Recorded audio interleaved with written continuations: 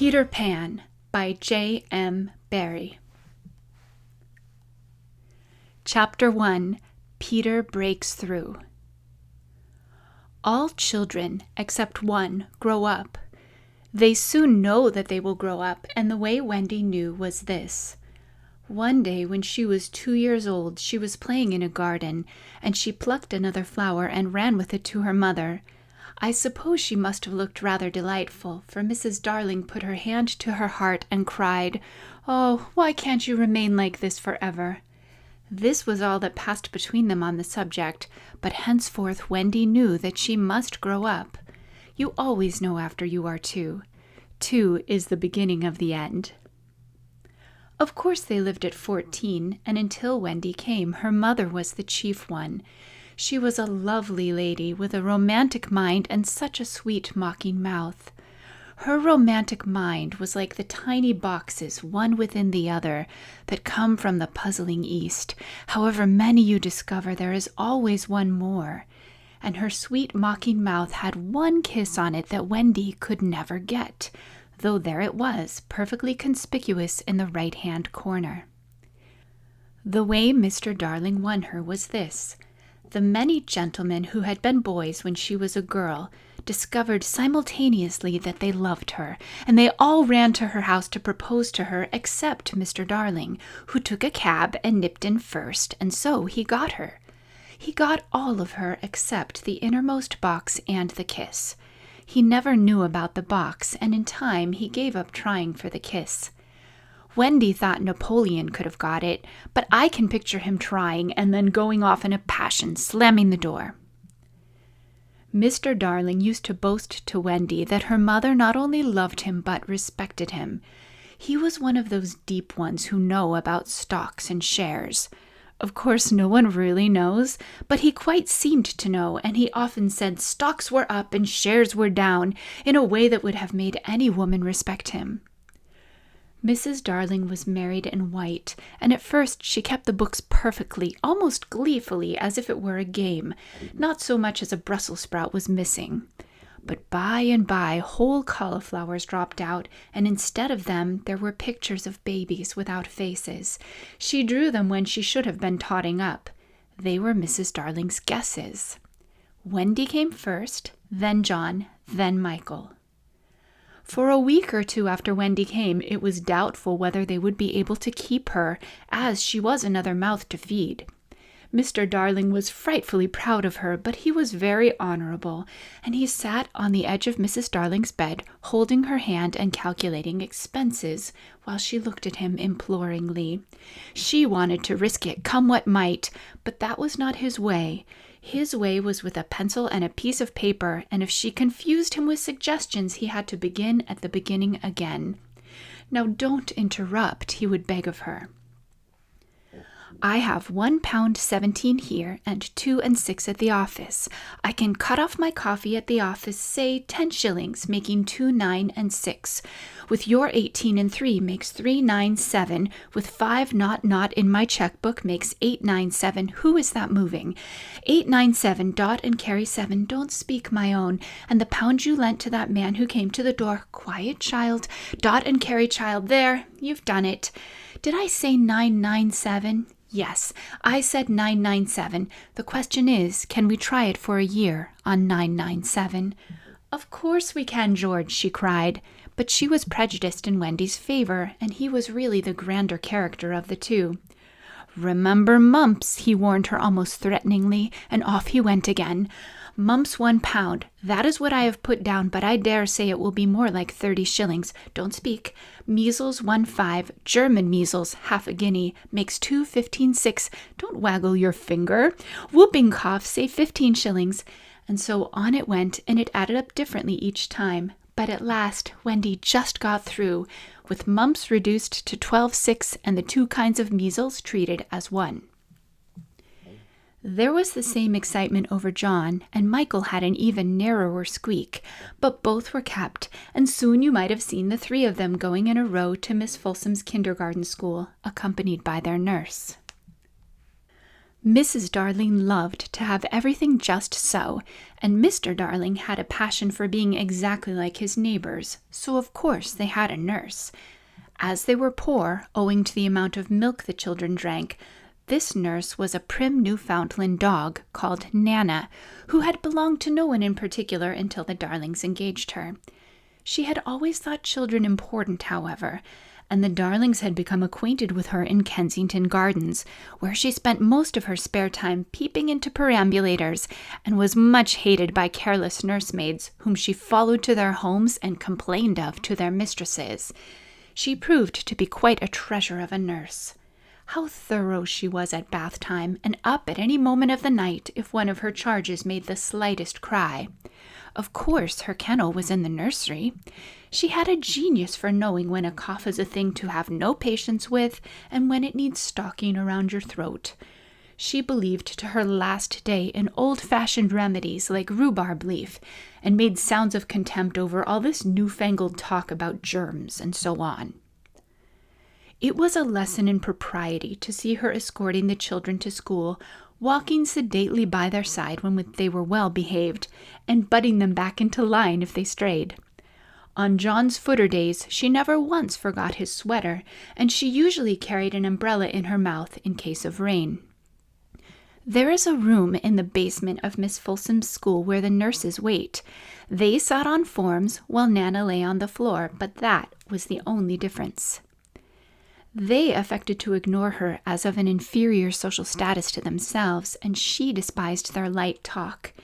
She resented visits to the nursery from Mrs. Darling's friends, but if they did come, she first whipped off Michael's pinafore and put him into the one with blue braiding, and smoothed out Wendy and made a dash at John's hair. No nursery could possibly have been conducted more correctly, and Mr. Darling knew it, yet he sometimes wondered uneasily whether the neighbors talked. He had his position in the city to consider. Nana also troubled him in another way. He had sometimes a feeling that she did not admire him. "I know she admires you tremendously, George," Mrs. Darling would assure him, and then she would sign to the children to be specifically nice to father. Lovely dances followed, in which the only other servant, Liza, was sometimes allowed to join. Such a little thing she looked in her long skirt and maid's cap, though she had sworn when engaged that she would never see 10 again. The gaiety of those romps, and gayest of all was Mrs. Darling, who would pirouette so wildly that all you could see of her was the kiss, and then if you had dashed at her you might have got it. There never was a simpler, happier family until the coming of Peter Pan. Mrs. Darling first heard of Peter when she was tidying up her children's minds. It is the nightly custom of every good mother, after her children are asleep, to rummage in their minds and put things straight for the next morning, repacking into their proper places the many articles that have wandered during the day. If you could keep awake, but of course you can't, you would see your own mother doing this, and you would find it very interesting to watch her. It is quite like tidying up drawers. You would see her on her knees, I expect, lingering humorously over some of your contents, wondering where on earth you had picked this thing up, making discoveries sweet and not so sweet, pressing this to her cheek as if it were as nice as a kitten, and hurriedly stowing that out of sight. When you wake in the morning, the naughtiness and evil passions with which you went to bed have been folded up small and placed at the bottom of your mind, and on the top, beautifully aired, are spread out your prettier thoughts ready for you to put on. I don't know whether you have ever seen a map of a person's mind. Doctors sometimes draw maps of other parts of you, and your own map can become intensely interesting, but catch them trying to draw a map of a child's mind, which is not only confused, but keeps going round all the time. There are zigzag lines on it, just like your temperature on a card, and these are probably roads in the island, for the Neverland is always more or less an island, with astonishing splashes of color here and there, and coral reefs and rakish-looking craft in the offing, and beasts and lonely lairs, and gnomes who are mostly tailors, and caves through which a river runs, and princes with 6 older brothers, and a hut fast going to decay, and one very small old lady with a hooked nose. It would be an easy map if that were all, but there is also first day at school, religion, fathers, the round pond, needlework, verbs that take the dative, chocolate pudding day, getting into braces, say 99 threepence for pulling out your own tooth yourself, and so on. And either these are all part of the island or they are another map showing through, and it is all rather confusing, especially as nothing will stand still. Of course, the Neverlands vary a good deal. John's, for instance, had a lagoon with flamingos flying over it, at which John was shooting, while Michael, who was very small, had a flamingo with lagoons flying over it. John lived in a boat turned upside down on the sands, Michael in a wigwam, Wendy in a house of leaves deftly sewn together. John had no friends. Michael had friends at night. Wendy had a pet wolf forsaken by its parents, but on the whole, the Neverlands have a family resemblance, and if they stood in a row, you could say of them that they each have each other's nose, and so forth. On these magic shores, children at play are forever beaching their coracles. We too have been there. We can still hear the sound of the surf, though we shall land no more.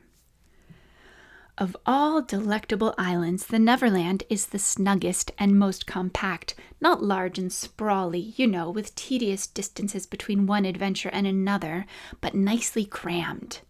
When you play at it by day, with the chairs and tablecloth, it is not in the least alarming. But in the 2 minutes before you go to sleep, it becomes very real. That is why there are night lights. Occasionally in her travels through her children's minds, Mrs. Darling found things she could not understand, and of these quite the most perplexing was the word Peter. She knew of no Peter, and yet he was here and there in John and Michael's minds, while Wendy's began to be scrawled all over with him.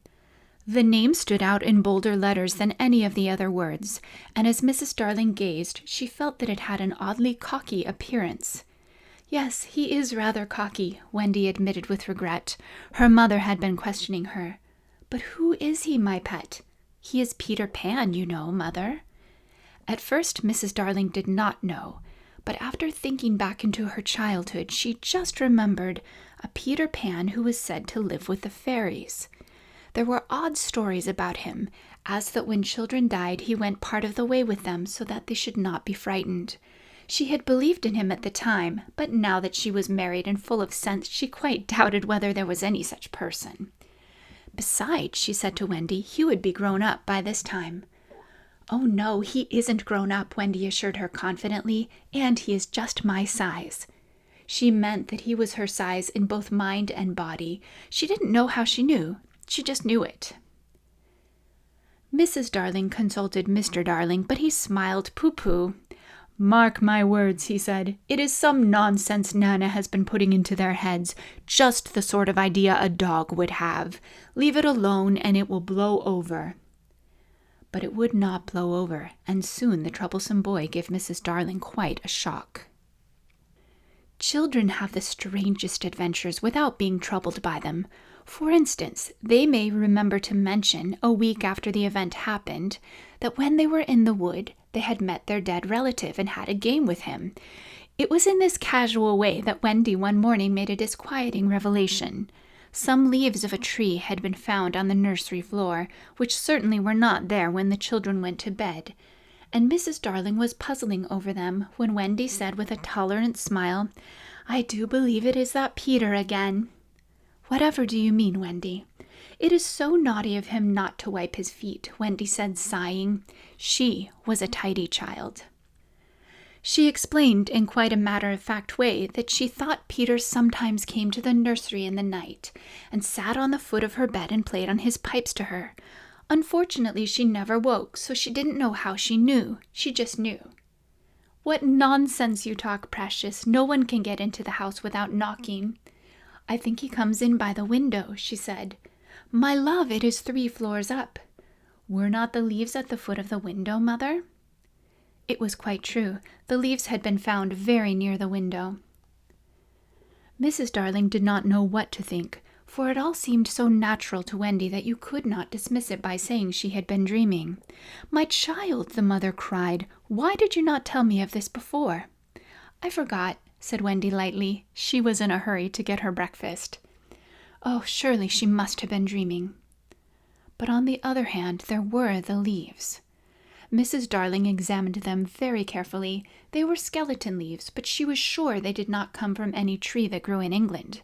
She crawled about the floor, peering at it with a candle for marks of a strange foot.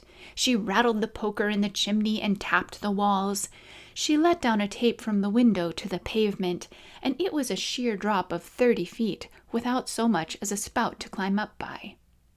Certainly, Wendy had been dreaming. But Wendy had not been dreaming, as the very next night showed, the night on which the extraordinary adventures of these children may be said to have begun. On the night we speak of, all the children were once more in bed. It happened to be Nana's evening off, and Mrs. Darling had bathed them and sung to them till one by one they had let go her hand and slid away into the land of sleep. All were looking so safe and cozy that she smiled at her fears now, and sat down tranquilly by the fire to sew. It was something for Michael, who on his birthday was getting into shirts. The fire was warm, however, and the nursery dimly lit by 3 night lights, and presently the sewing lay on Mrs. Darling's lap. Then her head nodded, oh, so gracefully. She was asleep. Look at the 4 of them, Wendy and Michael over there, John here, and Mrs. Darling by the fire. There should have been a 4th nightlight. While she slept, she had a dream. She dreamt that the Neverland had come too near and that a strange boy had broken through from it. He did not alarm her, for she thought she had seen him before, in the faces of many women who have no children. Perhaps he is to be found in the faces of some mothers also. But in her dream he had rent the film that obscures the Neverland, and she saw Wendy and John and Michael peeping through the gap. The dream by itself would have been a trifle, but while she was dreaming, the window of the nursery blew open, and a boy did drop on the floor. He was accompanied by a strange light, no bigger than your fist, which darted about the room like a living thing, and I think it must have been this light that wakened Mrs. Darling. She started up with a cry and saw the boy, and somehow she knew at once that he was Peter Pan. If you or I or Wendy had been there, we should have seen that he was very like Mrs. Darling's kiss. He was a lovely boy, clad in skeleton leaves and the juices that ooze out of the trees, but the most entrancing thing about him was that he had all his first teeth. When he saw she was a grown-up, he gnashed the little pearls at her. Chapter 2. The Shadow. Mrs. Darling screamed, and as if in answer to a bell, the door opened and Nana entered, returned from her evening out. She growled and sprang at the boy, who leapt lightly through the window. Again Mrs. Darling screamed, this time in distress for him, for she thought he was killed, and she ran down into the street to look for his little body, but it was not there. And she looked up, and in the black night she could see nothing but what she thought was a shooting star. She returned to the nursery and found Nana with something in her mouth, which proved to be the boy's shadow. As he leapt at the window, Nana had closed it quickly, too late to catch him, but his shadow had not had time to get out. Slam went the window and snapped it off. You may be sure Mrs. Darling examined the shadow carefully, but it was quite the ordinary kind. Nana had no doubt of what was the best thing to do with this shadow. She hung it out at the window, meaning, he is sure to come back for it. Let us put it where he can get it easily without disturbing the children. But unfortunately, Mrs. Darling could not leave it hanging out at the window. It looked so like the washing and lowered the whole tone of the house. She thought of showing it to Mr. Darling, but he was totting up winter greatcoats for John and Michael with a wet towel around his head to keep his brain clear, and it seemed a shame to trouble him. Besides, she knew exactly what he would say. It all comes of having a dog for a nurse. She decided to roll the shadow up and put it away carefully in a drawer until a fitting opportunity came for telling her husband. Ah, me. The opportunity came a week later on that never-to-be-forgotten Friday. Of course it was a Friday. I ought to have been specially careful on a Friday, she used to say afterwards to her husband, while perhaps Nana was on the other side of her holding her hand. "No, no," Mr. Darling always said. "I am responsible for it all. I, George Darling, did it. Mea culpa, mea culpa." He had had a classical education. They sat thus night after night, recalling that fatal Friday, till every detail of it was stamped on their brains and came through on the other side, like the faces on a bad coinage. "If only I had not accepted that invitation to dine at 27, Mrs. Darling said. "If only I had not poured my medicine into Nana's bowl," said Mr. Darling. "If only I had pretended to like the medicine," was what Nana's wet eyes said. "My liking for parties, George." "My fatal gift of humor, dearest." "My touchiness about trifles, dear master and mistress." Something in the right-hand corner of her mouth that wanted her not to call Peter names.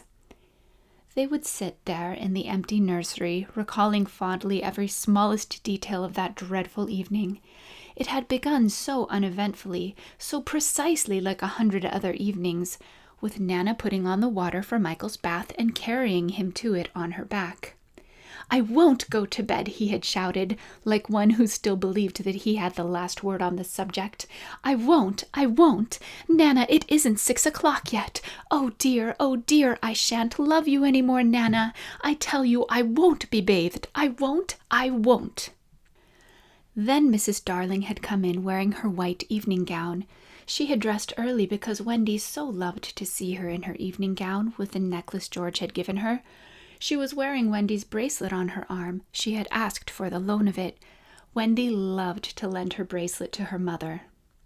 She had found her 2 older children playing at being herself and father on the occasion of Wendy's birth, and John was saying, "I am happy to inform you, Mrs. Darling, that you are now a mother," in just such a tone as Mr. Darling himself may have used on the real occasion.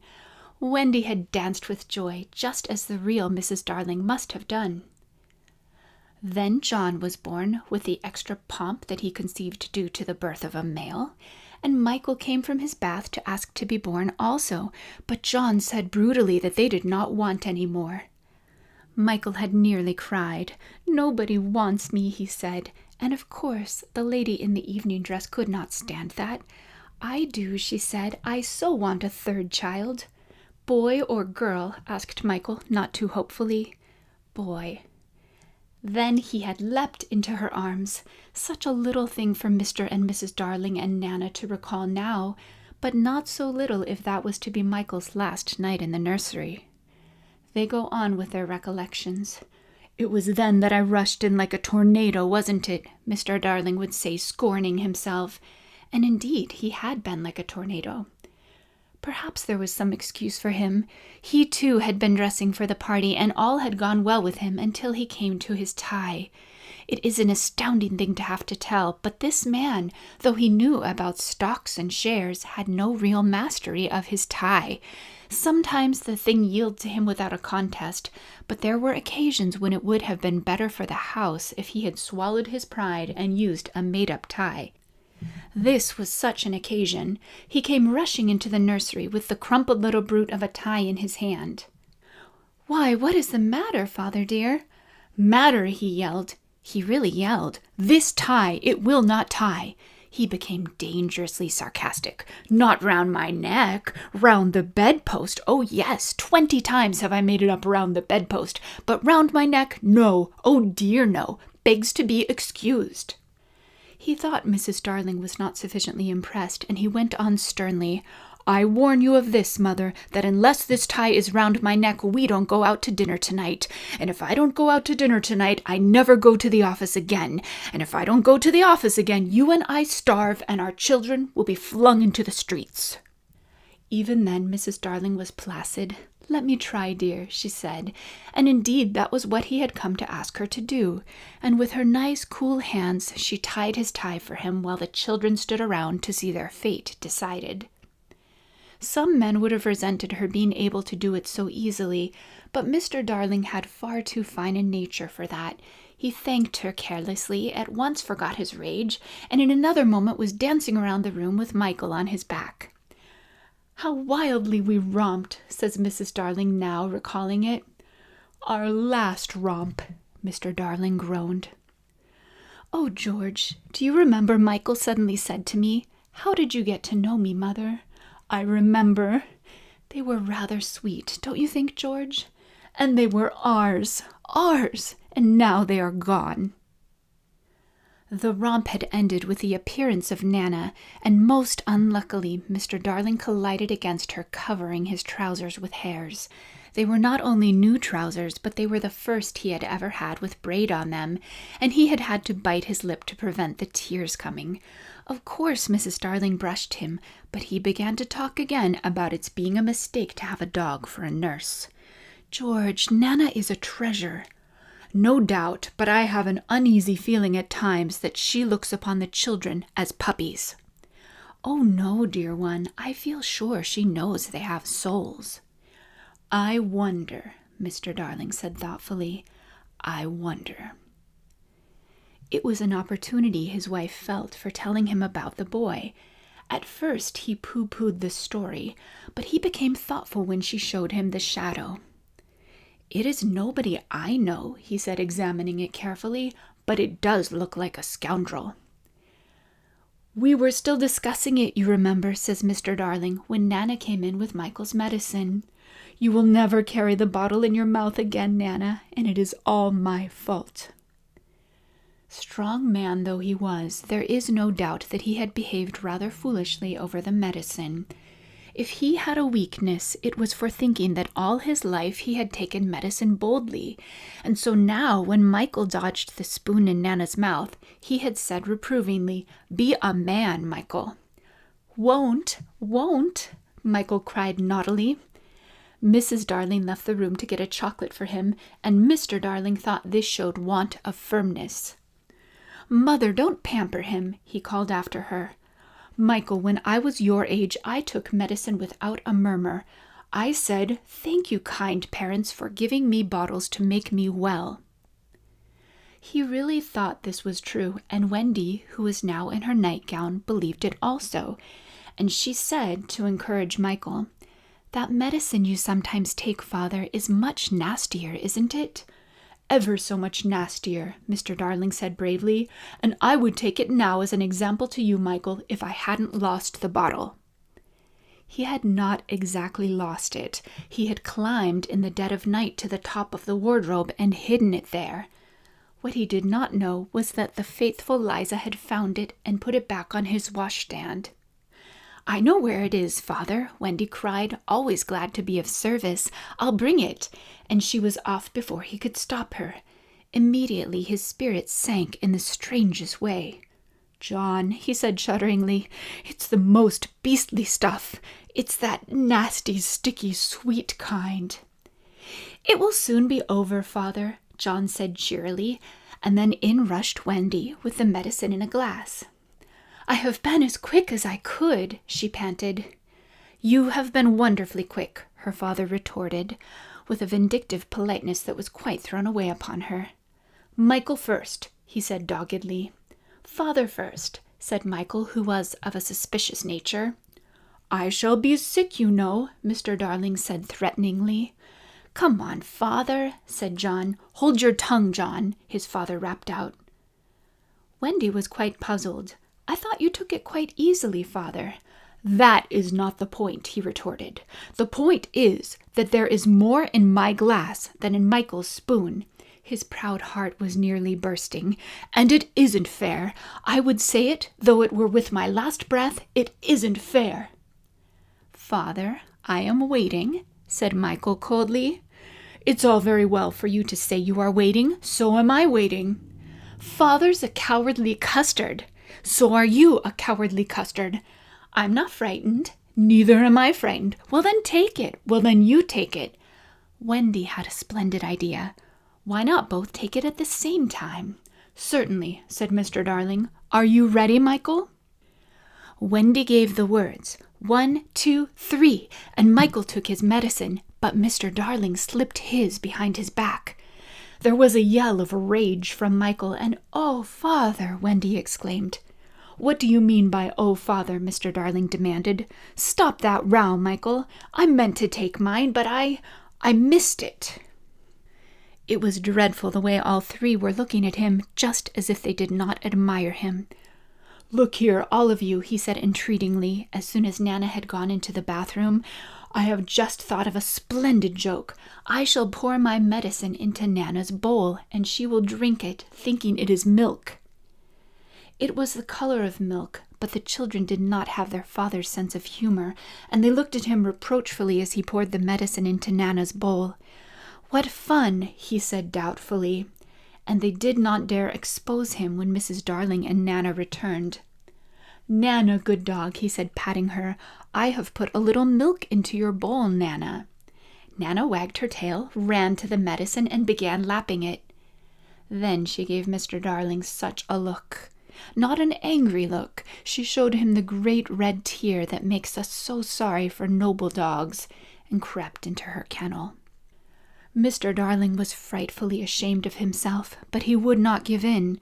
In a horrid silence, Mrs. Darling smelt the bowl. "Oh, George," she said, "it's your medicine." "It was only a joke," he roared, while she comforted her boys and Wendy hugged Nana.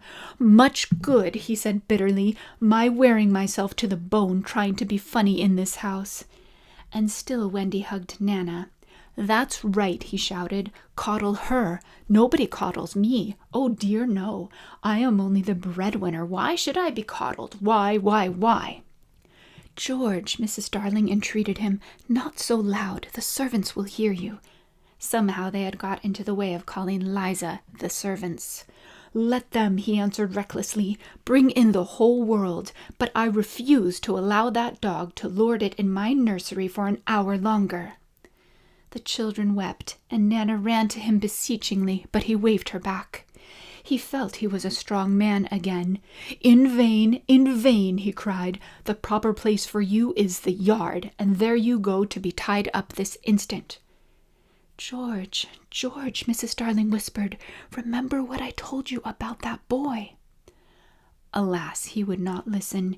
He was determined to show who was master in that house, and when commands would not draw Nana from the kennel, he lured her out of it with honeyed words, and seizing her roughly, dragged her from the nursery.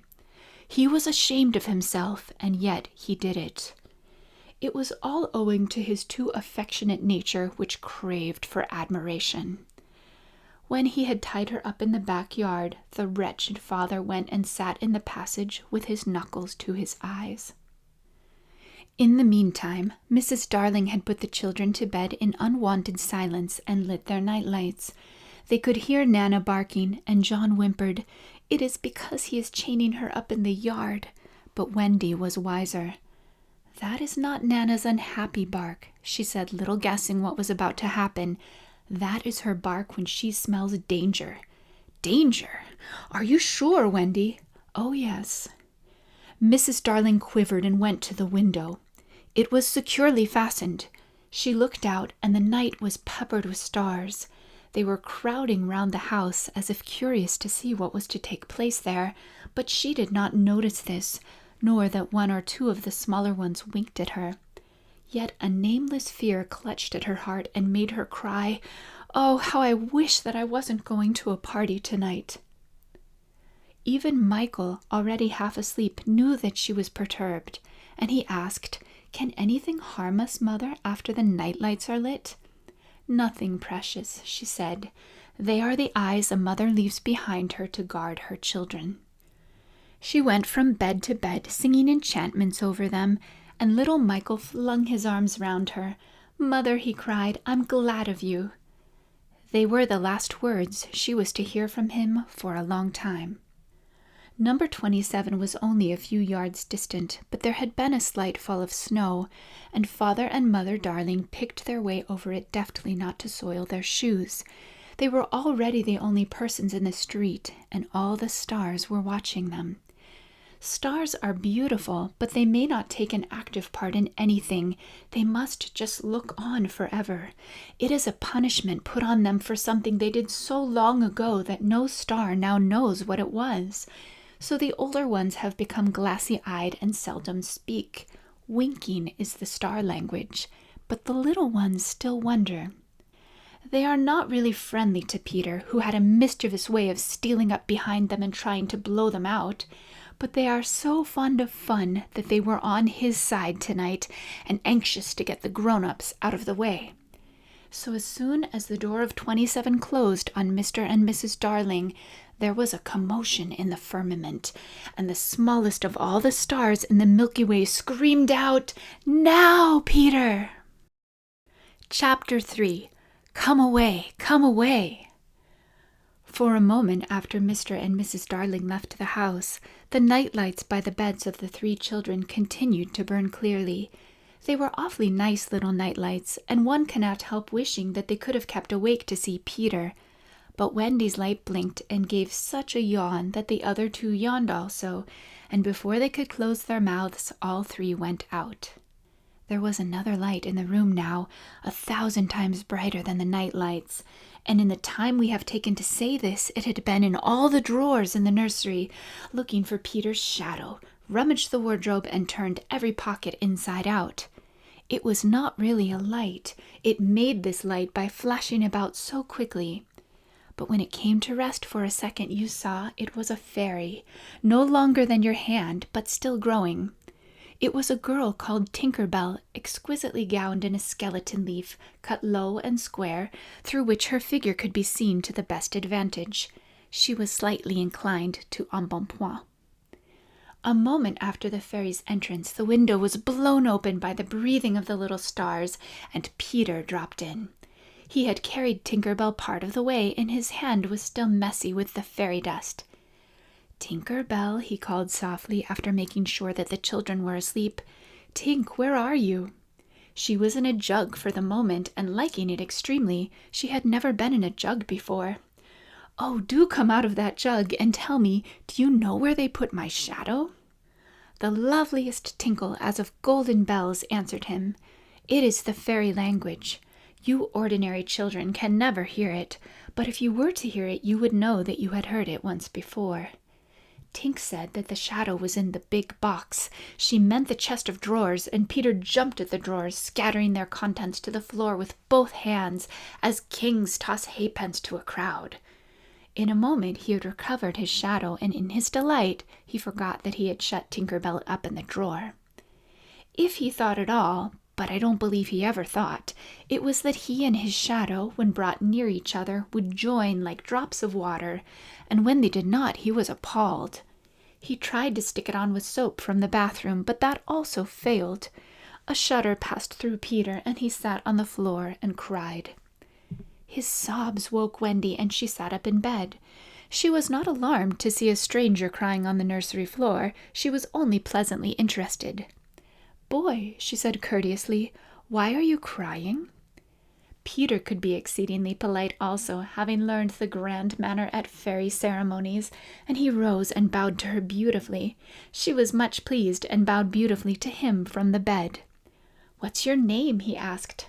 "Wendy Moira Angela Darling," she replied with some satisfaction. "What is your name?" "Peter Pan." She was already sure that he must be Peter, but it did seem a comparatively short name. "Is that all?" "Yes," he said rather sharply. He felt for the first time that it was a shortish name. "I'm so sorry," said Wendy Moira Angela. "It doesn't matter," Peter gulped. She asked where he lived. "Second to the right," said Peter, "and then straight on till morning." What a funny address. Peter had a sinking. For the first time he felt that perhaps it was a funny address. "No, it isn't," he said. "I mean," Wendy said nicely, remembering that she was hostess, "is that what they put on the letters?" He wished she had not mentioned letters. "Don't get any letters," he said contemptuously. "But your mother gets letters." "Don't have a mother," he said. Not only had he no mother, but he had not the slightest desire to have one. He thought them very overrated persons. Wendy, however, felt at once that she was in the presence of a tragedy. "Oh, Peter, no wonder you were crying," she said, and got out of bed and ran to him. "I wasn't crying about mothers," he said rather indignantly. "I was crying because I can't get my shadow to stick on. Besides, I wasn't crying." "It has come off?" "Yes." Then Wendy saw the shadow on the floor, looking so draggled, and she was frightfully sorry for Peter. "How awful," she said, but she could not help smiling when she saw that he had been trying to stick it on with soap. How exactly like a boy. Fortunately, she knew at once what to do. "It must be sewn on," she said, just a little patronizingly. "What's sewn?" he asked. "You're dreadfully ignorant." "No, I'm not." But she was exulting in his ignorance. "I shall sew it on for you, my little man," she said, though he was as tall as herself, and she got out her housewife and sewed the shadow onto Peter's foot. "I dare say it will hurt a little," she warned him. "Oh, I shan't cry," said Peter, who was already of the opinion that he had never cried in his life, and he clenched his teeth and did not cry, and soon his shadow was behaving properly, though still a little creased. "Perhaps I should have ironed it," Wendy said thoughtfully, but Peter, boylike, was indifferent to appearances, and he was now jumping about in the wildest glee. Alas, he had already forgotten that he owed his bliss to Wendy. He thought he had attached the shadow himself. "How clever I am!" he crowed rapturously. "Oh, the cleverness of me!" It is humiliating to have to confess that this conceit of Peter was one of his most fascinating qualities. To put it with brutal frankness, there never was a cockier boy. But for the moment Wendy was shocked. "You conceit!" she exclaimed, with frightful sarcasm. "Of course I did nothing." "You did a little," Peter said carelessly, and continued to dance. "A little," she replied with hauteur. "If I am no use, I can at least withdraw." And she sprang in the most dignified way into bed and covered her face with the blankets. To induce her to look up, he pretended to be going away, and when this failed, he sat on the end of the bed and tapped her gently with his foot. "Wendy," he said, "don't withdraw.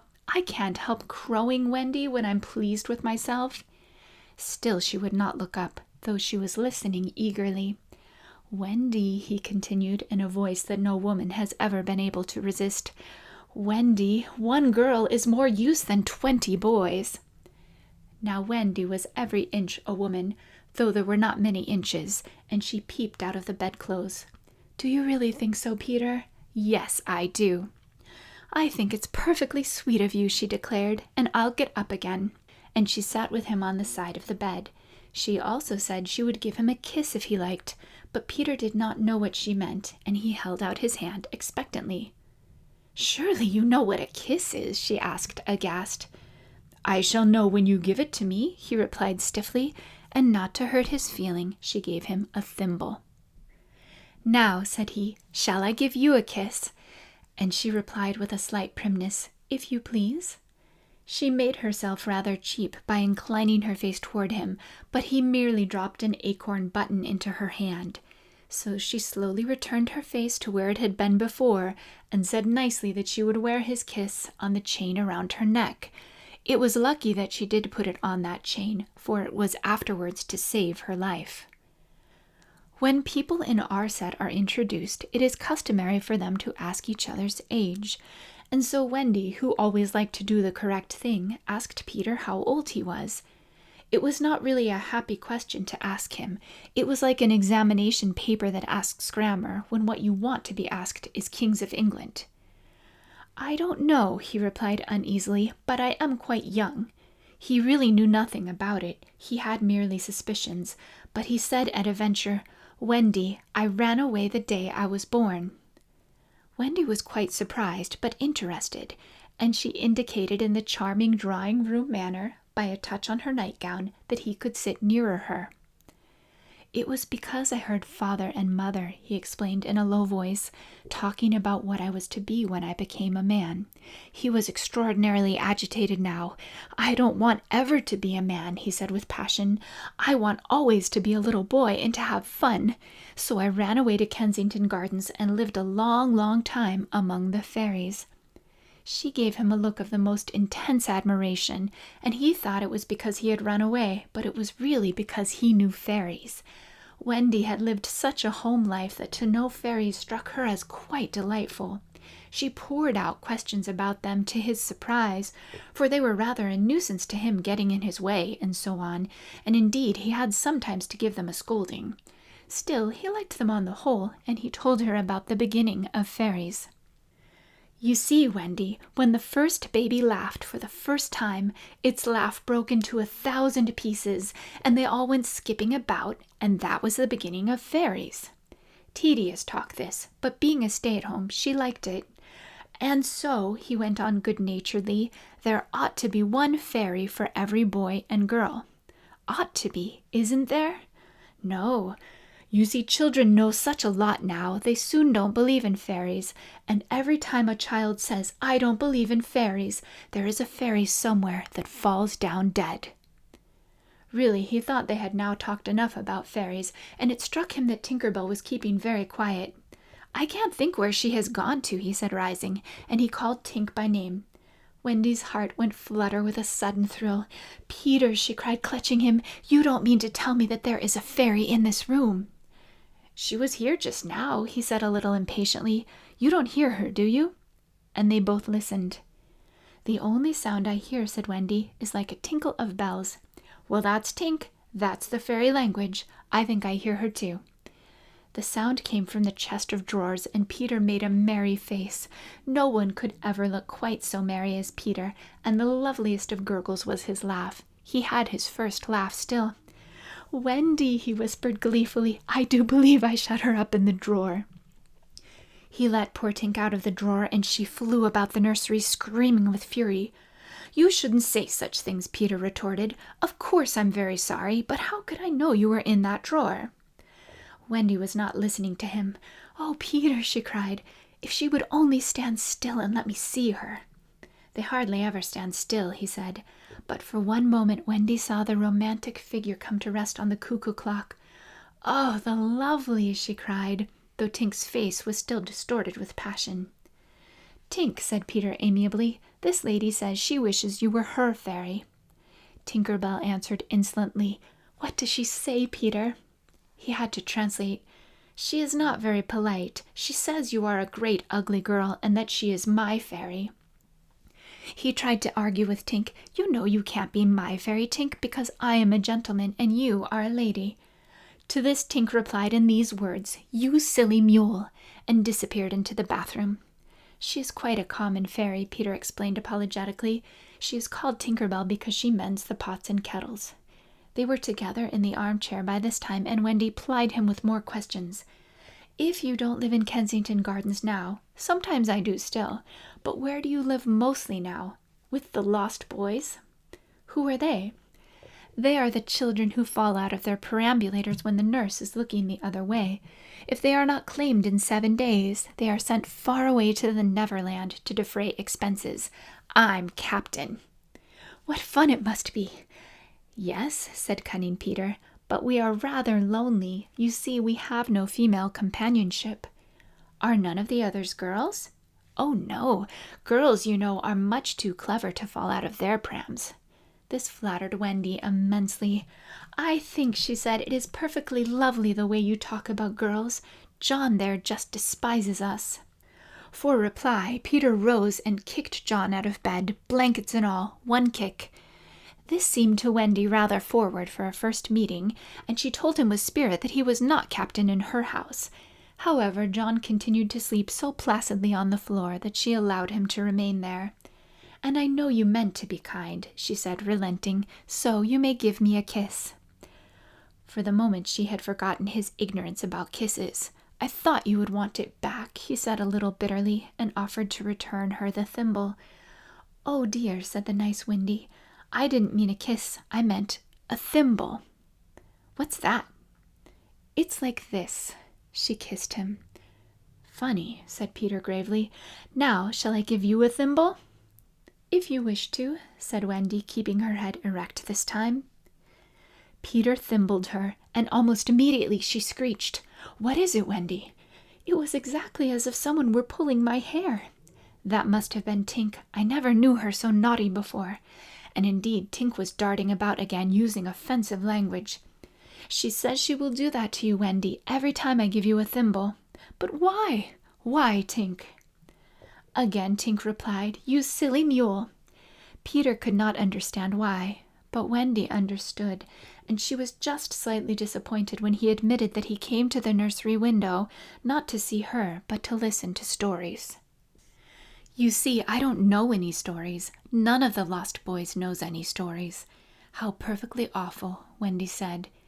Do you know, Peter asked, why swallows build in the eaves of houses? It is to listen to the stories. Oh, Wendy, your mother was telling you such a lovely story. Which story was it? About the prince who couldn't find the lady who wore the glass slipper. Peter, said Wendy excitedly, that was Cinderella, and he found her, and they lived happily ever after. Peter was so glad that he rose from the floor where they had been sitting and hurried to the window. Where are you going? She cried with misgiving. To tell the other boys. Don't go, Peter, she entreated. I know such lots of stories. Those were her precise words, so there can be no denying that it was she who first tempted him. He came back, and there was a greedy look in his eyes now, which ought to have alarmed her, but did not. Oh, the stories I could tell to the boys, she cried. And then Peter gripped her and began to draw her toward the window. Let me go, she ordered him. Wendy, do come with me and tell the other boys. Of course she was very pleased to be asked, but she said, Oh dear, I can't. Think of Mummy. Besides, I can't fly. I'll teach you. Oh, how lovely to fly. I'll teach you how to jump on the wind's back, and then away we go. Oh, she exclaimed rapturously. Wendy, Wendy, when you are sleeping in your silly bed, you might be flying about with me, saying funny things to the stars. Oh, and Wendy, there are mermaids. Mermaids with tails? Such long tails. Oh, cried Wendy, to see a mermaid. He had become frightfully cunning. Wendy, he said, how we should all respect you. She was wriggling her body in distress. It was quite as if she were trying to remain on the nursery floor, but he had no pity for her. Wendy, he said, the sly one, you could tuck us in at night. Oh, none of us has ever been tucked in at night. Oh, and her arms went out to him. And you could darn our clothes and make pockets for us. None of us has any pockets. How could she resist? Of course, it's awfully fascinating, she cried. Peter, would you teach John and Michael to fly too? If you like, he said indifferently, and she ran to John and Michael and shook them. Wake up, she cried. Peter Pan has come, and he is to teach us to fly. John rubbed his eyes. Then I shall get up, he said. Of course, he was on the floor already. Hello, he said, I am up. Michael was up by this time also, looking as sharp as a knife with 6 blades and a saw, but Peter suddenly signed silence. Their faces assumed the awful craftiness of children, listening for sounds from the grown-up world. All was still as salt. Then everything was right. No, stop! Everything was wrong. Nana, who had been barking distressfully all the evening, was quiet now. It was her silence they had heard. Out with the light! Hide! Quick! Cried John, taking command for the only time throughout the whole adventure. And thus, when Liza entered, holding Nana, the nursery seemed quite its old self, very dark, and you would have sworn you heard its 3 wicked inmates breathing angelically as they slept. They were really doing it artfully from behind the window curtains. Liza was in a bad temper, for she was mixing the Christmas puddings in the kitchen, and had been drawn from them with a raisin still on her cheek by Nana's absurd suspicions. She thought the best way of getting a little quiet was to take Nana to the nursery for a moment, but in custody, of course. There, you suspicious brute, she said, not sorry that Nana was in disgrace. They are perfectly safe, aren't they? Every one of the little angels sound asleep in bed. Listen to their gentle breathing. Here Michael, encouraged by his success, breathed so loudly that they were nearly detected. Nana knew that kind of breathing, and she tried to drag herself out of Liza's clutches. But Liza was dense. No more of it, Nana, she said sternly, pulling her out of the room. I warn you, if you bark again, I shall go straight for Master and Mrs. and bring them home from the party, and then, oh, won't Master whip you, just. She tied the unhappy dog up again, but do you think Nana ceased to bark? Bring Master and Mrs. home from the party? Why, that was just what she wanted. Do you think she cared whether she was whipped so long as her charges were safe? Unfortunately, Liza returned to her puddings, and Nana, seeing that no help would come from her, strained and strained at the chain until at last she broke it. In another moment she had burst into the dining room of 27 and flung up her paws to heaven, her most expressive way of making a communication. Mr. and Mrs. Darling knew at once that something terrible was happening in their nursery, and without a goodbye to their hostess, they rushed into the street. But it was now 10 minutes since 3 scoundrels had been breathing behind the curtains, and Peter Pan can do a great deal in 10 minutes. We now return to the nursery. "It's all right," John announced, emerging from his hiding place. "I say, Peter, can you really fly?" Instead of troubling to answer him, Peter flew around the room, taking the mantelpiece on the way. "How topping," said John and Michael. "How sweet," cried Wendy. "Yes, I'm sweet. Oh, I am sweet," said Peter, forgetting his manners again. It looked delightfully easy, and they tried it first from the floor and then from the beds, but they always went down instead of up. "I say, how do you do it?" asked John, rubbing his knee. He was quite a practical boy. "You just think lovely, wonderful thoughts," Peter explained, "and they lift you up in the air." He showed them again. "You're so nippy at it," John said. "Couldn't you do it very slowly once?"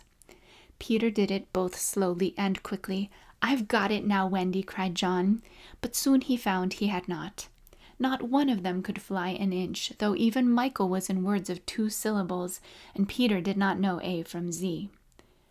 Of course, Peter had been trifling with them, for no one can fly unless the fairy dust has been blown on him.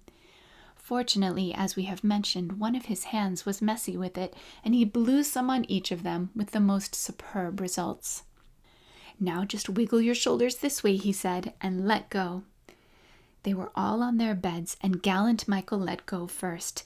He did not quite mean to let go, but he did it, and immediately he was borne across the room.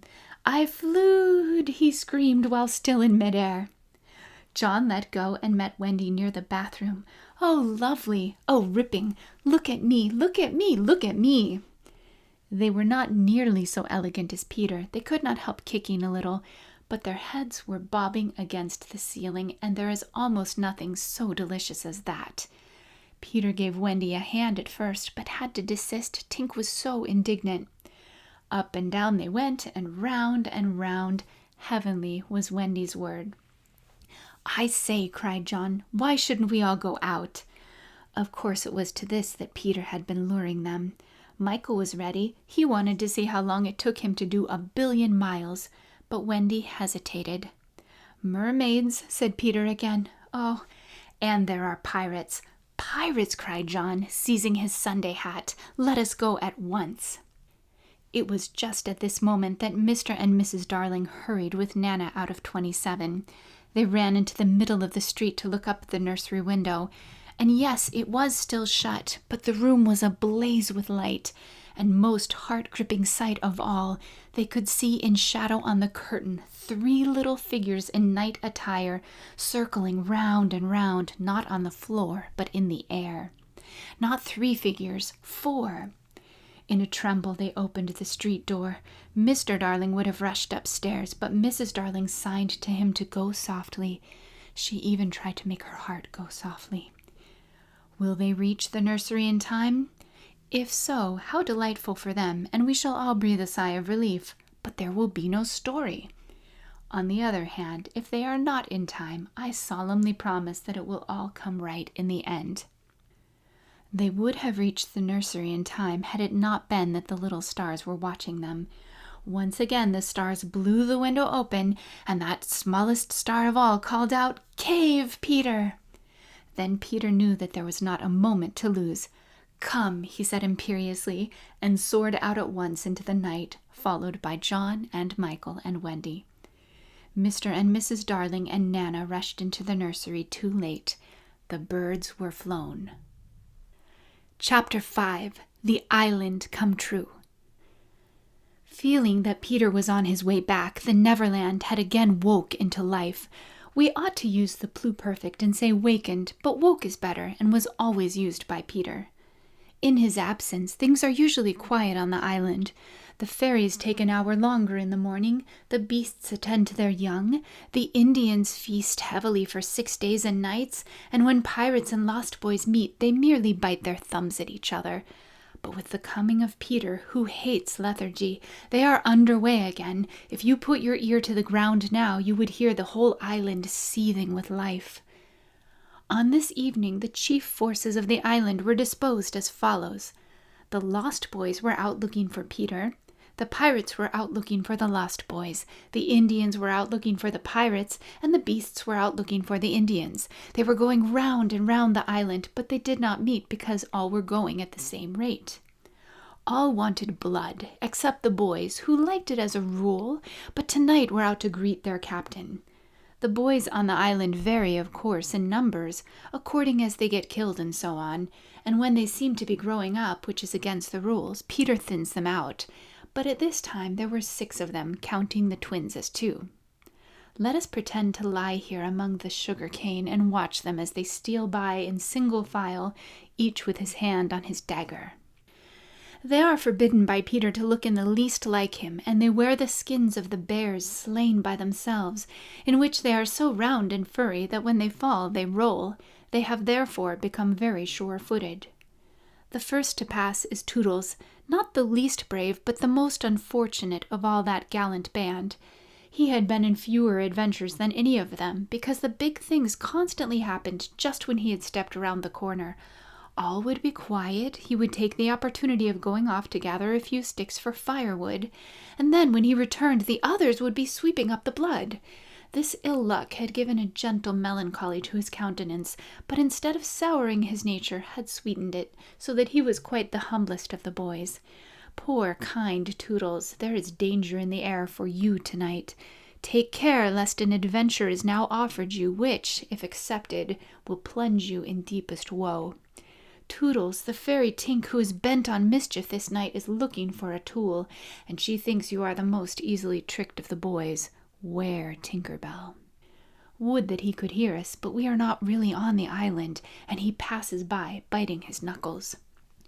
Next comes Nibs, the gay and debonair, followed by Slightly, who cuts whistles out of the trees and dances ecstatically to his own tunes. Slightly is the most conceited of the boys. He thinks he remembers the days before he was lost, with their manners and customs, and this has given his nose an offensive tilt. Curly is fourth. He is a pickle, and so often has he had to deliver up his person when Peter said sternly, "Stand forth, the one who did this thing," that now at the command he stands forth automatically whether he has done it or not. Last come the twins, who cannot be described because we should be sure to be describing the wrong one. Peter never quite knew what twins were, and his band were not allowed to know anything he did not know, so these two were always vague about themselves, and did their best to give satisfaction by keeping close together in an apologetic sort of way. The boys vanish in the gloom, and after a pause, but not a long pause, for things go briskly on the island, come the pirates on their track. We hear them before they are seen, and it is always the same dreadful song. "Avast belay, yo-ho, heave to, a-pirating we go, and if we're parted by a shot, we're sure to meet below." A more villainous-looking lot never hung in a row on execution dock. Here, a little in advance, ever and again with his head to the ground listening, his great arms bare, pieces of 8 in his ears as ornaments, is the handsome Italian Cecco, who cut his name in letters of blood on the back of the governor of the prisoner at Gao. That gigantic man behind him has had many names since he dropped the one with which mothers still terrify their children on the banks of the Guadjomo. Here is Bill Jukes, every inch of him tattoos, the same Bill Jukes who got 6 dozen on the walrus from Flint before he would drop the bag of moidores, and Cookson said to be Black Murphy's brother, but this was never proved, and Gentleman Starkey, once an usher in a public school and still dainty in his ways of killing, and Skylights, Morgan's Skylights, and the Irish boatswain Smee, an oddly genial man who stabbed, so to speak, without offence, and was the only nonconformist in Hook's crew, and Noodler, whose hands were fixed on backwards, and Robert Mullins, and Alf Mason, and many another ruffian long known and feared on the Spanish Main. In the midst of them, the most sinister and largest in that dark setting, reclined James Hook, or as he wrote himself, Jas. Hook, of whom it is said he was the only man that the sea cook feared. He lay at his ease in a rough chariot drawn and propelled by his man, and instead of a right hand he had the iron hook with which ever and anon he encouraged them to increase their pace. As dogs this terrible man treated and addressed them, and as dogs they obeyed him. In person he was cadaverous, and his hair was dressed in long curls, which at a little distance looked like black candles, and gave a singularly threatening expression to his handsome countenance. His eyes were of the blue of the forget-me-not, and of a profound melancholy, save when he was plunging his hook into you, at which time 2 red spots appear in them and lit them up horribly. In manner, something of the Grand Seigneur still clung to him, so that he even ripped you up with an air, and I have been told he was a raconteur of repute. He was never more sinister than when he was most polite, which is probably the truest test of breeding, and the elegance of his diction, even when he was swearing, no less than the distinction of his demeanor, showed him one of a different caste from his crew. A man of indomitable courage, it was said that the only thing he shied at was the sight of his own blood, which was thick and of an unusual color. In dress he somewhat aped the attire associated with the name Charles II, having heard it said in some earlier period of his career that he bore a strange resemblance to the ill-fated Stuarts. And in his mouth he had a holder of his own contrivance, which enabled him to smoke 2 cigars at once, but undoubtedly the grimmest part of him was his iron claw. Let us now kill a pirate to show Hook's method. Skylights will do. As they pass, Skylights lurches clumsily against him, ruffling his lace collar. The hook shoots forth, there is a tearing sound and one screech, then the body is kicked aside, and the pirates pass on. He has not even taken the cigars from his mouth. Such is the terrible man against whom Peter Pan is pitted. Which will win? On the trail of the pirates, stealing noiselessly down the war path, which is not visible to inexperienced eyes, come the Indians, every one of them with his eyes peeled. They carry tomahawks and knives, and their skin gleams with paint.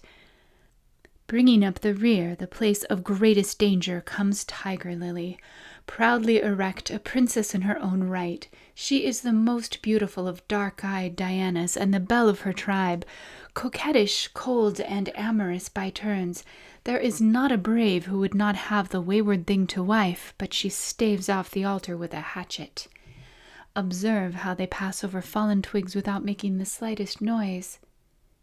The Indians disappear as they have come, like shadows, and soon their place is taken by the beasts, a great and motley procession, lions, tigers, bears, and the innumerable smaller savage things that flee from them.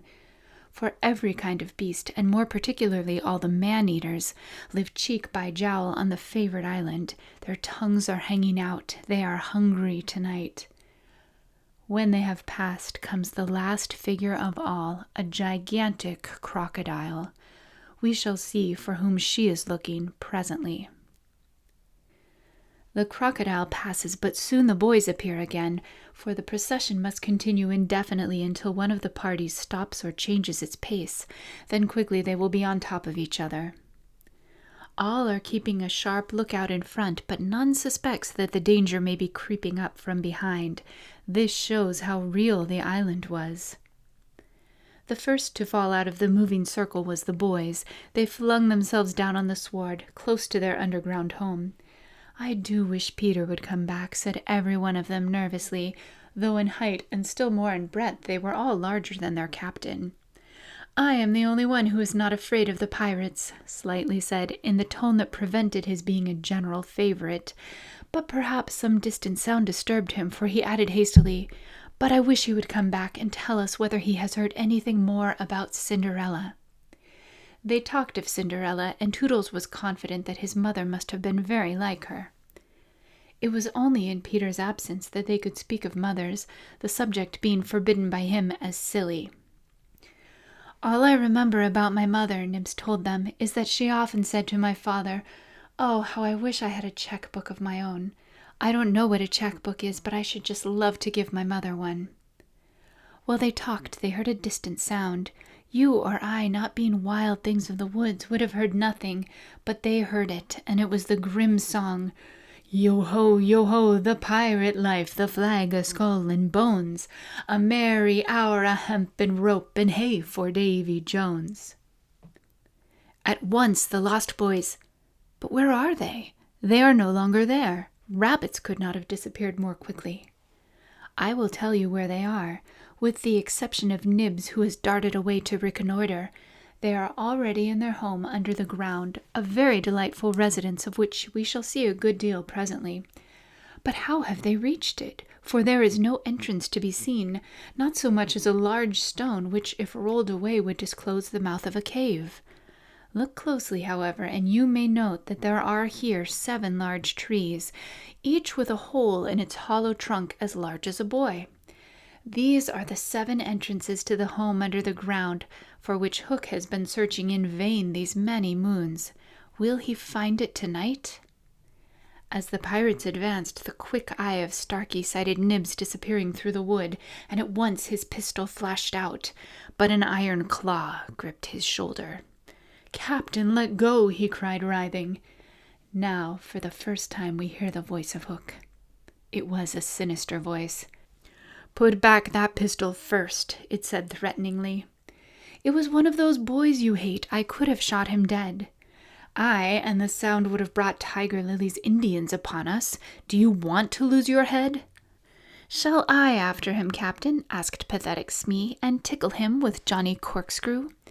Smee had pleasant names for everything, and his cutlass was Johnny Corkscrew because he wiggled it in the wound.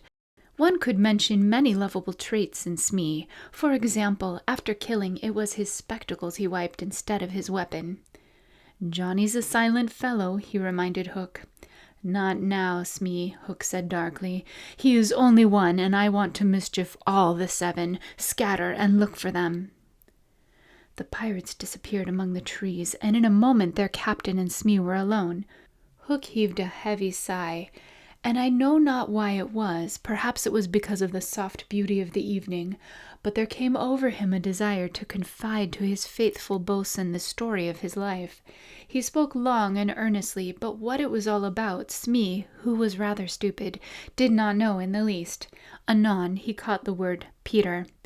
"Most of all," Hook was saying passionately, "I want their captain Peter Pan. 'Twas he cut off my arm." He brandished the hook threateningly. "I've waited long to shake his hand with this. Oh, I'll tear him." "And yet," said Smee, "I have often heard you say that Hook was worth a score of hands for combing the hair and other homely uses." "Aye," the captain answered, "if I was a mother, I would pray to have my children born with this instead of that," and he cast a look of pride upon his iron hand and one of scorn upon the other. Then again he frowned. "Peter flung my arm," he said wincingly, "to a crocodile that happened to be passing by." "I have often," said Smee, "noticed your strange dread of crocodiles." "Not of crocodiles," Hook corrected him, "but of that one crocodile." He lowered his voice. "It liked my arm so much, Smee, that it has followed me ever since, from sea to sea and from land to land, licking its lips for the rest of me." "In a way," said Smee, "it's sort of a compliment." "I want no such compliments," Hook barked petulantly. "I want Peter Pan, who first gave the brute its taste for me." He sat down on a large mushroom, and now there was a quiver in his voice. "Smee," he said huskily, "that crocodile would have had me before this, but by a lucky chance it swallowed a clock which goes tick-tick inside it, and so before it can reach me, I hear the tick and bolt." He laughed, but in a hollow way. "Some day," said Smee, "the clock will run down, and then he'll get you." Hook wetted his dry lips. "Aye," he said, "that's the fear that haunts me." Since sitting down he had felt curiously warm. "Smee," he said, "this seat is hot." He jumped up. "Odds bobs, hammer and tongs, I'm burning." They examined the mushroom, which was of a size and solidity unknown on the mainland. They tried to pull it up, and it came away at once in their hands, for it had no root. Stranger still, smoke began at once to ascend. The pirates looked at each other. "A chimney!" they both exclaimed. They had indeed discovered the chimney of the home under the ground. It was the custom of the boys to stop it with a mushroom when enemies were in the neighborhood. Not only smoke came out of it, there came also children's voices, for so safe did the boys feel in their hiding place that they were gaily chattering. The pirates listened grimly and then replaced the mushroom. They looked around them and noted the holes in the 7 trees. "Did you hear them say Peter Pan's from home?" Smee whispered, fidgeting with Johnny Corkscrew. Hook nodded. He stood for a long time lost in thought, and at last a curdling smile lit up his swarthy face. Smee had been waiting for it. "Unrip your plan, Captain," he cried eagerly. "To return to the ship," Hook replied slowly through his teeth, "and cook a large, rich cake of a jolly thickness with green sugar on it. There can be but one room below, for there is but one chimney. The silly moles had not the sense to see that they did not need a door apiece. That shows they have no mother. We will leave the cake on the shore of the mermaids' lagoon. These boys are always swimming about there playing with the mermaids. They will find the cake, and they will gobble it up, because, having no mother, they don't know how dangerous 'tis to eat rich, damp cake." He burst into laughter, not hollow laughter now, but honest laughter. "Aha, they will die!" Smee had listened with growing admiration. "It's the wickedest, prettiest policy ever I heard of," he cried, and in their exultation they danced and sang. "A vast belay when I appear by fear they're overtook. Naught's left upon your bones when you have shaken claws with Hook." They began the verse, but they never finished it, for another sound broke in and stilled them. There was at first such a tiny sound that a leaf might have fallen on it and smothered it, but as it came nearer, it was more distinct. Tick, tick, tick, tick. Hook stood shuddering, 1 foot in the air. "The crocodile!" he gasped, and bounded away, followed by his bosun. It was indeed the crocodile.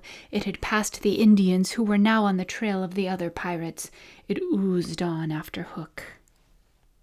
Once more the boys emerged into the open, but the dangers of the night were not yet over, for presently Nibs rushed breathless into their midst, pursued by a pack of wolves. The tongues of the pursuers were hanging out. The baying of them was horrible. "Save me, save me," cried Nibs, falling on the ground. "But what can we do? What can we do?" It was a high compliment to Peter that at that dire moment their thoughts turned to him. "What would Peter do?" they cried simultaneously. Almost in the same breath they cried, "Peter would look at them through his legs." And then, "Let us do what Peter would do." It was quite the most successful way of defying wolves, and as one boy they bent and looked through their legs. The next moment is the long one, but victory came quickly, for as the boys advanced upon them in the terrible attitude, the wolves dropped their tails and fled. Now Nibs rose from the ground, and the others thought that his staring eyes still saw the wolves, but it was not wolves he saw. "I have seen a wonderfuler thing," he cried as they gathered round him eagerly. "A great white bird. It is flying this way."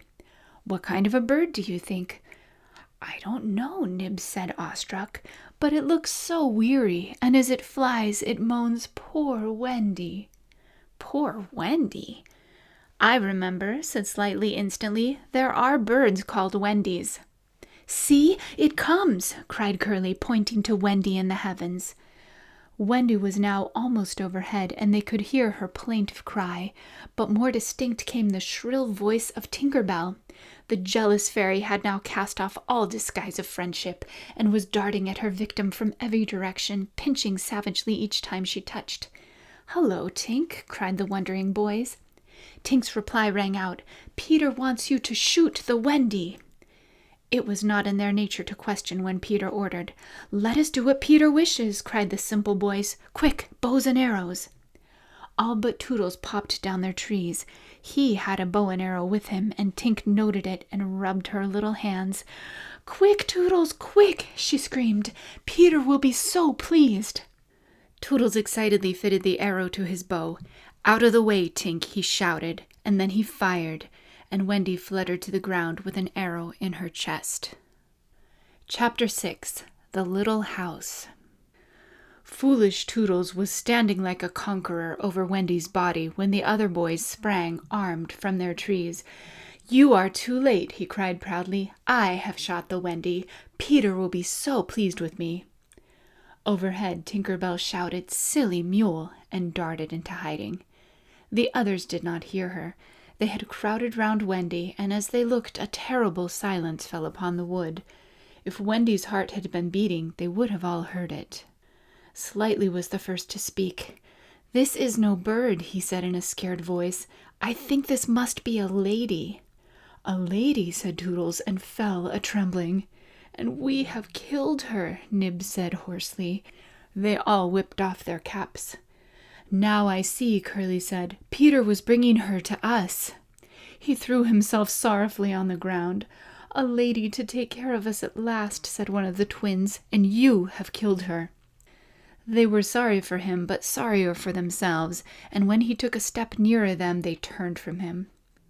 Toodles' face was very white, but there was a dignity about him now that had never been there before. "I did it," he said reflectingly. "When ladies used to come to me in dreams, I said, 'Pretty mother, pretty mother,' but when at last she really came, I shot her." He moved slowly away. "Don't go," they called in pity. "I must," he answered, shaking. "I am so afraid of Peter." It was at this tragic moment that they heard a sound which made the heart of every one of them rise to his mouth. They heard Peter crow. "Peter!" they cried, for it was always thus that he signaled his return. "Hide her," they whispered, and gathered hastily around Wendy, but Toodles stood aloof. Again came that ringing crow, and Peter dropped in front of them. "Greetings, boys!" he cried, and mechanically they saluted, and then again was silence. He frowned. "I am back," he said hotly. "Why do you not cheer?" They opened their mouths, but the cheers would not come.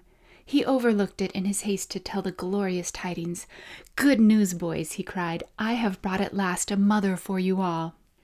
Still no sound except a little thud from Toodles as he dropped on his knees. "Have you not seen her?" asked Peter, becoming troubled. "She flew this way." "Ah me," one voice said, and another said, "Oh, mournful day." Toodles rose. "Peter," he said quietly, "I will show her to you." And when the others would still have hidden her, he said, "Back, twins, let Peter see." So they all stood back and let him see, and after he had looked for a little time, he did not know what to do next. "She is dead," he said uncomfortably. "Perhaps she is frightened at being dead." He thought of hopping off in a comic sort of way till he was out of sight of her, and then never going near the spot any more. They would all have been glad to follow if he had done this. But there was the arrow. He took it from her heart and faced his band. "Whose arrow?" he demanded sternly. "Mine, Peter," said Toodles on his knees.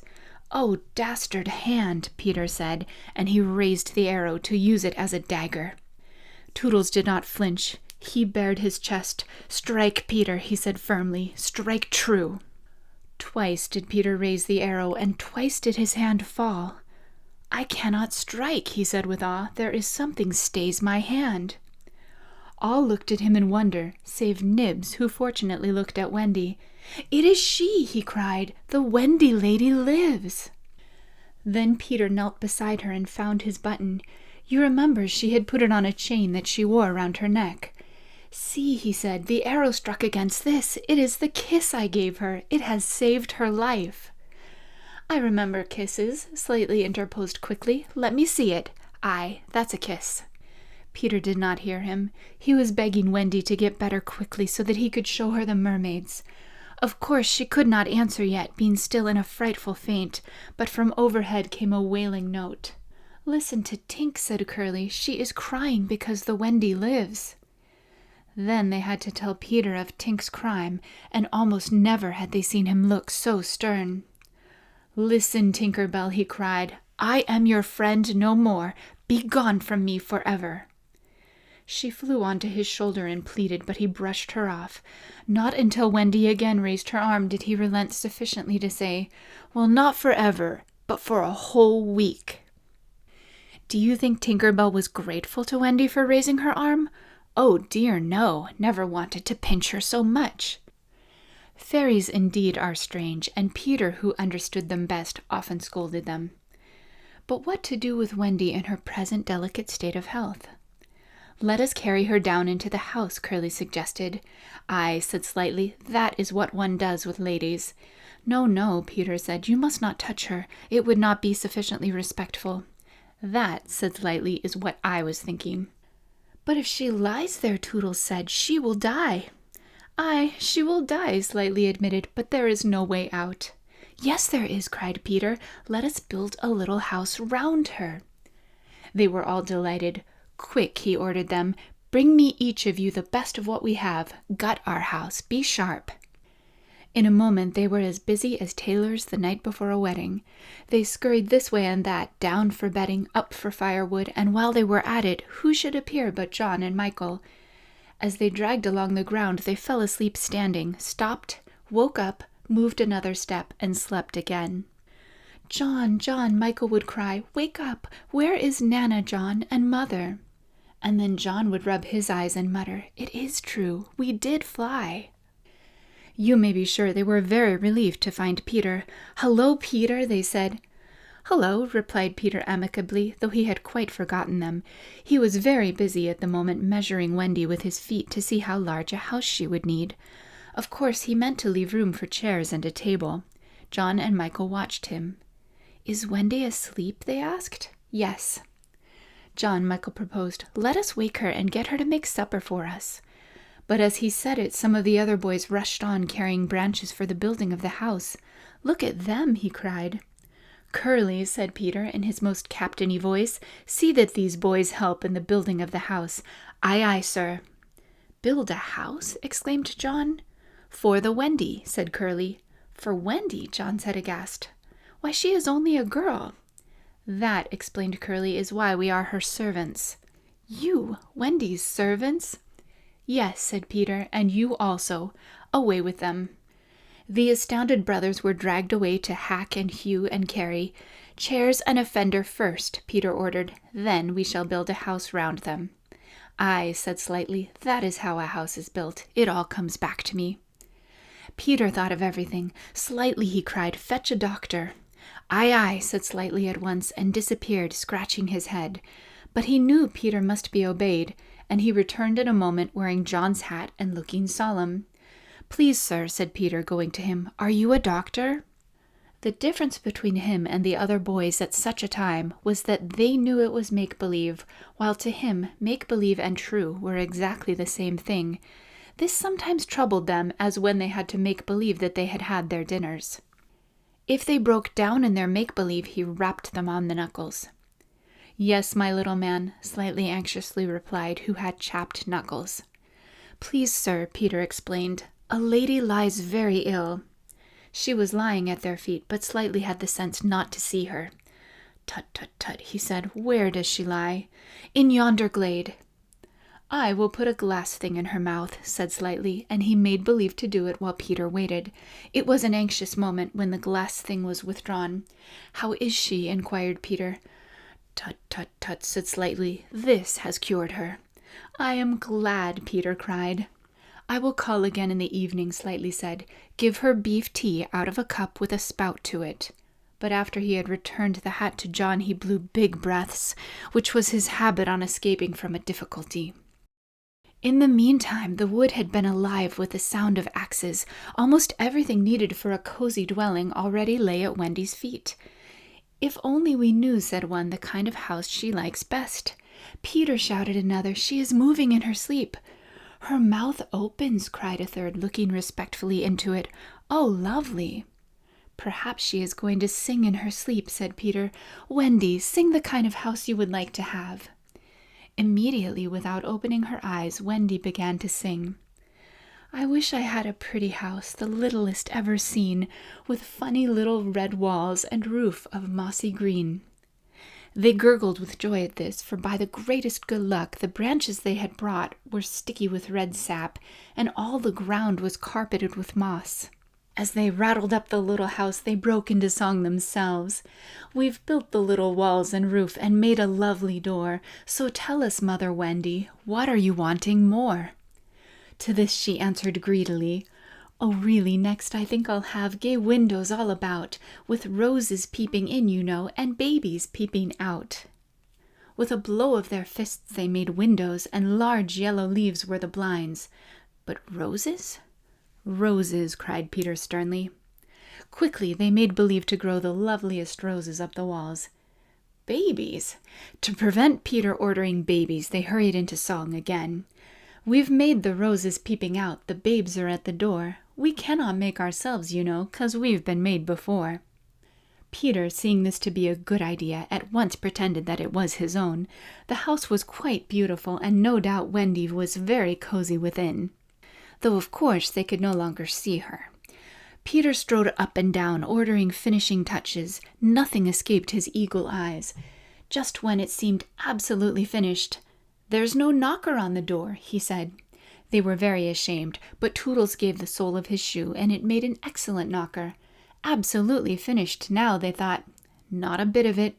"There's no chimney," Peter said. "We must have a chimney." "It certainly does need a chimney," said John importantly. This gave Peter an idea. He snatched the hat off John's head, knocked out the bottom, and put the hat on the roof. The little house was so pleased to have such a capital chimney that, as if to say thank you, smoke immediately began to come out of the hat. Now really and truly it was finished. Nothing remained to do but knock. "All look your best," Peter warned them. "First impressions are awfully important." He was glad no one asked him what first impressions are. They were all too busy looking their best. He knocked politely, and now the wood was as still as the children, not a sound to be heard except from Tinker Bell, who was watching from a branch and openly sneering.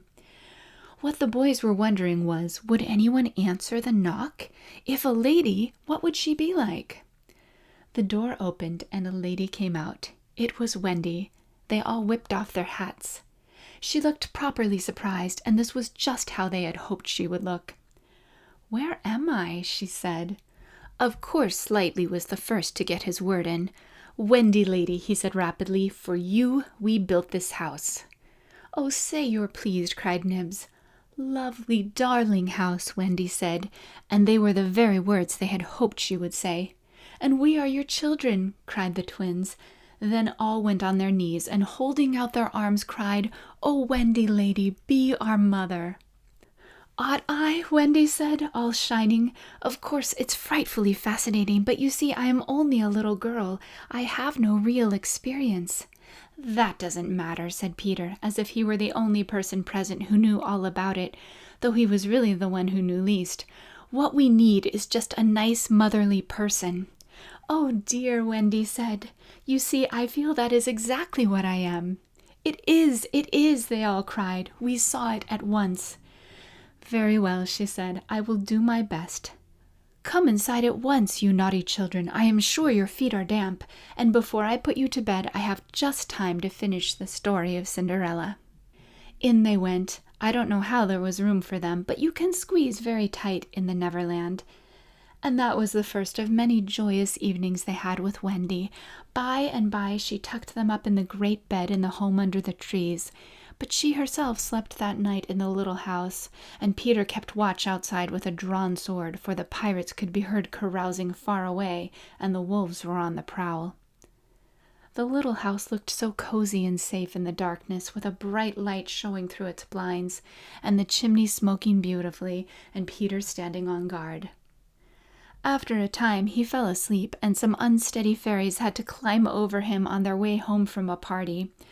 Any of the other boys obstructing the fairy path at night they would have mischiefed, but they just tweaked Peter's nose and passed on. Chapter 7. The Home Under the Ground. One of the first things Peter did next day was to measure Wendy and John and Michael for hollow trees. Hook, you remember, had sneered at the boys for thinking they needed a tree apiece, but this was ignorance, for unless your tree fitted you, it was difficult to go up and down, and no two of the boys were quite the same size. Once you fitted, you drew in your breath at the top, and down you went at exactly the right speed, while to ascend you drew in and let out alternately, and so wriggled up. Of course, when you had mastered the action, you were able to do these things without thinking of them, and nothing can be more graceful. but you simply must fit, and Peter measures you for your tree as carefully as for a suit of clothes, the only difference being that the clothes are made to fit you, while you have to be made to fit the tree. Usually it is done quite easily, as by your wearing too many garments or too few, but if you are bumpy in awkward places or the only available tree is an odd shape, Peter does some things to you, and after that you fit. Once you fit, great care must be taken to go on fitting, and this, as Wendy was to discover to her delight, keeps a whole family in perfect condition. Wendy and Michael fitted their trees at the first try, but John had to be altered a little. After a few days' practice, they could go up and down as gaily as buckets in a well, and how ardently they grew to love their home under the ground, especially Wendy. It consisted of one large room, as all houses should do, with a floor in which you could dig if you wanted to go fishing, and in this floor grew stout mushrooms of a charming color, which were used as stools. A never tree tried hard to grow in the center of the room, but every morning they sawed the trunk through level with the floor. By tea time it was always about 2 feet high, and then they put a door on top of it, the whole thus becoming a table. As soon as they cleared away, they sawed off the trunk again, and thus there was more room to play. There was an enormous fireplace, which was in almost any part of the room where you cared to light it, and across this Wendy stretched strings made of fiber, from which she suspended her washing. The bed was tilted against the wall by day, and let down at 6:30, when it filled nearly half the room, and all the boys slept in it except Michael, lying like sardines in a tin. There was a strict rule against turning round until one gave the signal, when all turned at once. Michael should have used it also, but Wendy would have a baby, and he was the littlest, and you know what women are, and the short and long of it is that he was hung up in a basket. It was rough and simple, and not unlike what baby bears would have made of an underground house in the same circumstances, but there was one recess in the wall no larger than a birdcage, which was the private apartment of Tinker Bell. It could be shut off from the rest of the house by a tiny curtain, which Tink, who was most fastidious, always kept drawn when dressing or undressing. No woman, however large, could have had a more exquisite boudoir and bedchamber combined. The couch, as she always called it, was a genuine Queen Mab, with club legs, and she varied the bedspreads according to what fruit blossom was in season. Her mirror was a Puss in Boots, of which there are now only 3, unchipped, known to fairy dealers. The washstand was pie crust and reversible, the chest of drawers an authentic Charming the 6th, and the carpet and rugs the best, the early period of Marjorie and Robin. There was a chandelier from Tiddlywinks for the look of the thing, but of course she lit the residence herself. Tink was very contemptuous of the rest of the house, as indeed was perhaps inevitable, and her chamber, though beautiful, looked rather conceited, having the appearance of a nose permanently turned up. I suppose it was all especially entrancing to Wendy, because those rampageous boys of hers gave her so much to do. Really, there were whole weeks when, except perhaps with a stocking in the evening, she was never above ground. The cooking, I can tell you, kept her nose to the pot, and even if there was nothing in it, even if there was no pot, she had to keep watching that it came a-boil just the same. You never knew exactly whether there would be a real meal or just a make-believe. It all depended upon Peter's whim. He could eat, really eat, if it was part of a game, but he could not stodge just to feel stodgy, which is what most children like better than anything else, the next best thing being to talk about it. Make-believe was so real to him that during a meal of it you could see him getting rounder. Of course it was trying, but you simply had to follow his lead, and if you could prove to him that you were getting loose for your tree, he let you stodge. Wendy's favorite time for sewing and darning was after they had all gone to bed. Then, as she expressed it, she had a breathing time for herself, and she occupied it in making new things for them and putting double pieces on the knees, for they were all most frightfully hard on their knees. When she sat down to a basketful of their stockings, every heel with a hole in it, she would fling up her arms and exclaim, "Oh dear, I am sure I sometimes think spinsters are to be envied." Her face beamed when she exclaimed this. You remember about her pet wolf. Well, it very soon discovered that she had come to the island, and it found her out, and they just ran into each other's arms. After that, it followed her about everywhere. As time wore on, did she think much about the beloved parents she had left behind her?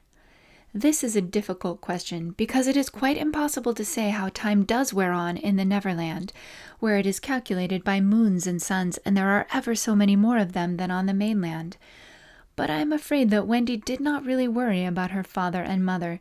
She was absolutely confident that they would always keep the window open for her to fly back by, and this gave her complete ease of mind. What did disturb her at times was that John remembered his parents vaguely only as people he had once known, while Michael was quite willing to believe that she was really his mother. These things scared her a little, and nobly anxious to do her duty, she tried to fix their old lives in their minds by setting them examination papers on it, as like as possible to the ones she used to do at school. The other boys thought this awfully interesting and insisted on joining, and they made slates for themselves and sat round the table, writing and thinking hard about the questions she had written on another slate and passed round. They were the most ordinary questions. What was the color of Mother's eyes? Which was taller, father or mother? Was Mother blonde or brunette? Answer all 3 questions, if possible. A. Write an essay of not less than 40 words on how I spent my last holidays, or the characters of father and mother compared, only one of these to be attempted. Or 1. Describe Mother's laugh. 2. Describe father's laugh. 3. Describe mother's party dress. 4. Describe the kennel and its inmate. They were just everyday questions like these, and when you could not answer them, you were told to make a cross, and it was really dreadful the number of crosses even John made. Of course, the only boy who replied to every question was Slightly, and no one could have been more hopeful of coming out first, but his answers were perfectly ridiculous, and he really came out last, a melancholy thing. Peter did not compete. For one thing, he despised all mothers except Wendy, and for another, he was the only boy on the island who could neither write nor spell, not the smallest word. He was above all that sort of thing. By the way, the questions were written in the past tense. What was the color of Mother's eyes, and so on. Wendy, you see, had been forgetting too. Adventures, of course, as we shall see, were of daily occurrence, but about this time Peter invented, with Wendy's help, a new game that fascinated him enormously, until he suddenly had no more interest in it, which, as you have been told, was what always happened with his games. It consisted in pretending not to have adventures, in doing the sort of thing John and Michael had been doing all their lives, sitting on stools flinging balls in the air, pushing each other, going out for walks and coming back without having killed so much as a grizzly. To see Peter doing nothing on a stool was a great sight. He could not help looking solemn at such times. To sit still seemed to him such a comic thing to do. He boasted that he had gone walking for the good of his health.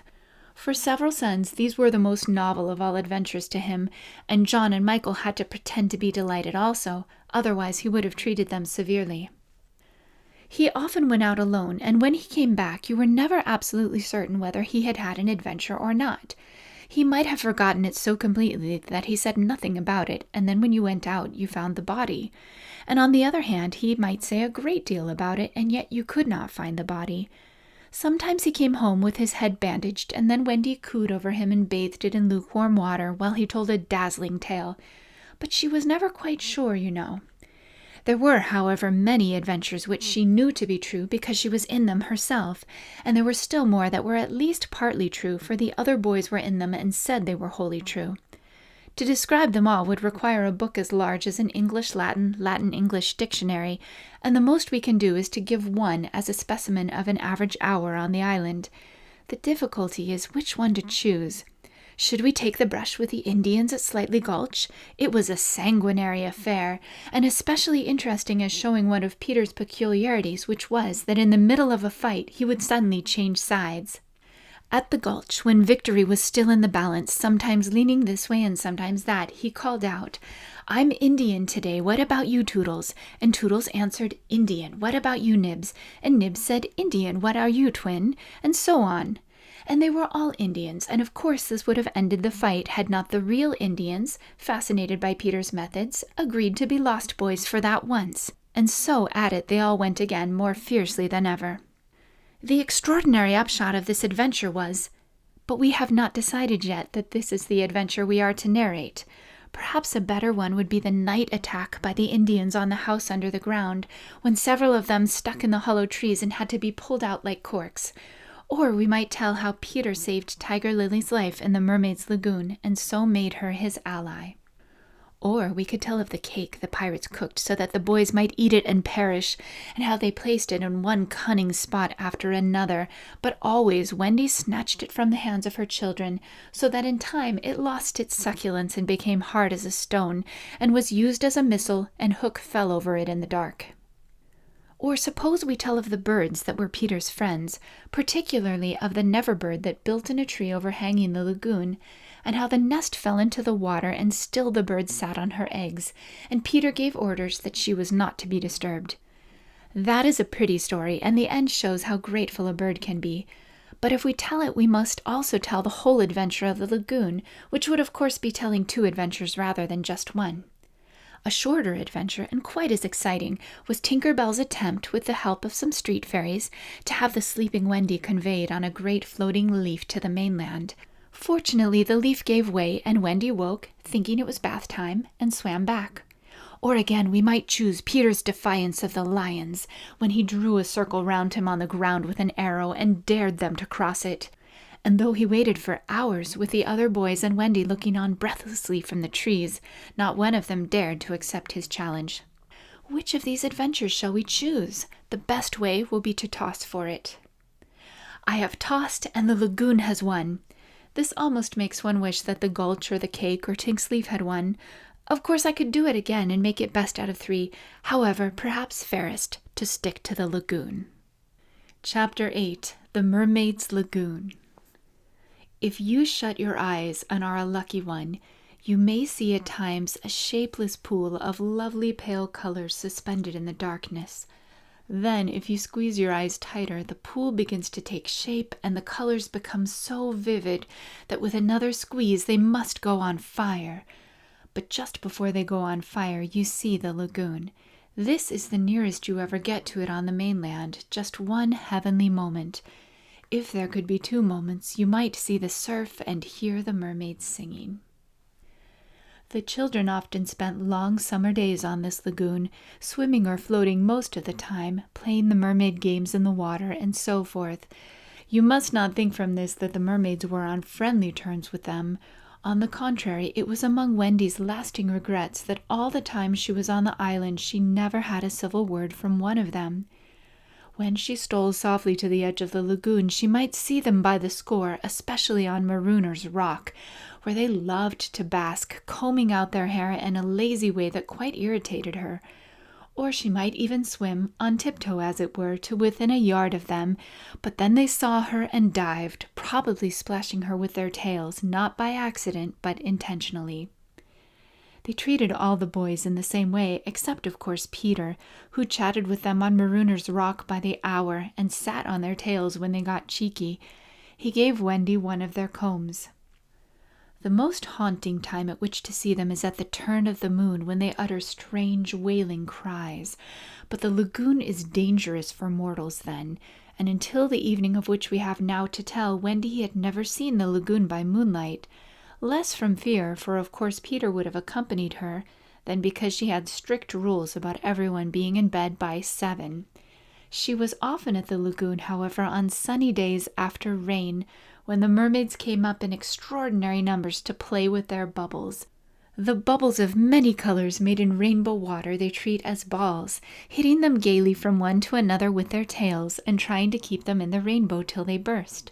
The goals are at each end of the rainbow, and the keepers only are allowed to use their hands. Sometimes a dozen of these games will be going on in the lagoon at a time, and it is quite a pretty sight. But the moment the children tried to join in, they had to play by themselves, for the mermaids immediately disappeared. Nevertheless, we have proof that they secretly watched the interlopers, and were not above taking an idea from them, for John introduced a new way of hitting the bubble, with the head instead of the hand, and the mermaids adopted it. This is the one mark that John has left on the Neverland. It must also have been rather pretty to see the children resting on a rock for half an hour after their midday meal. Wendy insisted on their doing this, and it had to be a real rest, even though their meal was make-believe. So they lay there in the sun, and their bodies glistened in it, while she sat beside them and looked important. It was one such day, and they were all on Marooner's Rock. The rock was not much larger than their great bed, but of course they all knew how not to take up much room, and they were dozing, or at least lying with their eyes shut, and pinching occasionally when they thought Wendy was not looking. She was very busy stitching. While she stitched, a change came to the lagoon. Little shivers ran over it, and the sun went away, and shadows stole across the water, turning it cold.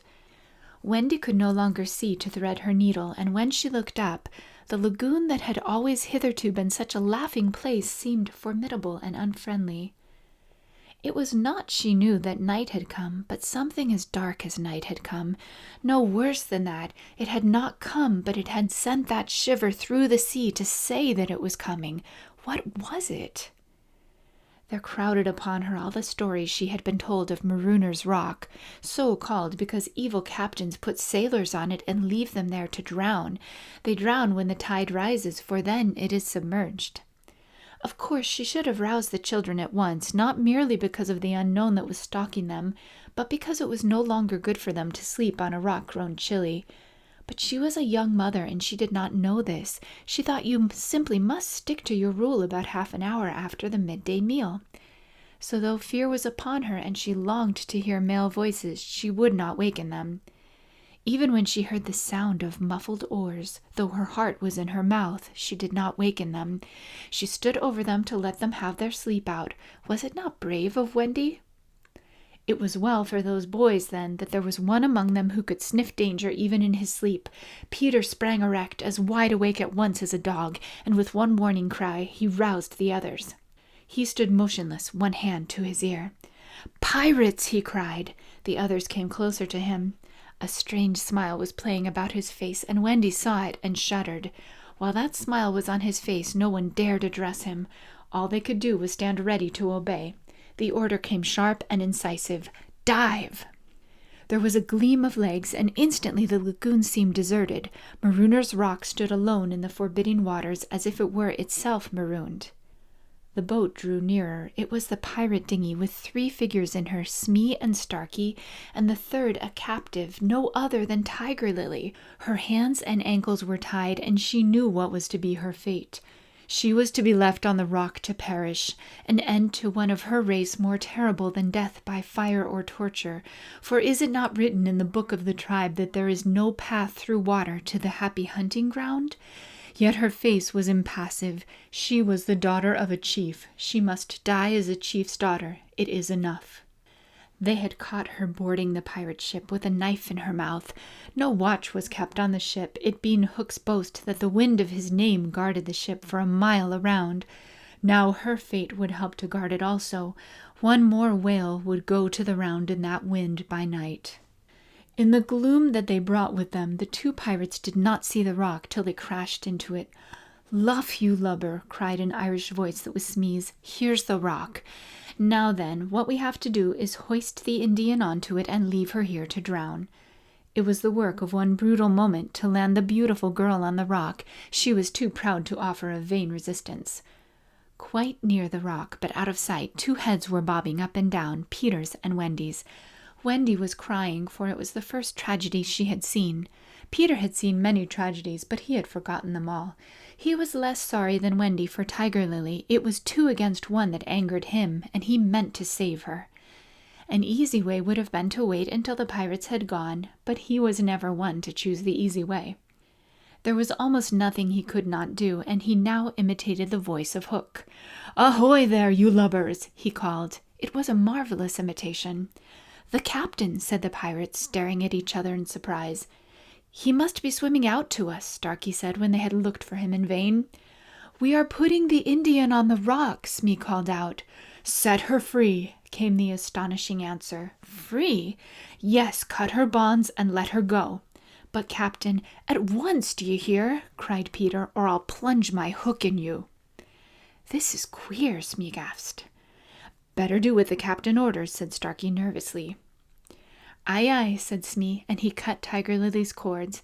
At once, like an eel, she slid between Starkey's legs into the water.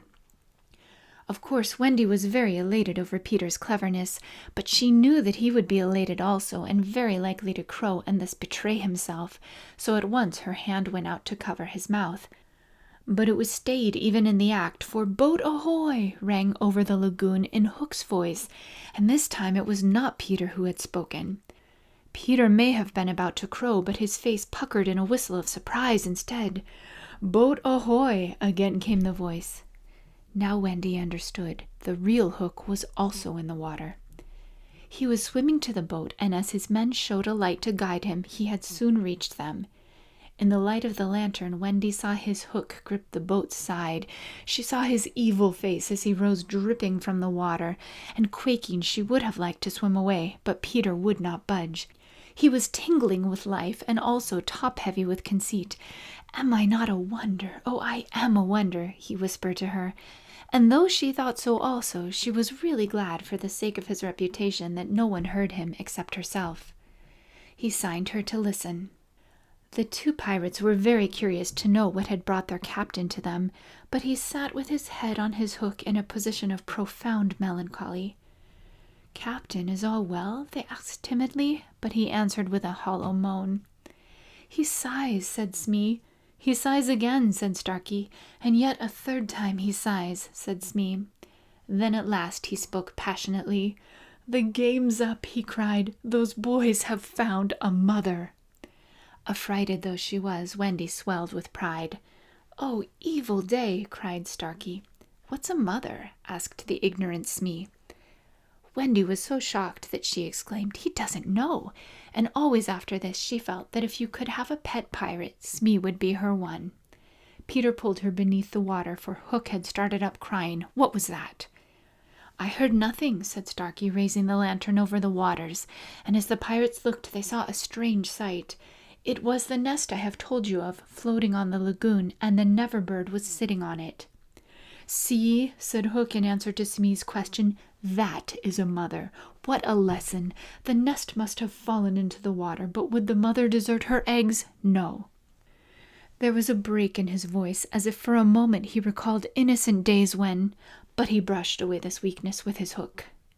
Smee, much impressed, gazed at the bird as the nest was borne past, but the more suspicious Starkey said, "If she is a mother, perhaps she is hanging about here to help Peter." Hook winced.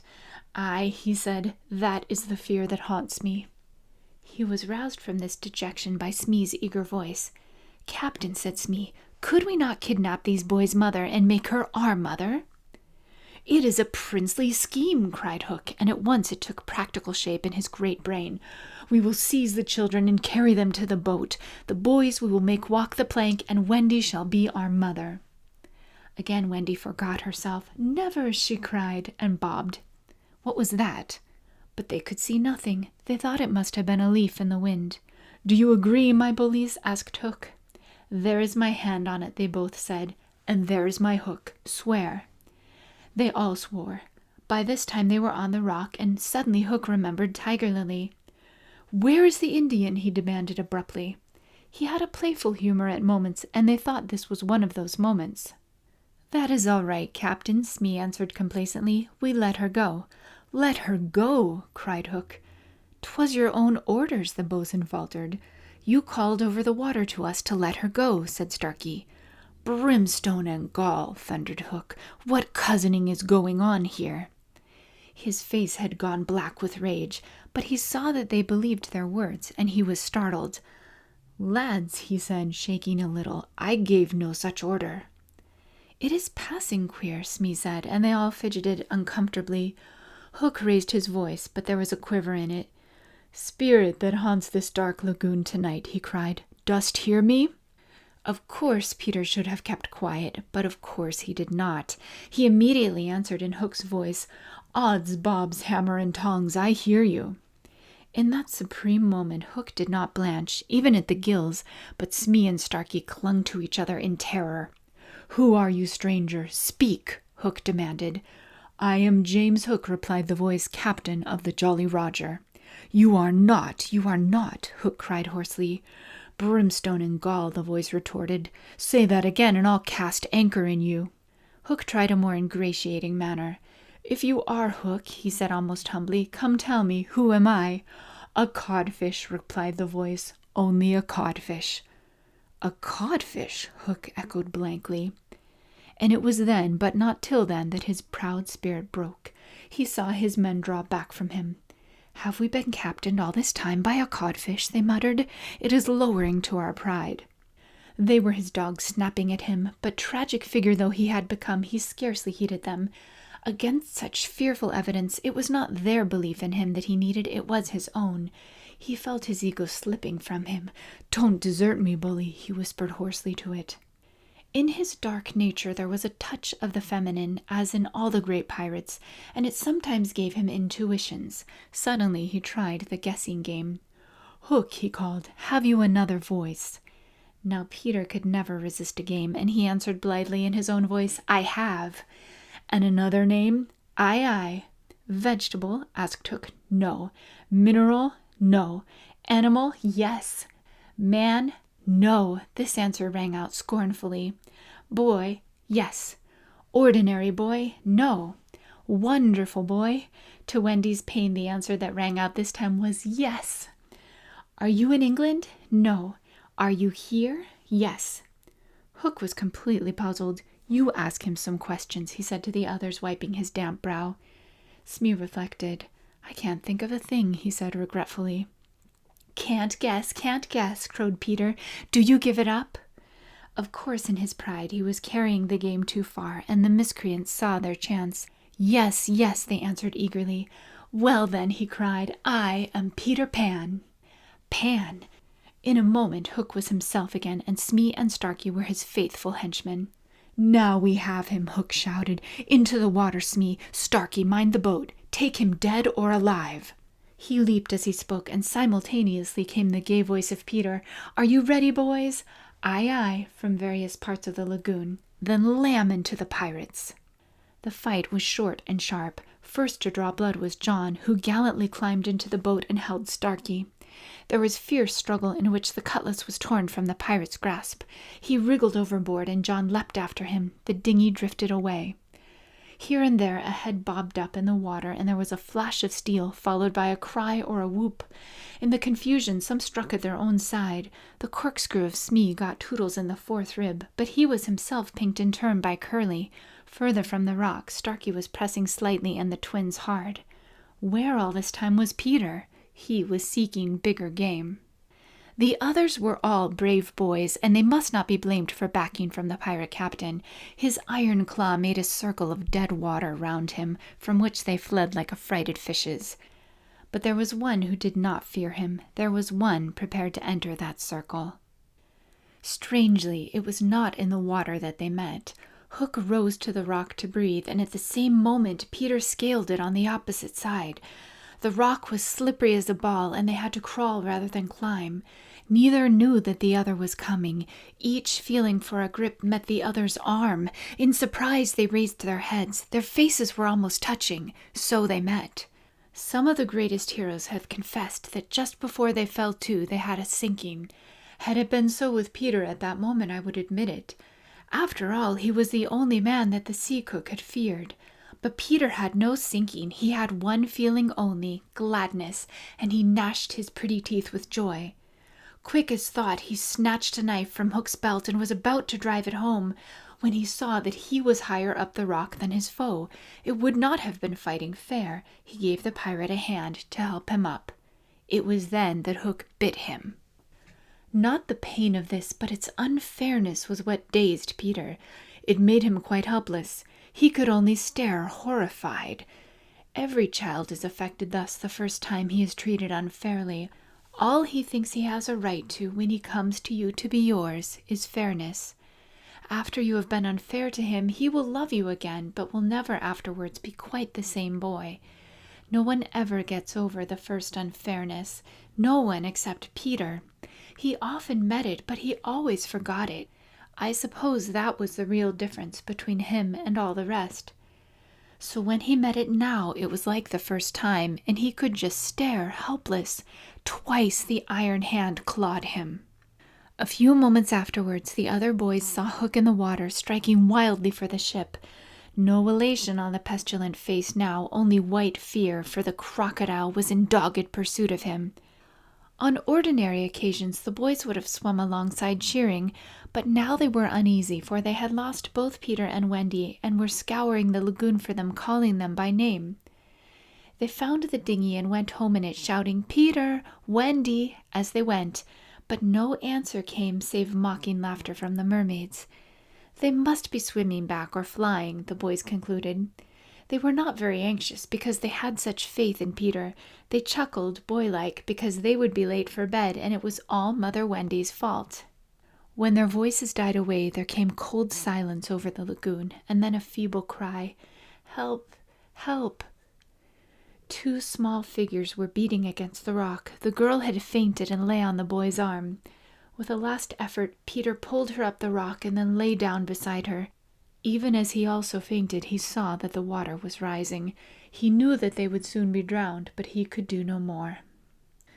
As they lay side by side, a mermaid caught Wendy by the feet and began pulling her softly into the water. Peter, feeling her slip from him, woke with a start and was just in time to draw her back. But he had to tell her the truth. "We are on the rock, Wendy," he said, "but it is growing smaller. Soon the water will be over it." She did not understand even now. "We must go," she said almost brightly. "Yes," he answered faintly. "Shall we swim or fly, Peter?" He had to tell her. "Do you think you could swim or fly as far as the island, Wendy, without my help?" She had to admit that she was too tired. He moaned. "What is it?" she asked, anxious about him at once. "I can't help you, Wendy. Hook wounded me. I can neither fly nor swim." "Do you mean we shall both be drowned? Look how the water is rising." They put their hands over their eyes to shut out the sight. They thought they would soon be no more. As they sat thus, something brushed against Peter as light as a kiss and stayed there, as if saying timidly, "Can I be of any use?" It was the tail of a kite which Michael had made some days before. It had torn itself out of his hand and floated away. "Michael's kite," Peter said without interest, but next moment he had seized the tail and was pulling the kite toward him. "It lifted Michael off the ground," he cried. "Why should it not carry you? Both of us." "It can't lift two. Michael and Curly tried." "Let us draw lots," Wendy said bravely. "And you a lady? Never." Already he had tied the tail round her. She clung to him. She refused to go without him, but with a "Goodbye, Wendy," he pushed her from the rock, and in a few minutes she was borne out of his sight. Peter was alone on the lagoon. The rock was very small now. Soon it would be submerged.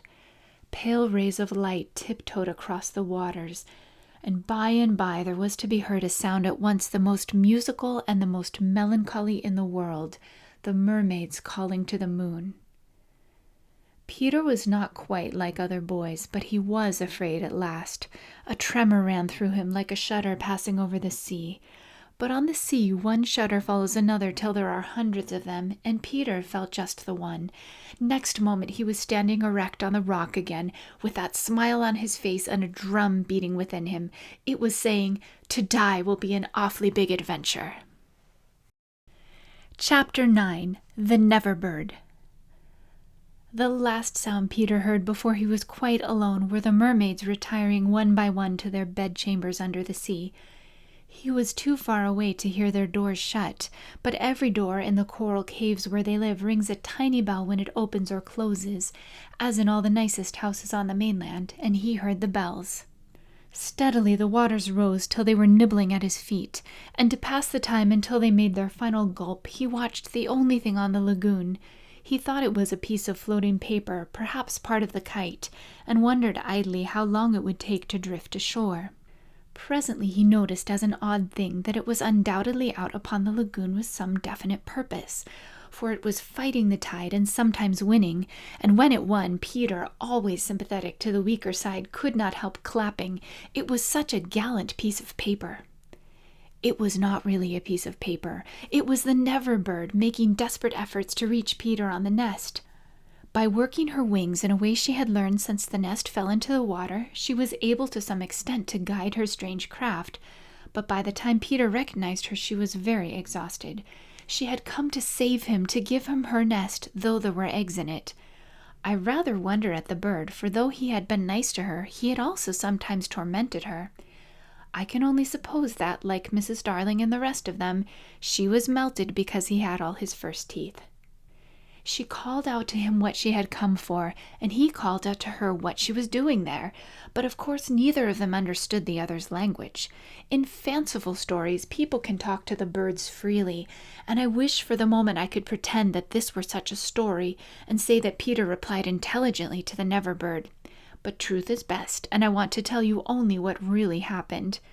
Well, not only could they not understand each other, but they forgot their manners.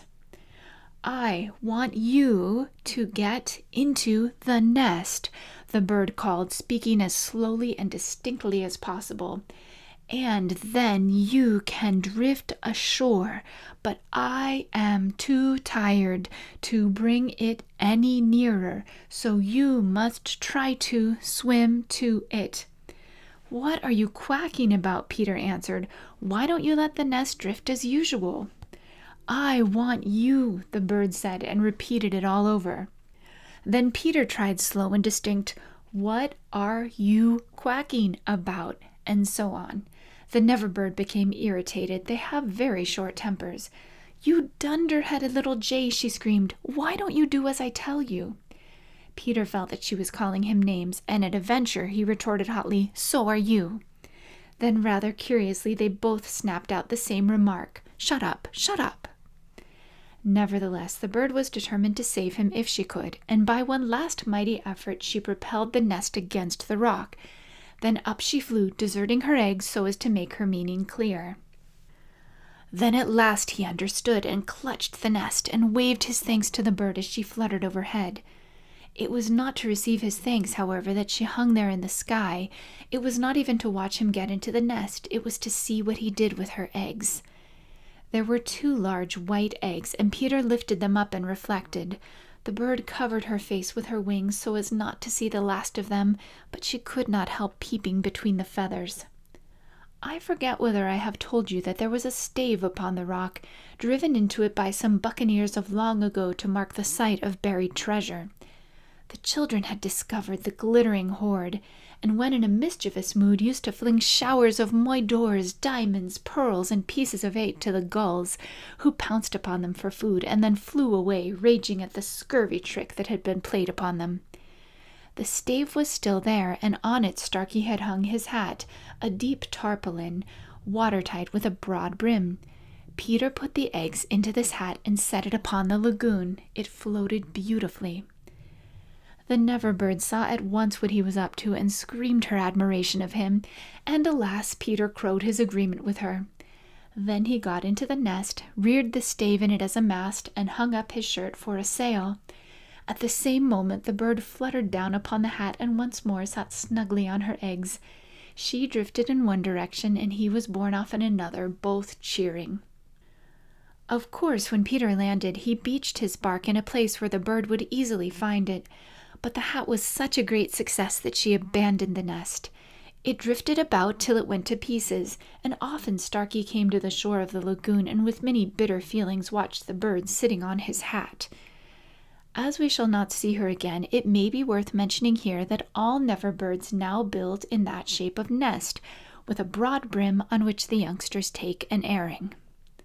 Great were the rejoicings when Peter reached the home under the ground, almost as soon as Wendy, who had been carried hither and thither by the kite.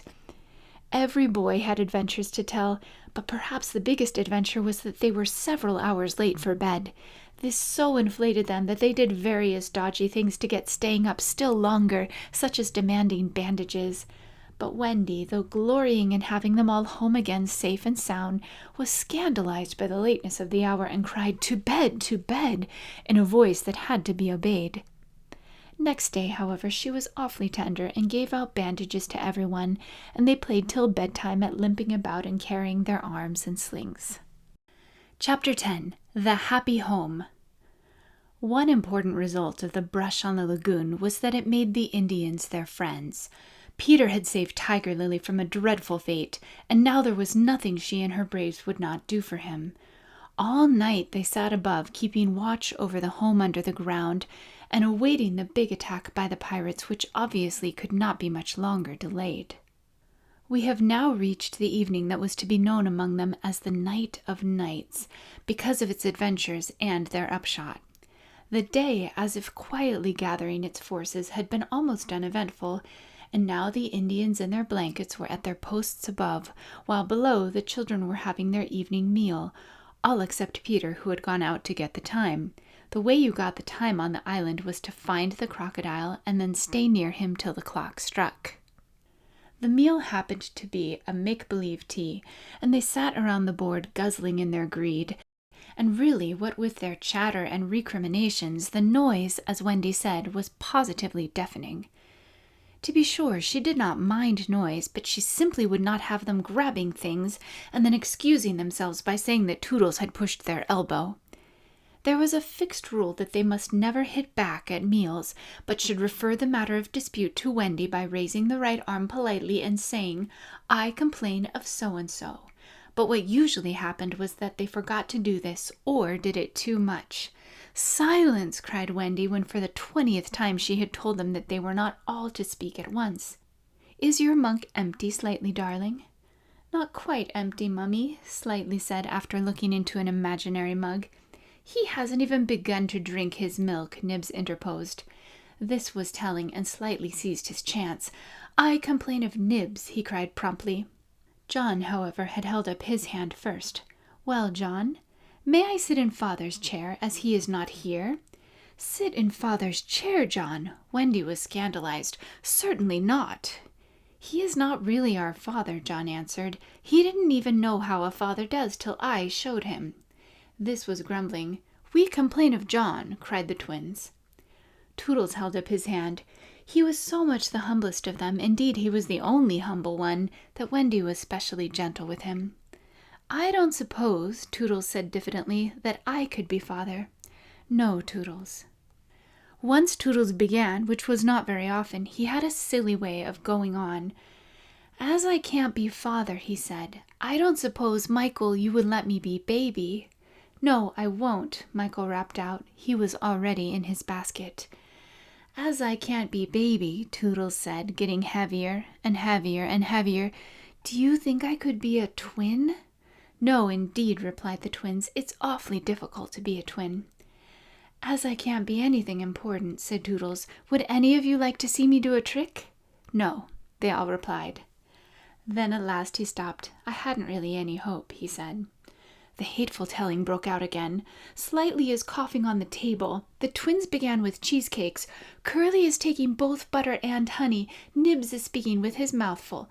I complain of the twins. I complain of Curly. I complain of Nibs.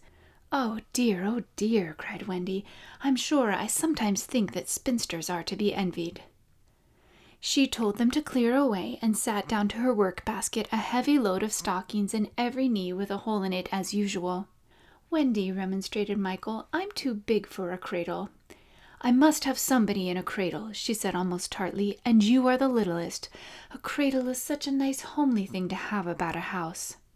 While she sewed, they played around her, such a group of happy faces and dancing limbs lit up by that romantic fire. It had become a very familiar scene, this, in the home under the ground, but we are looking on it for the last time. There was a step above, and Wendy, you may be sure, was the first to recognize it. "Children, I hear your father's step. He likes you to meet him at the door." Above, the Indians greeted Peter. "Watch well, braves. I have spoken." And then, as so often before, the gay children dragged him from his tree. As so often before, but never again. He had brought nuts for the boys as well as the correct time for Wendy. "Peter, you just spoil them, you know," Wendy simpered. "Ah, old lady," said Peter, hanging up his gun. "It was me told him mothers are called old lady," Michael whispered to Curly. "I complain of Michael," said Curly instantly. The first twin came to Peter. "Father, we want to dance."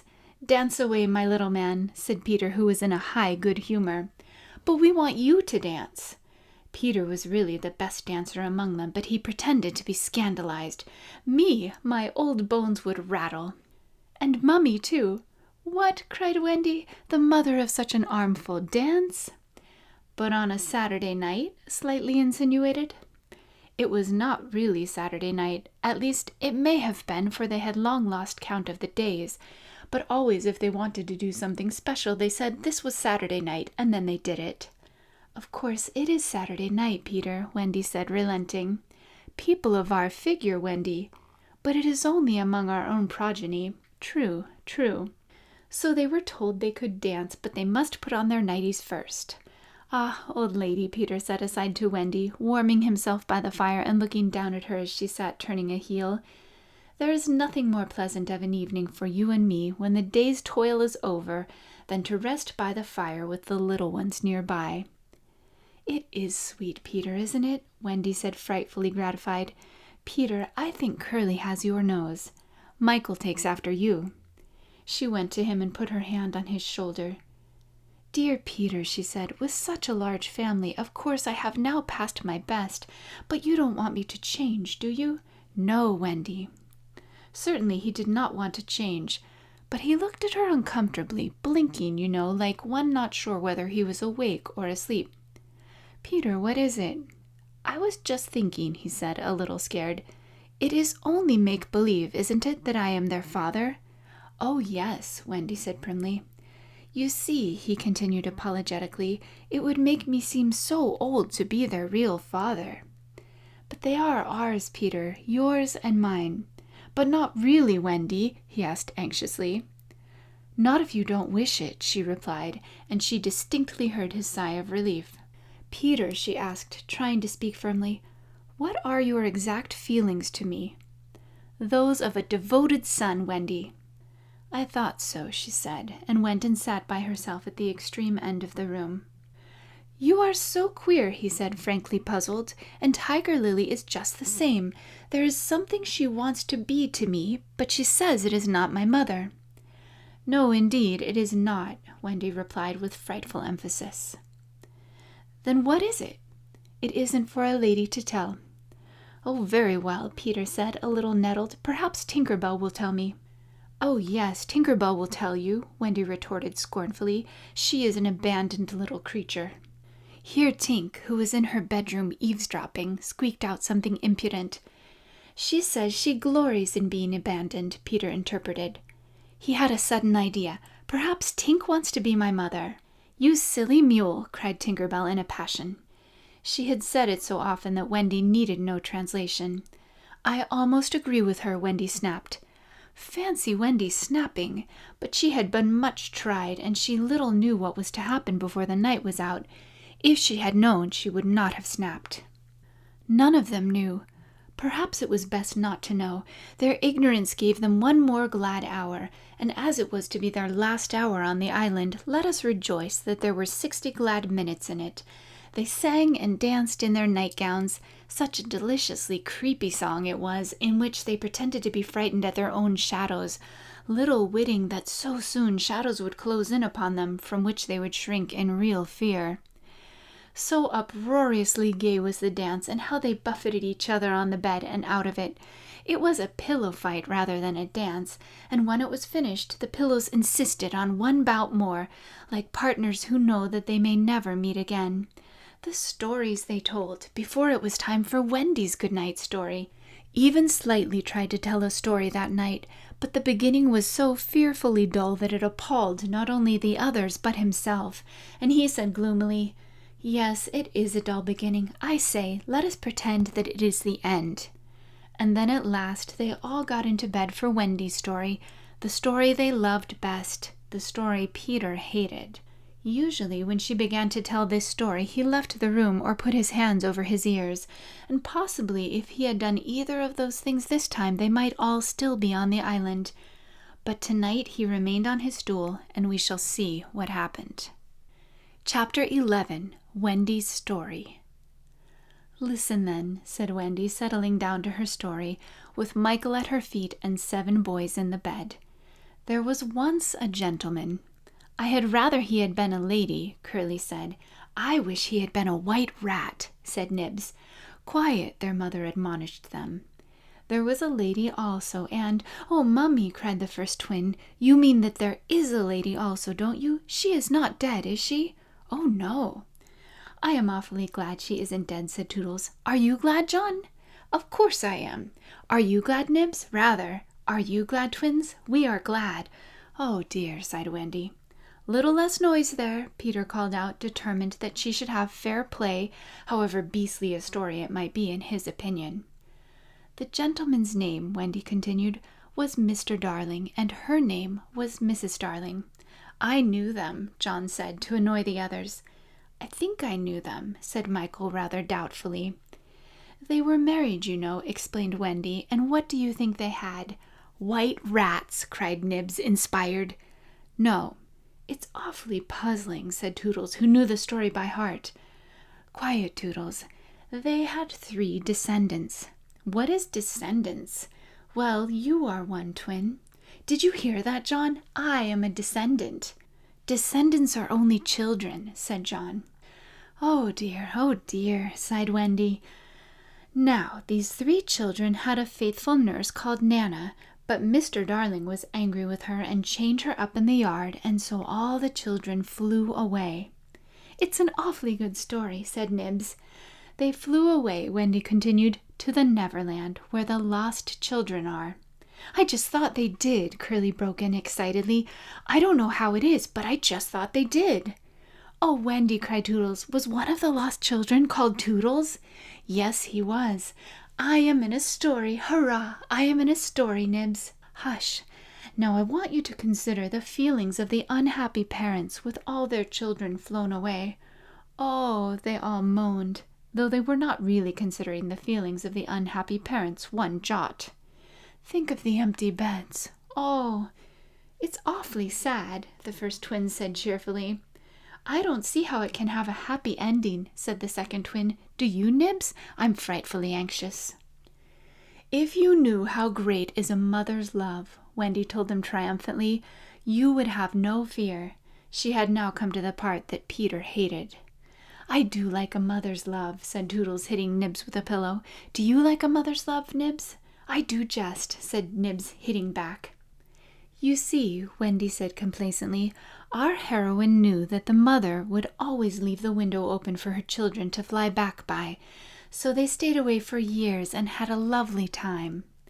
"Did they ever go back?" "Let us now," said Wendy, bracing herself up for her finest effort, "take a peep into the future." And they all gave themselves the twist that makes peeps into the future easier. Years have rolled by, and who is this elegant lady of uncertain age alighting at London Station? "Oh, Wendy, who is she?" cried Nibs, every bit as excited as if he didn't know. "Can it be? Yes? No? It is! The fair Wendy! Oh!"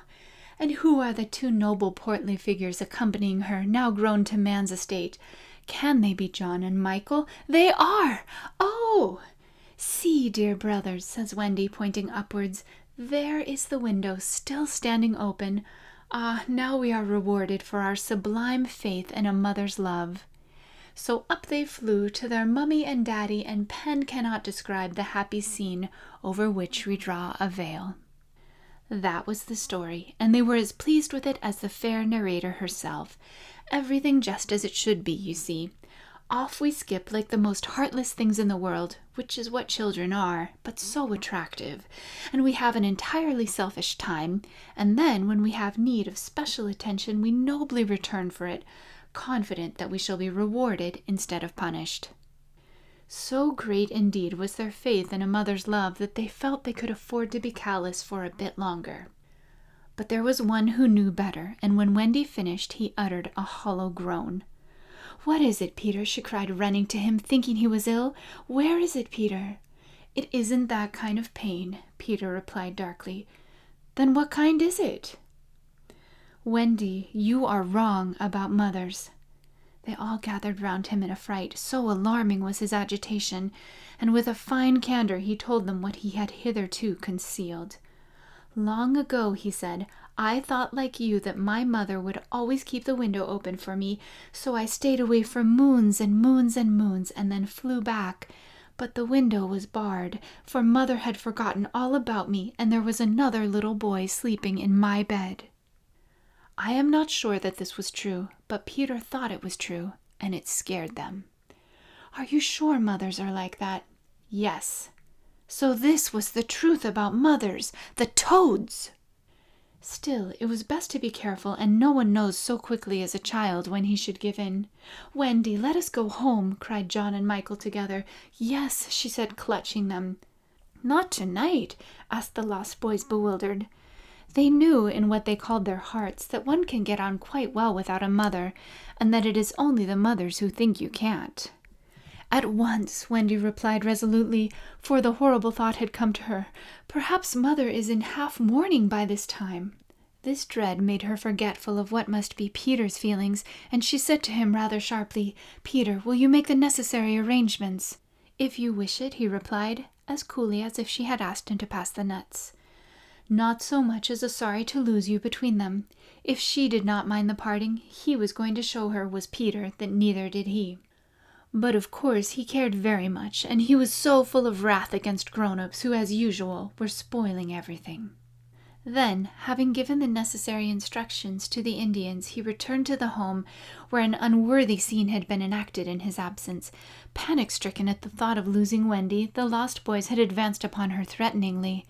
"It will be worse than before she came," they cried. "We shan't let her go. Let's keep her prisoner. Aye, chain her up." In her extremity, an instinct told her to which of them to turn. "Toodles," she cried, "I appeal to you." Was it not strange? She appealed to Toodles, quite the silliest one. Grandly, however, did Toodles respond. For that one moment he dropped his silliness and spoke with dignity. "I am just Toodles," he said, "and nobody minds me. But the first who does not behave to Wendy like an English gentleman, I will blood him severely." He drew back his hanger, and for that instant his sun was at noon. The others held back uneasily.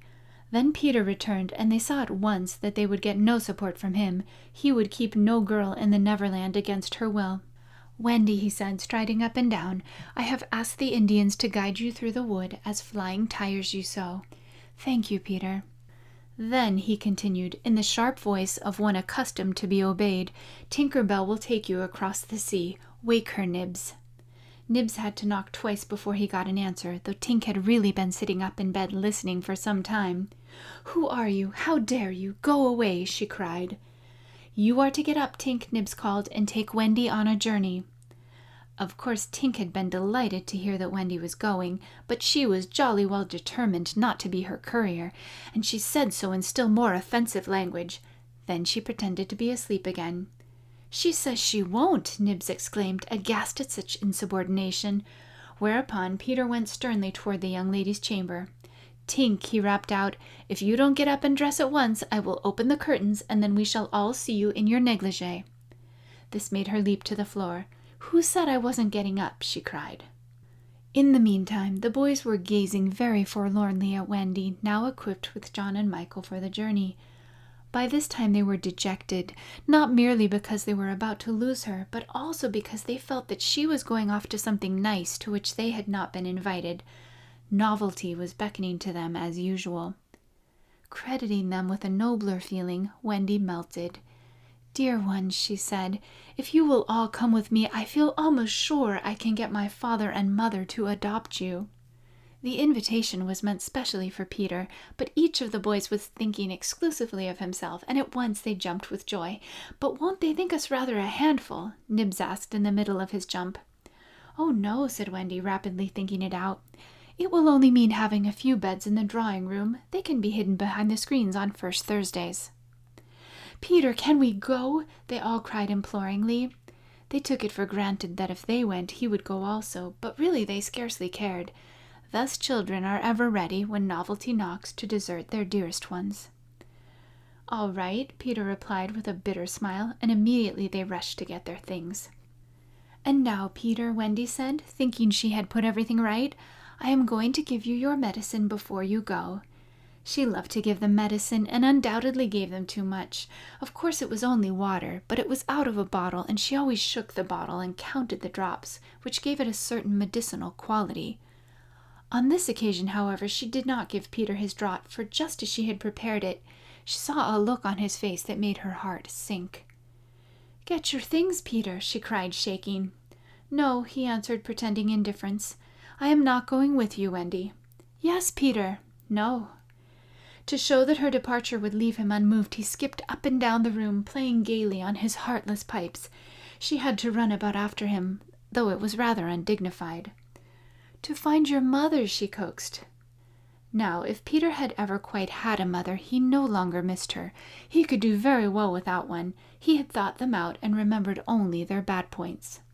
"No, no," he told Wendy decisively. "Perhaps she would say I was old, and I just want always to be a little boy and to have fun. But Peter, no." And so the others had to be told, "Peter isn't coming." Peter not coming! They gazed blankly at him, their sticks over their backs, and on each stick a bundle. Their first thought was that if Peter was not going, he had probably changed his mind about letting them go.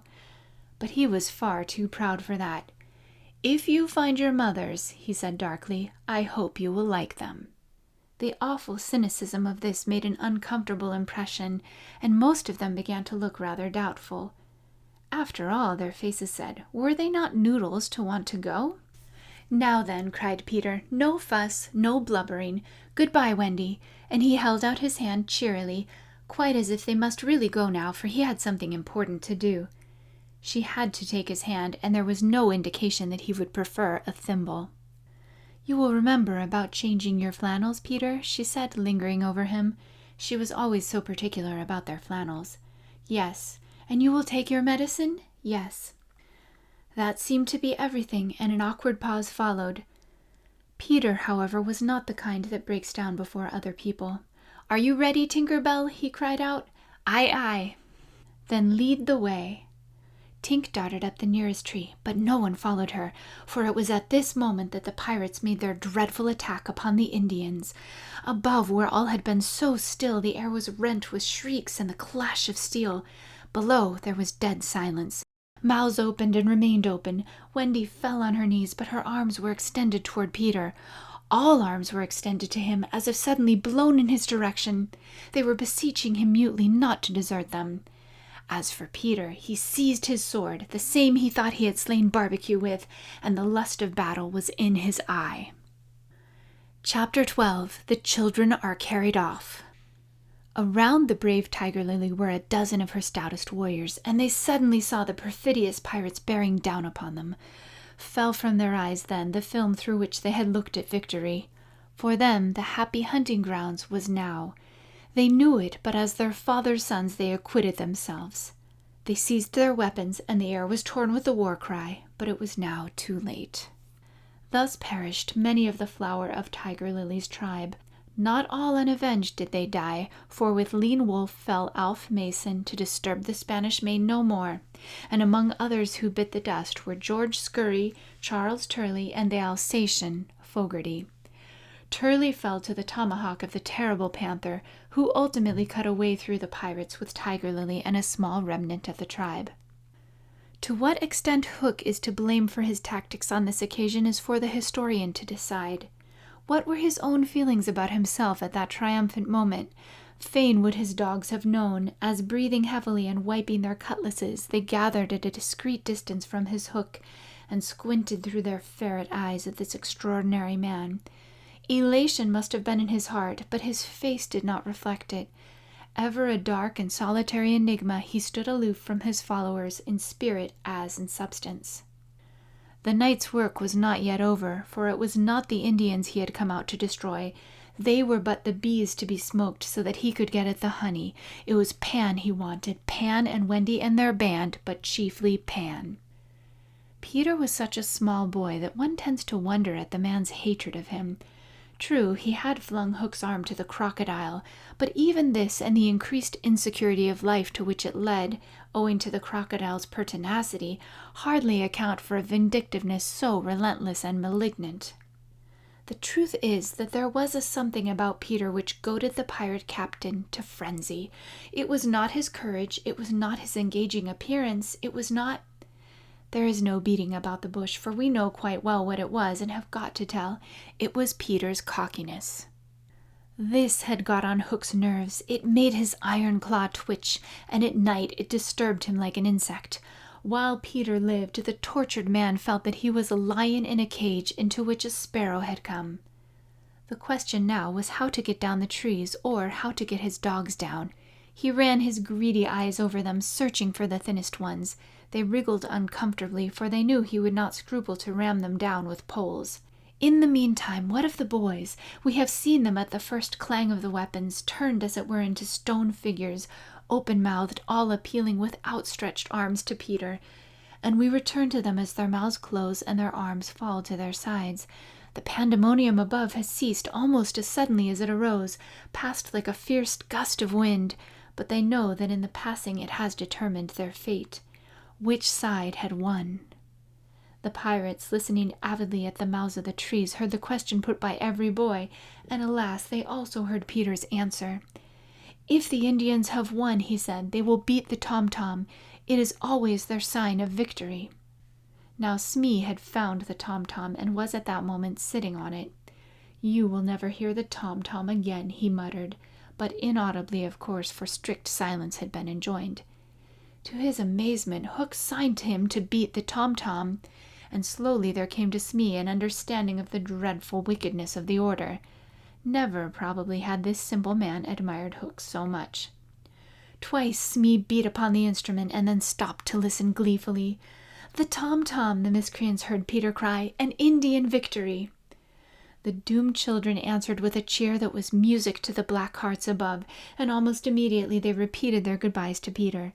This puzzled the pirates, but all their other feelings were swallowed by a base delight that the enemy were about to come up the trees. They smirked at each other and rubbed their hands. Rapidly and silently Hook gave his orders, one man to each tree, and the others to arrange themselves in a line 2 yards apart. Chapter 13. Do You Believe in Fairies? The more quickly this horror is disposed of, the better.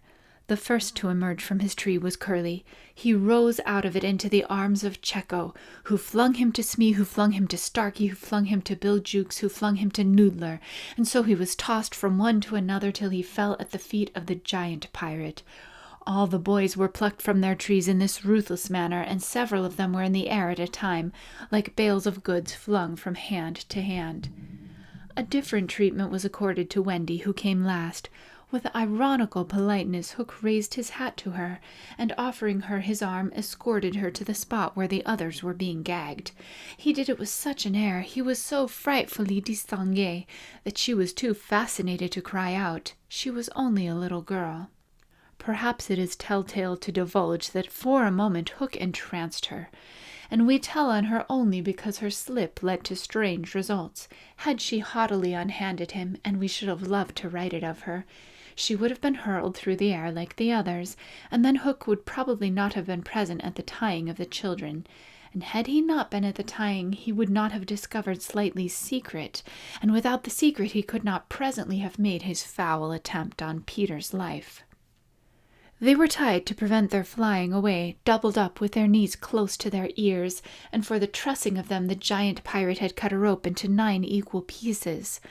All went well until Slightly's turn came, when he was found to be like those irritating parcels that use up all the string in going round and leave no tags with which to tie a knot. The pirates kicked him in their rage, just as you kick the parcel, though in fairness you should kick the string. And strange to say, it was Hook who told them to belay their violence. His lip was curled with malicious triumph, while his dogs were merely sweating because every time they tried to pack the unhappy lad tight in one part, he bulged out in another. Hook's mastermind had gone far beneath Slightly's surface, probing not for effects but for causes, and his exultation showed that he had found them. Slightly, white to the gills, knew that Hook had surprised his secret, which was this, that no boys so blown out could use a tree wherein an average man need stick.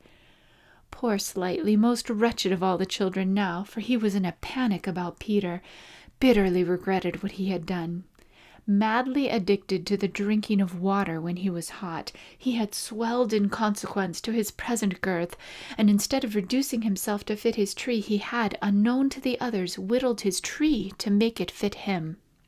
Sufficient of this Hook guessed to persuade him that Peter at last lay at his mercy, but no word of the dark design that now formed in the subterranean caverns of his mind crossed his lips. He merely signed that the captives were to be conveyed to the ship and that he would be alone. How to convey them? Hunched up in their ropes, they might indeed be rolled downhill like barrels, but most of the way lay through a morass. Again Hook's genius surmounted difficulties. He indicated that the little house must be used as a conveyance. The children were flung into it, 4 stout pirates raised it on their shoulders, and others fell in behind, and singing the hateful pirate chorus, the strange procession set off through the wood. I don't know whether any of the children were crying. If so, the singing drowned out the sound, but as the little house disappeared in the forest, a brave though tiny jet of smoke issued from its chimney, as if defying Hook. Hook saw it, and it did Peter a bad service. It dried up any trickle of pity for him that may have remained in the pirate's infuriated heart. The first thing he did on finding himself alone in the fast-falling night was to tiptoe to Slightly's tree and make sure that it provided him with a passage.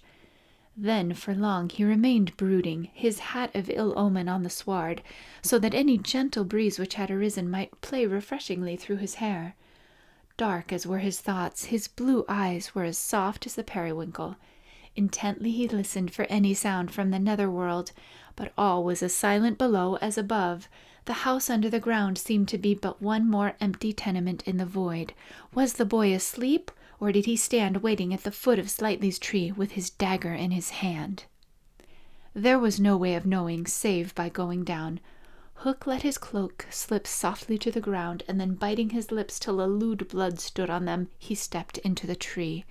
He was a brave man, but for a moment he had to stop there and wipe his brow, which was dripping like a candle. Then silently he let himself go into the unknown.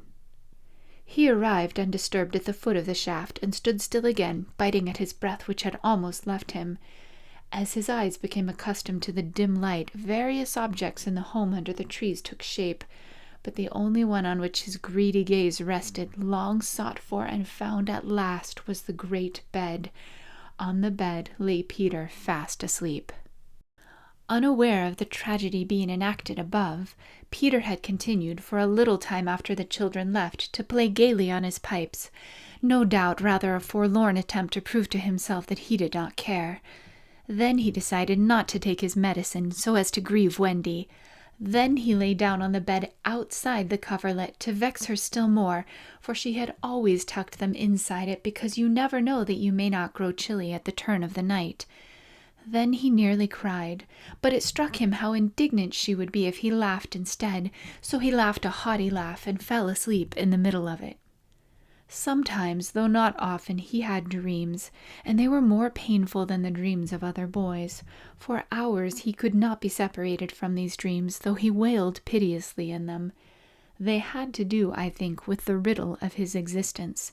At such times it had been Wendy's custom to take him out of bed and sit with him on her lap, soothing him in dear ways of her own invention, and when he grew calmer to put him back to bed before he quite woke up, so that he should not know of the indignity to which she had subjected him. But on this occasion he had fallen at once into a dreamless sleep. One arm dropped over the edge of the bed, one leg was arched, and the unfinished part of his laugh was stranded on his mouth, which was open, showing the little pearls. Thus defenseless Hook found him. He stood silent at the foot of the tree, looking across the chamber at his enemy. Did no feeling of compassion disturb his sombre heart?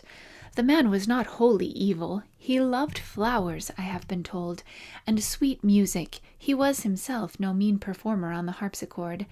And, let it be frankly admitted, the idyllic nature of the scene stirred him profoundly. Mastered by his better self, he would have returned reluctantly up the tree, but for one thing. What stayed him was Peter's impertinent appearance as he slept. The open mouth, the drooping arm, the arched knee, they were such a personification of cockiness as, taken together, will never again, one may hope, be presented to eyes so sensitive to their offensiveness. They steeled Hook's heart. If his rage had broken him into 100 pieces, every one of them would have disregarded the incident and leapt at the sleeper. Though a light from one lamp shone dimly on the bed, Hook stood in darkness himself, and at the first stealthy step forward he discovered an obstacle, the door of Slightly's tree. It did not entirely fill the aperture, and he had been looking over it. Feeling for the catch, he found to his fury that it was low down, beyond his reach. To his disordered brain it seemed then that the irritating quality in Peter's face and figure visibly increased, and he rattled the door and flung himself against it. Was his enemy to escape him after all? But what was that? The red in his eye had caught sight of Peter's medicine standing on a ledge within easy reach. He fathomed what it was straight away and immediately knew that the sleeper was in his power. Lest he should be taken alive, Hook always carried about his person a dreadful drug, blended by himself of all the death-dealing rings that had come into his possession. These he had boiled down into a yellow liquid quite unknown to science, which was probably the most virulent poison in existence. 5 drops of this he now added to Peter's cup.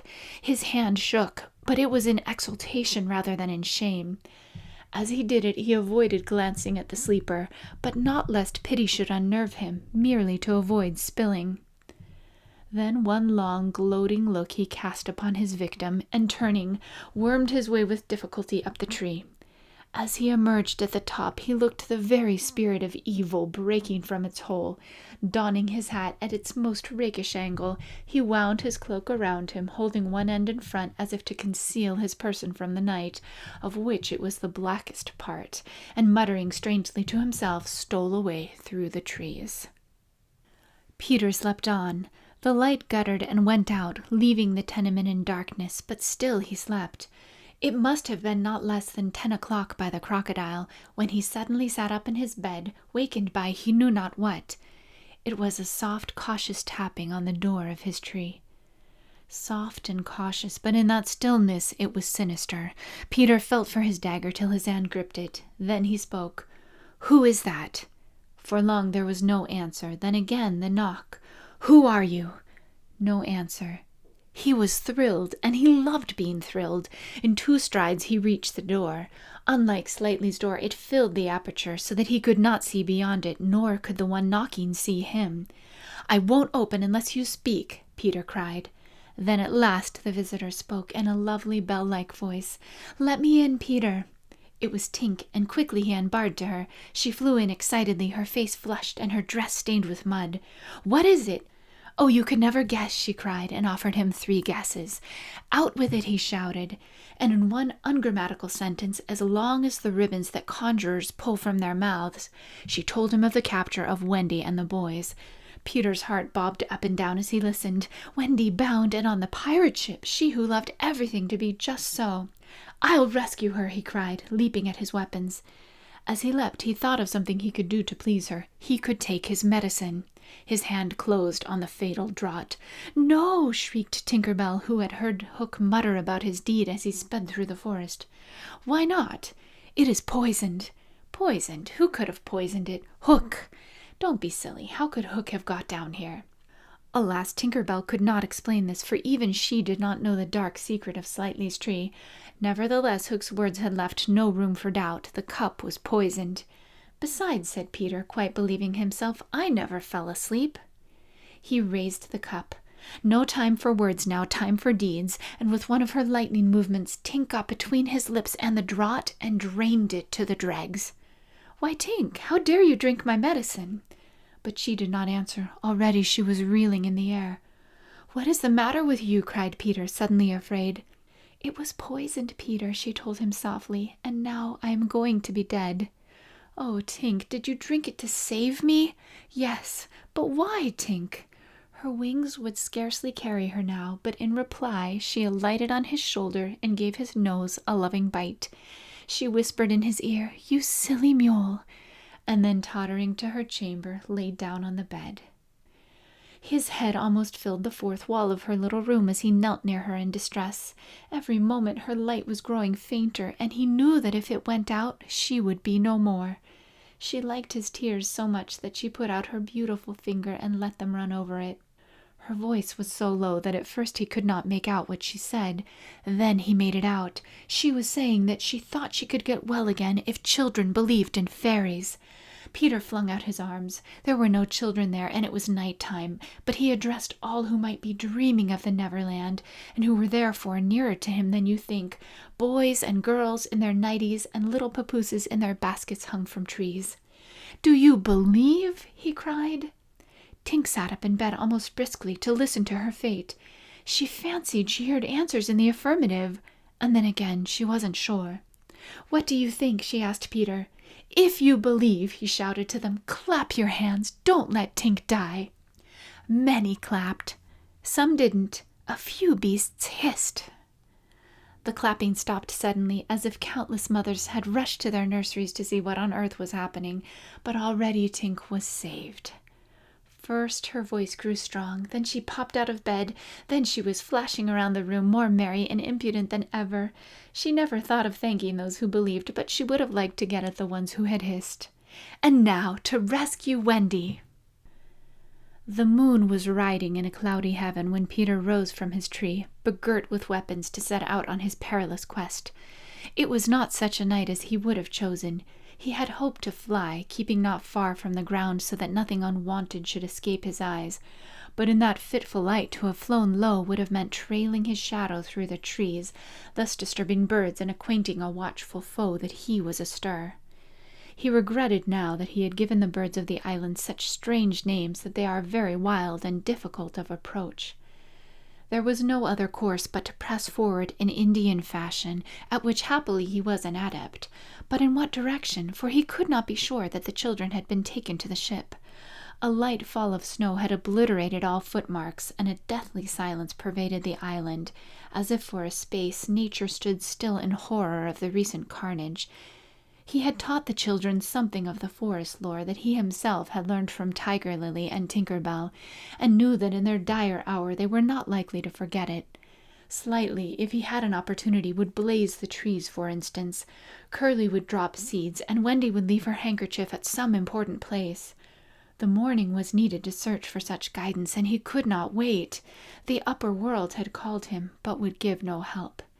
The crocodile passed him, but not another living thing, not a sound, not a movement, and yet he knew well that sudden death might be at the next tree or stalking him from behind.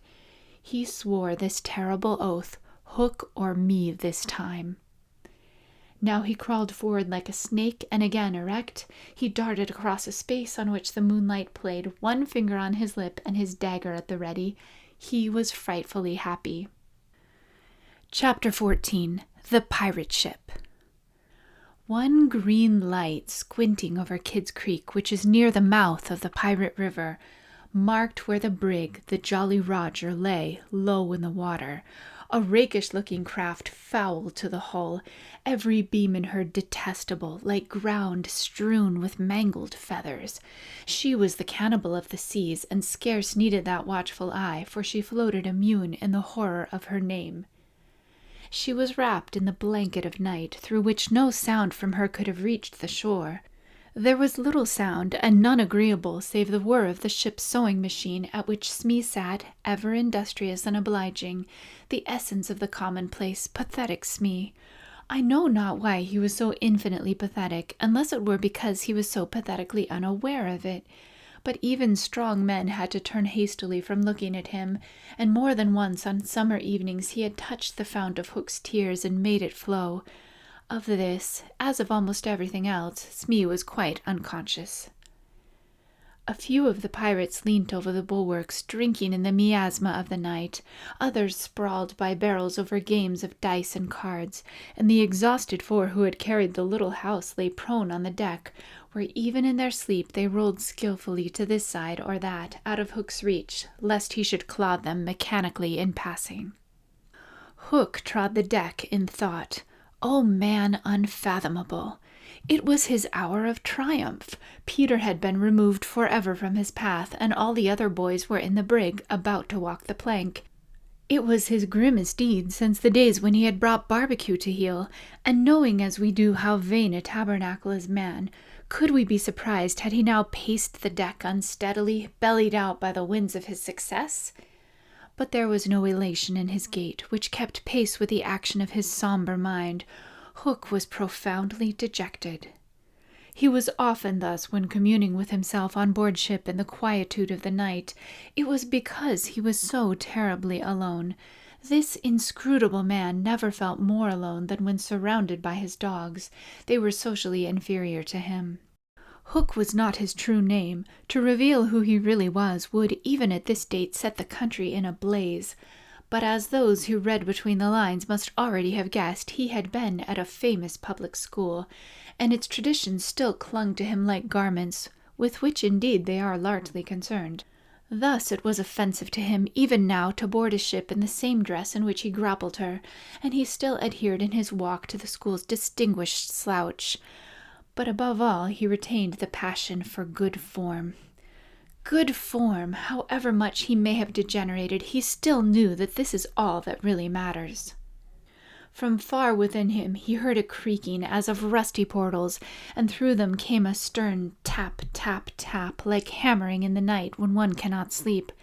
"Have you been good form today?" was their eternal question. "Fame, fame, that glittering bauble, it is mine," he cried. "Is it quite good form to be distinguished at anything?" the tap-tap from his school replied. "I am the only man whom Barbecue feared," he urged, "and Flint feared Barbecue." "Barbecue, Flint, what house?" came the cutting retort. Most disquieting reflection of all, was it not bad form to think about good form? His vitals were tortured by this problem. It was a claw within him sharper than the iron one, and as it tore him, the perspiration dripped down his tallow countenance and streaked his doublet. Oftentimes he drew his sleeve across his face, but there was no damming that trickle. Ah, envy not Hook. There came to him a presentiment of his early dissolution. It was as if Peter's terrible oath had boarded the ship. Hook felt a gloomy desire to make his dying speech, lest presently there should be no time for it. "Better for Hook," he cried, "if he had had less ambition." It was in his darkest hours only that he referred to himself in the third person. "No little children to love me." Strange that he should think of this, which had never troubled him before. Perhaps the sewing machine brought it to his mind. For long he muttered to himself, staring at Smee, who was hemming placidly under the conviction that all children feared him. Feared him? Feared Smee? There was not a child on board the brig that night who did not already love him. He had said horrid things to them and hit them with the palm of his hand, because he could not hit with his fist, but they had only clung to him the more. Michael had tried on his spectacles. To tell poor Smee that they thought him lovable, Hook itched to do it, but it seemed too brutal. Instead, he resolved this mystery in his mind. Why do they find Smee lovable? He pursued the problem like the sleuth-hound that he was. If Smee was lovable, what was it that made him so? A terrible answer suddenly presented itself. Good form? Had the boatswain good form without knowing it, which is the best form of all? He remembered that you have to prove you don't know you have it before you are eligible for pop. With a cry of rage, he raised his iron hand over Smee's head, but he did not tear. What arrested him was this reflection. To claw a man because he is good form, what would that be? Bad form. The unhappy Hook was as powerless as he was damp, and he fell forward like a cut flower. His dogs, thinking him out of the way for a time, discipline instantly relaxed, and they broke into a bacchanalian dance, which brought him to his feet at once, all traces of human weakness gone, as if a bucket of water had passed over him. "Quiet, you scugs," he cried, "or I'll cast anchor in you." And at once the din was hushed. "Are all the children chained so they cannot fly away?" "Aye, aye." "Then hoist them up." The wretched prisoners were dragged from the hold, all except Wendy, and ranged in line in front of him. For a time he seemed unconscious of their presence. He lolled at his ease, humming, not unmelodiously, snatches of a rude song and fingering a pack of cards. Ever and anon the light from his cigar gave a touch of color to his face. "Now then, bullies," he said briskly, 6 of you walk the plank tonight, but I have room for 2 cabin boys. Which of you is it to be?" Don't irritate him unnecessarily had been Wendy's instructions in the hold, so Toodles stepped forward politely. Toodles hated the idea of signing under such a man, but an instinct told him that it would be prudent to lay the responsibility on an absent person. And though a somewhat silly boy, he knew that mothers alone are always willing to be the buffer. All children know this about mothers and despise them for it, but make constant use of it. So Toodles explained prudently, "You see, sir, I don't think my mother would like me to be a pirate. Would your mother like you to be a pirate, Slightly?" He winked at Slightly, who said mournfully, "I don't think so," as if he wished things had been otherwise. "Would your mother like you to be a pirate, Twin?" "I don't think so," said the first twin, as clever as the others. "Nibs would—" "Stow this gab," roared Hook, and the spokesmen were dragged back. "You, boy," he said, addressing John, "you look as if you had a little pluck in you. Didst never want to be a pirate, my hearty?" Now John had sometimes experienced this hankering at maths prep, and he was struck by Hook's picking him out. "I once thought of calling myself Red-Handed Jack," he said diffidently. "And a good name, too. We'll call you that here, bully, if you join." "What do you think, Michael?" asked John. "What would you call me if I join?" Michael demanded. "Blackbeard Joe." Michael was naturally impressed. "What do you think, John?" He wanted John to decide, and John wanted him to decide. "Shall we still be respectful subjects of the king?" John inquired. Through Hook's teeth came the answer, "You would have to swear down with the king." Perhaps John had not behaved very well so far, but he shone out now. "Then I refuse," he cried, banging the barrel in front of Hook. "And I refuse," cried Michael. "Rule Britannia!" squeaked Curly. The infuriated pirates buffeted them in the mouth, and Hook roared out, "That seals your doom. Bring up their mother. Get the plank ready." They were only boys, and they went white as they saw Jukes and Jekko preparing the fatal plank, but they tried to look brave when Wendy was brought up. No words of mine can tell you how Wendy despised those pirates. To the boys there was at least some glamour in the pirate calling, but all that she saw was that the ship had not been tidied for years. There was not a porthole on the grimy glass of which you might not have written with your finger, "Dirty Pig," and she had already written it on several. But as the boys gathered round her, she had no thought, of course, save for them. "So, my beauty," said Hook, as if he spoke in syrup, "you are to see your children walk the plank." Fine gentleman though he was, the intensity of his communings had soiled his ruff, and suddenly he knew that she was gazing at it. With a hasty gesture he tried to hide it, but he was too late. "Are they to die?" asked Wendy, with such a look of frightful contempt that he nearly fainted. "They are," he snarled. "Silence all," he called gloatingly, "for a mother's last words to her children." At this moment Wendy was grand. "These are my last words, dear boys," she said firmly. "I feel that I have a message to you from your real mothers, and it is this: we hope our sons will die like English gentlemen." Even the pirates were awed, and Toodles cried out hysterically, "I am going to do what my mother hopes. What are you to do, Nibs?" "What my mother hopes? What are you to do, Twin?" "What my mother hopes? John, what are—" But Hook had found his voice again. "Tie her up," he shouted. It was Smee who tied her to the mast. "See here, honey," he whispered, "I'll save you if you promise to be my mother." But not even for Smee would she make such a promise. "I would almost rather have no children at all," she said disdainfully. It is sad to know that not a boy was looking at her as Smee tied her to the mast. The eyes of all were on the plank, that last little walk they were about to take. They were no longer able to hope that they would walk it manfully, for the capacity to think had gone from them. They could stare and shiver only. Hook smiled on them with his teeth closed and took a step toward Wendy. His intention was to turn her face so that she should see the boys walking the plank one by one. But he never reached her. He never heard the cry of anguish he hoped to wring from her. He heard something else instead. It was the terrible tick-tick of the crocodile. They all heard it, pirates, boys, Wendy, and immediately every head was blown in one direction. Not to the water whence the sound proceeded, but toward Hook. All knew that what was about to happen concerned him alone, and that from being actors they were suddenly become spectators. Very frightful was it to see the change that came over him. It was as if he had been clipped at every joint. He fell in a little heap. The sound came steadily nearer, and in advance of it came this ghastly thought: the crocodile is about to board the ship. Even the iron claw hung inactive, as if knowing that it was no intrinsic part of what the attacking force wanted. Left so fearfully alone, any other man would have lain with his eyes shut where he fell, but the gigantic brain of Hook was still working, and under its guidance he crawled on the knees along the deck as far from the sound as he could go. The pirates respectfully cleared a passage for him, and it was only when he brought up against the bulwarks that he spoke.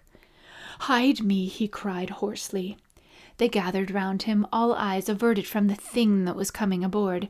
They had no thought of fighting it. It was fate. Only when Hook was hidden from them did curiosity loosen the limbs of the boys so that they could rush to the ship's side to see the crocodile climbing it.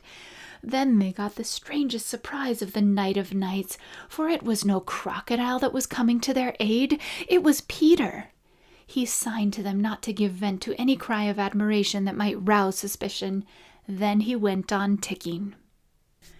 Chapter 15. Hook or me this time.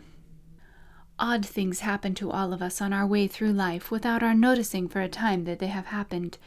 Thus, to take an instance, we suddenly discover that we have been deaf in one ear for we don't know how long, but say half an hour. Now such an experience had come that night to Peter. When last we saw him, he was stealing across the island with one finger to his lips and his dagger at the ready.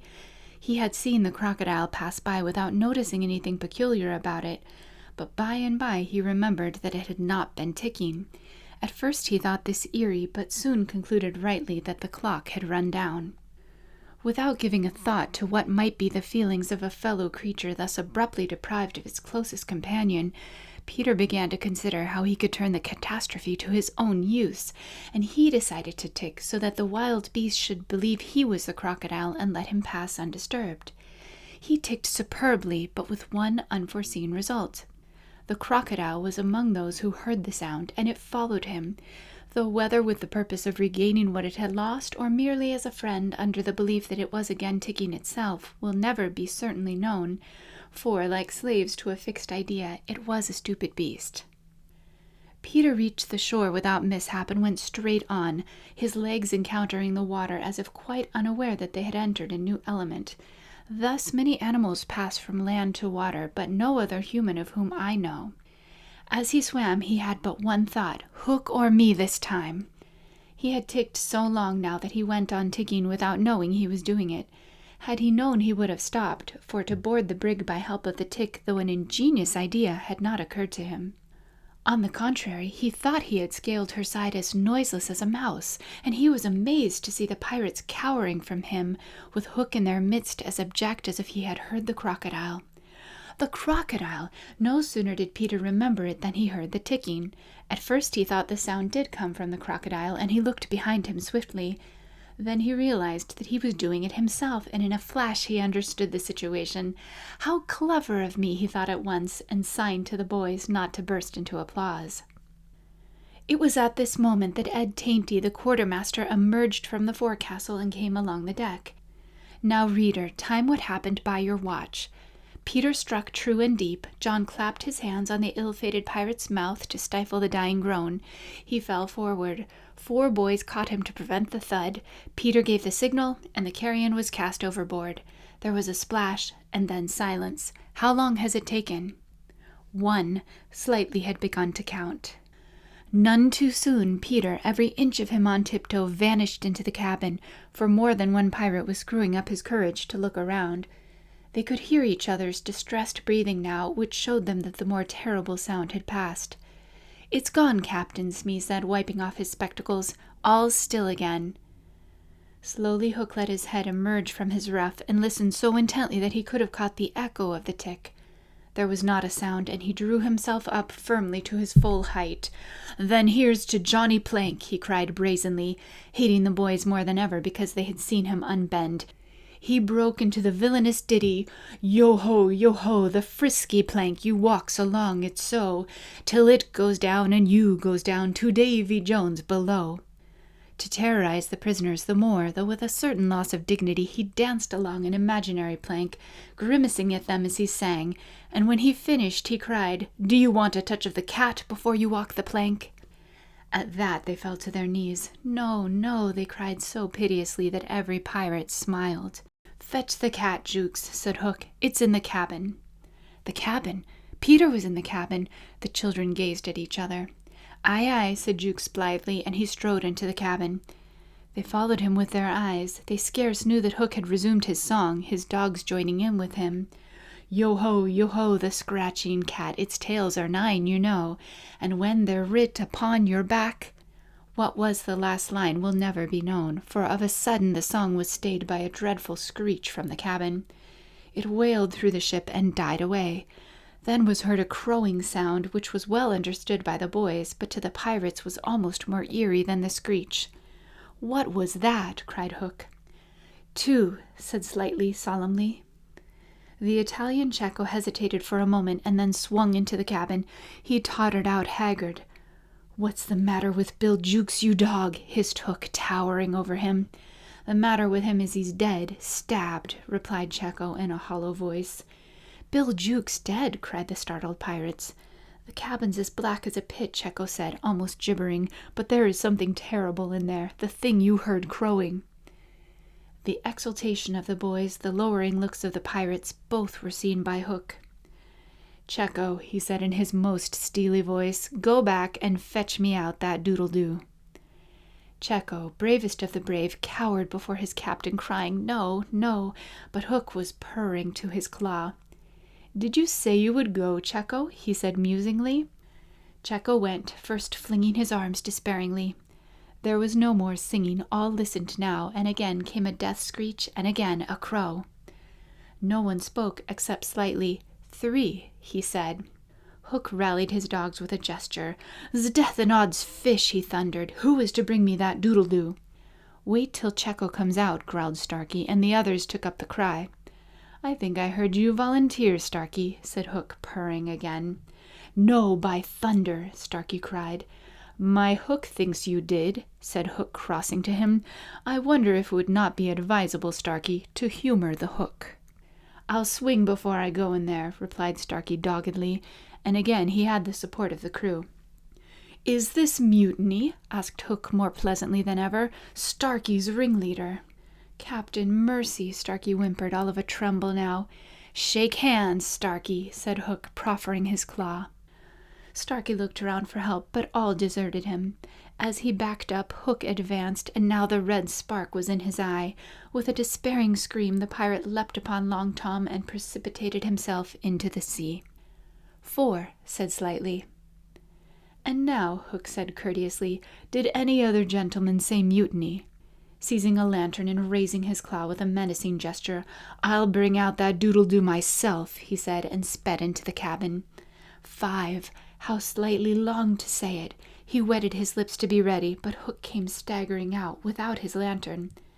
"Something blew out the light," he said a little unsteadily. "Something," echoed Mullins. "What of Cecco?" demanded Noodler. "He's as dead as Jukes," said Hook shortly. His reluctance to return to the cabin impressed them all unfavorably, and the mutinous sounds again broke forth.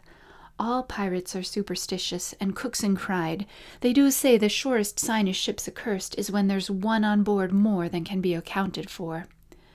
"I've heard," muttered Mullins, "he always boards the pirate craft last. Had he a tail, Captain?" "They say," said another, looking viciously at Hook, "that when he comes it's in the likeness of the wickedest man aboard." "Had he a hook, Captain?" said Cookson insolently, and one after another took up the cry, "The ship's doomed!" At this the children could not resist raising a cheer. Hook had well nigh forgotten his prisoners, but as he swung round on them, now his face lit up again. "Lads," he cried to his crew, "now here's a notion. Open the cabin door and drive them in. Let them fight the doodle-doo for their lives. If they kill him, we're so much the better. If he kills them, we're none the worse." For the last time his dogs admired Hook, and devotedly they did his bidding. The boys, pretending to struggle, were pushed into the cabin, and the door was closed on them. "Now listen," cried Hook, and all listened. But not one dared to face the door. Yes, one, Wendy, who all this time had been bound to the mast. It was for neither a scream nor a crow that she was watching. It was for the reappearance of Peter. She had not long to wait. In the cabin he had found the thing for which he had gone in search, the key that would free the children of their manacles, and now they all stole forth, armed with such weapons as they could find. First signing them to hide, Peter cut Wendy's bonds, and then nothing could have been easier for them all to fly off together. But one thing barred the way, an oath, Hook or me this time. So when he had freed Wendy, he whispered for her to conceal herself with the others, and himself took her place by the mast, her cloak around him so that he should pass for her. Then he took a great breath and crowed. To the pirates it was a voice crying that all the boys lay slain in the cabin, and they were panic-stricken. Hook tried to hearten them, but like the dogs he had made them, they showed him their fangs, and he knew that if he took his eyes off them now, they would leap at him. "Lads," he said, ready to cajole or streak as need be, but never quailing for an instant, "I've thought it out. There's a Jonah aboard." "Aye," they snarled, "a man with a hook." "No, lads, no, it's the girl. Never was luck on a pirate ship with a woman aboard. We'll right the ship when she's gone." Some of them remembered that this had been a saying of Flint's. "It's worth trying," they said doubtfully. "Fling the girl overboard," cried Hook, and they made a rush at the figure in the cloak. "There's none can save you now, missy," Mullins hissed jeeringly. "There's one," replied the figure. "Who's that?" "Peter Pan, the Avenger," came the terrible answer. And as he spoke, Peter flung off his cloak. Then they all knew who 'twas that had been undoing them in the cabin, and twice Hook essayed to speak, and twice he failed. In that frightful moment, I think his fierce heart broke. At last he cried, "Cleave him to the brisket," but without conviction. "Down, boys, and at them!" Peter's voice rang out, and in another moment the clash of arms was resounding through the ship. Had the pirates kept together, it is certain that they would have won, but the onset came when they were still unstrung, and they ran hither and thither, striking wildly, each thinking himself the last survivor of the crew. Man to man they were the stronger, but they fought on the defensive only, which enabled the boys to hunt in pairs and choose their quarry. Some of the miscreants leapt into the sea, others hid in dark recesses, where they were found by Slightly, who did not fight, but ran about with a lantern which he flashed in their faces, so that they were half blinded and fell as an easy prey to the reeking swords of the other boys. There was little sound to be heard but the clang of weapons, an occasional screech or splash, and Slightly monotonously counting 5, 6, 7, 8, 9, 10, 11. I think all were gone when a group of savage boys surrounded Hook, who seemed to have a charmed life as he had kept them at bay in that circle of fire. They had done for his dogs, but this man alone seemed to be a match for them all. Again and again they closed upon him, and again he hewed a clear space. He had lifted up one boy with his hook and was using him as a buckler, when another, who had just passed his sword through Mullins, sprang into the fray. "Put up your swords, boys," cried the newcomer. "This man is mine." Thus suddenly Hook found himself face to face with Peter. The others drew back and formed a ring around them. For long the two enemies looked at one another, Hook shuddering slightly, and Peter with a strange smile upon his face. "So, Pan," said Hook at last, "this is all your doing." "Aye, James Hook," came the stern answer, "it is all my doing." "Proud and insolent youth," said Hook, "prepare to meet thy doom." "Dark and sinister man," Peter answered, "have at thee." Without more words they fell to, and for a space there was no advantage to either blade. Peter was a superb swordsman, and parried with dazzling rapidity. Ever and anon he followed up a feint with a lunge that got past his foe's defense, but his shorter reach stood him in ill stead, and he could not drive the steel home. Hook, scarcely his inferior in brilliancy, but not quite so nimble in wrist play, forced him back by the weight of his onset, hoping suddenly to end all with a favorite thrust, taught him long ago by barbecue at Rio, but to his astonishment he found this thrust turned aside again and again. Then he sought to close and give the quietus with his iron hook, which all this time had been pawing the air, but Peter doubled under it, and lunging fiercely pierced him in the ribs. At the sight of his own blood, whose peculiar color, you remember, was offensive to him, the sword fell from Hook's hand, and he was at Peter's mercy. "Now!" cried all the boys, but with a magnificent gesture, Peter invited his opponent to pick up his sword. Hook did so instantly, but with a tragic feeling that Peter was showing good form. Hitherto he had thought it was some fiend fighting him, but darker suspicions assailed him now. "Pan, who and what art thou?" he cried huskily. "I'm youth, I'm joy," Peter answered at a venture. "I'm a little bird that has broken out of the egg." This, of course, was nonsense, but it was proof to the unhappy Hook that Peter did not know in the least who or what he was, which is the very pinnacle of good form. "To it again!" he cried despairingly. He fought now like a human flail, and every sweep of that terrible sword would have severed in twain any man or boy who obstructed it. But Peter fluttered round him as if the very wind it made blew him out of the danger zone, and again he darted in and pricked. Hook was fighting now without hope. That passionate heart no longer asked for life, but for one boon it craved, to see Peter show bad form before it was cold forever. Abandoning the fight, he rushed into the powder magazine and fired it. "In 2 minutes," he cried, "the ship will be blown to pieces." Now, he thought, true form will show. But Peter issued from the powder magazine with the shell in his hands and calmly flung it overboard. What sort of form was Hook himself showing? Misguided man though he was, we may be glad, without sympathizing with him, that in the end he was true to the traditions of his race. The other boys were flying around him now, flouting, scornful, and he staggered about the deck, striking up at them helplessly. His mind was no longer with them. It was slouching in the playing fields of long ago, or being sent up for good, or watching the wall game from a famous wall. And his shoes were right, and his waistcoat was right, and his tie was right, and his socks were right. James Hook, thou not wholly unheroic figure, farewell, for we have come to his last moment. Seeing Peter slowly advancing upon him through the air with dagger poised, he sprang up onto the bulwarks to cast himself into the sea. He did not know that the crocodile was waiting for him, for we purposefully stopped the clock that this knowledge might be spared him, a little mark of respect from us at the end. He had one last triumph, which I think we need not grudge him. As he stood on the bulwark looking over his shoulder at Peter gliding through the air, he invited him with a gesture to use his foot. It made Peter kick instead of stab. At last Hook had got the boon for which he craved. "Bad form," he cried jeeringly, and went content to the crocodile. Thus perished James Hook. 17, Slightly sang out, but he was not quite correct in his figures. 15 paid the penalty for their crimes that night, but 2 reached the shore. Starkey, to be captured by the Indians, who made him nurse for all their papooses, a melancholy come-down for a pirate, and Smee, who henceforth wandered about the world in his spectacles, making a precarious living by saying he was the only man that James Hook had feared. Wendy, of course, had stood by, taking no part in the fight, though watching Peter with glistening eyes. But now that all was over, she became prominent again. She praised them equally and shuddered delightfully when Michael showed her the place where he had killed one, and then she took them into Hook's cabin and pointed to his watch, which was hanging on a nail. It said 1:30.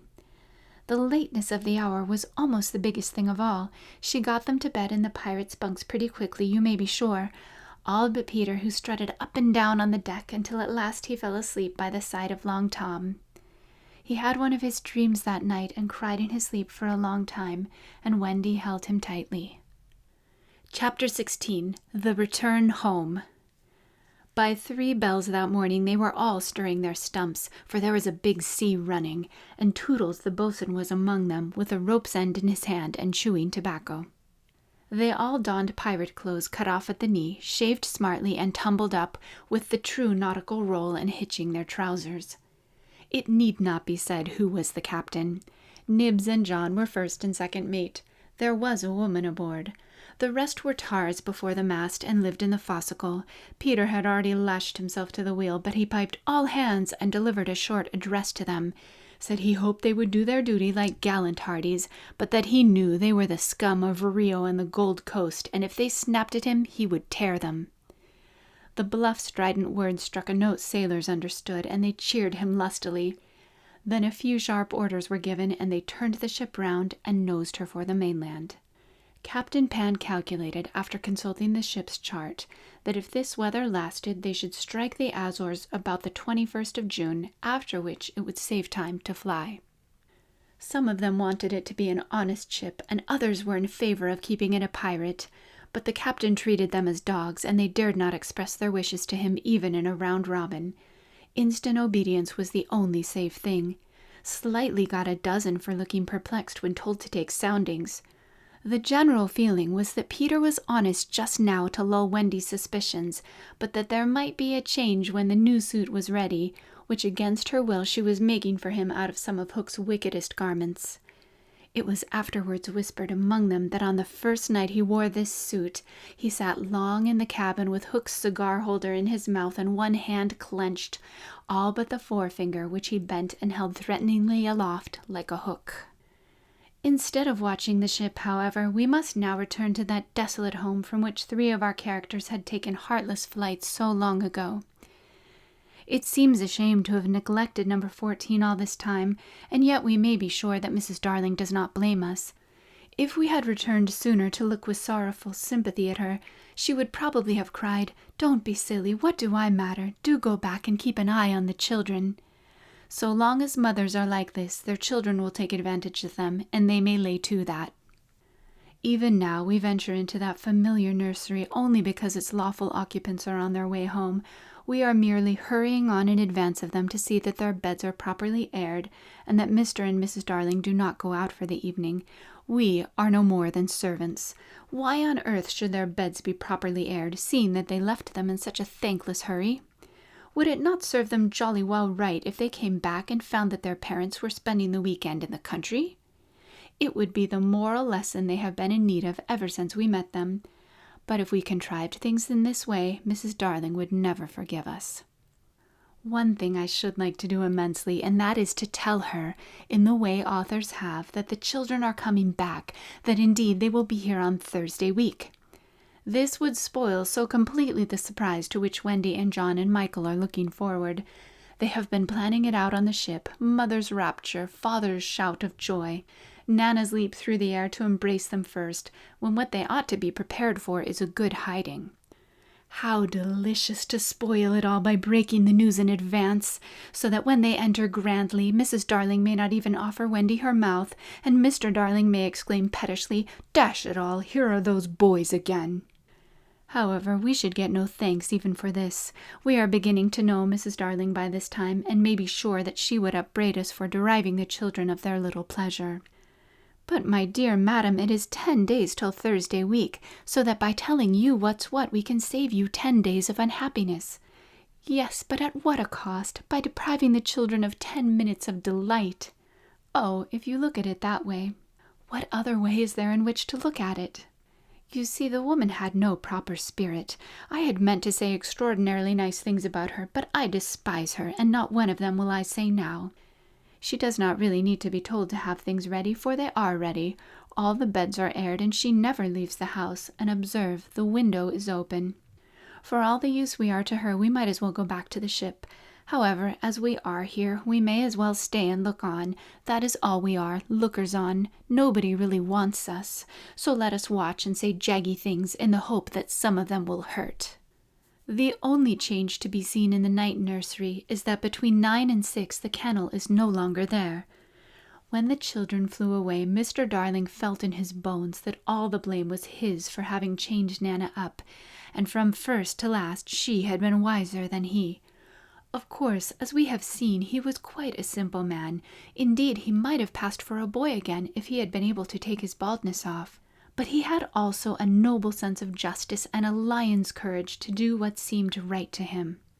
And having thought the matter out with anxious care after the flight of the children, he went down on all fours and crawled into the kennel.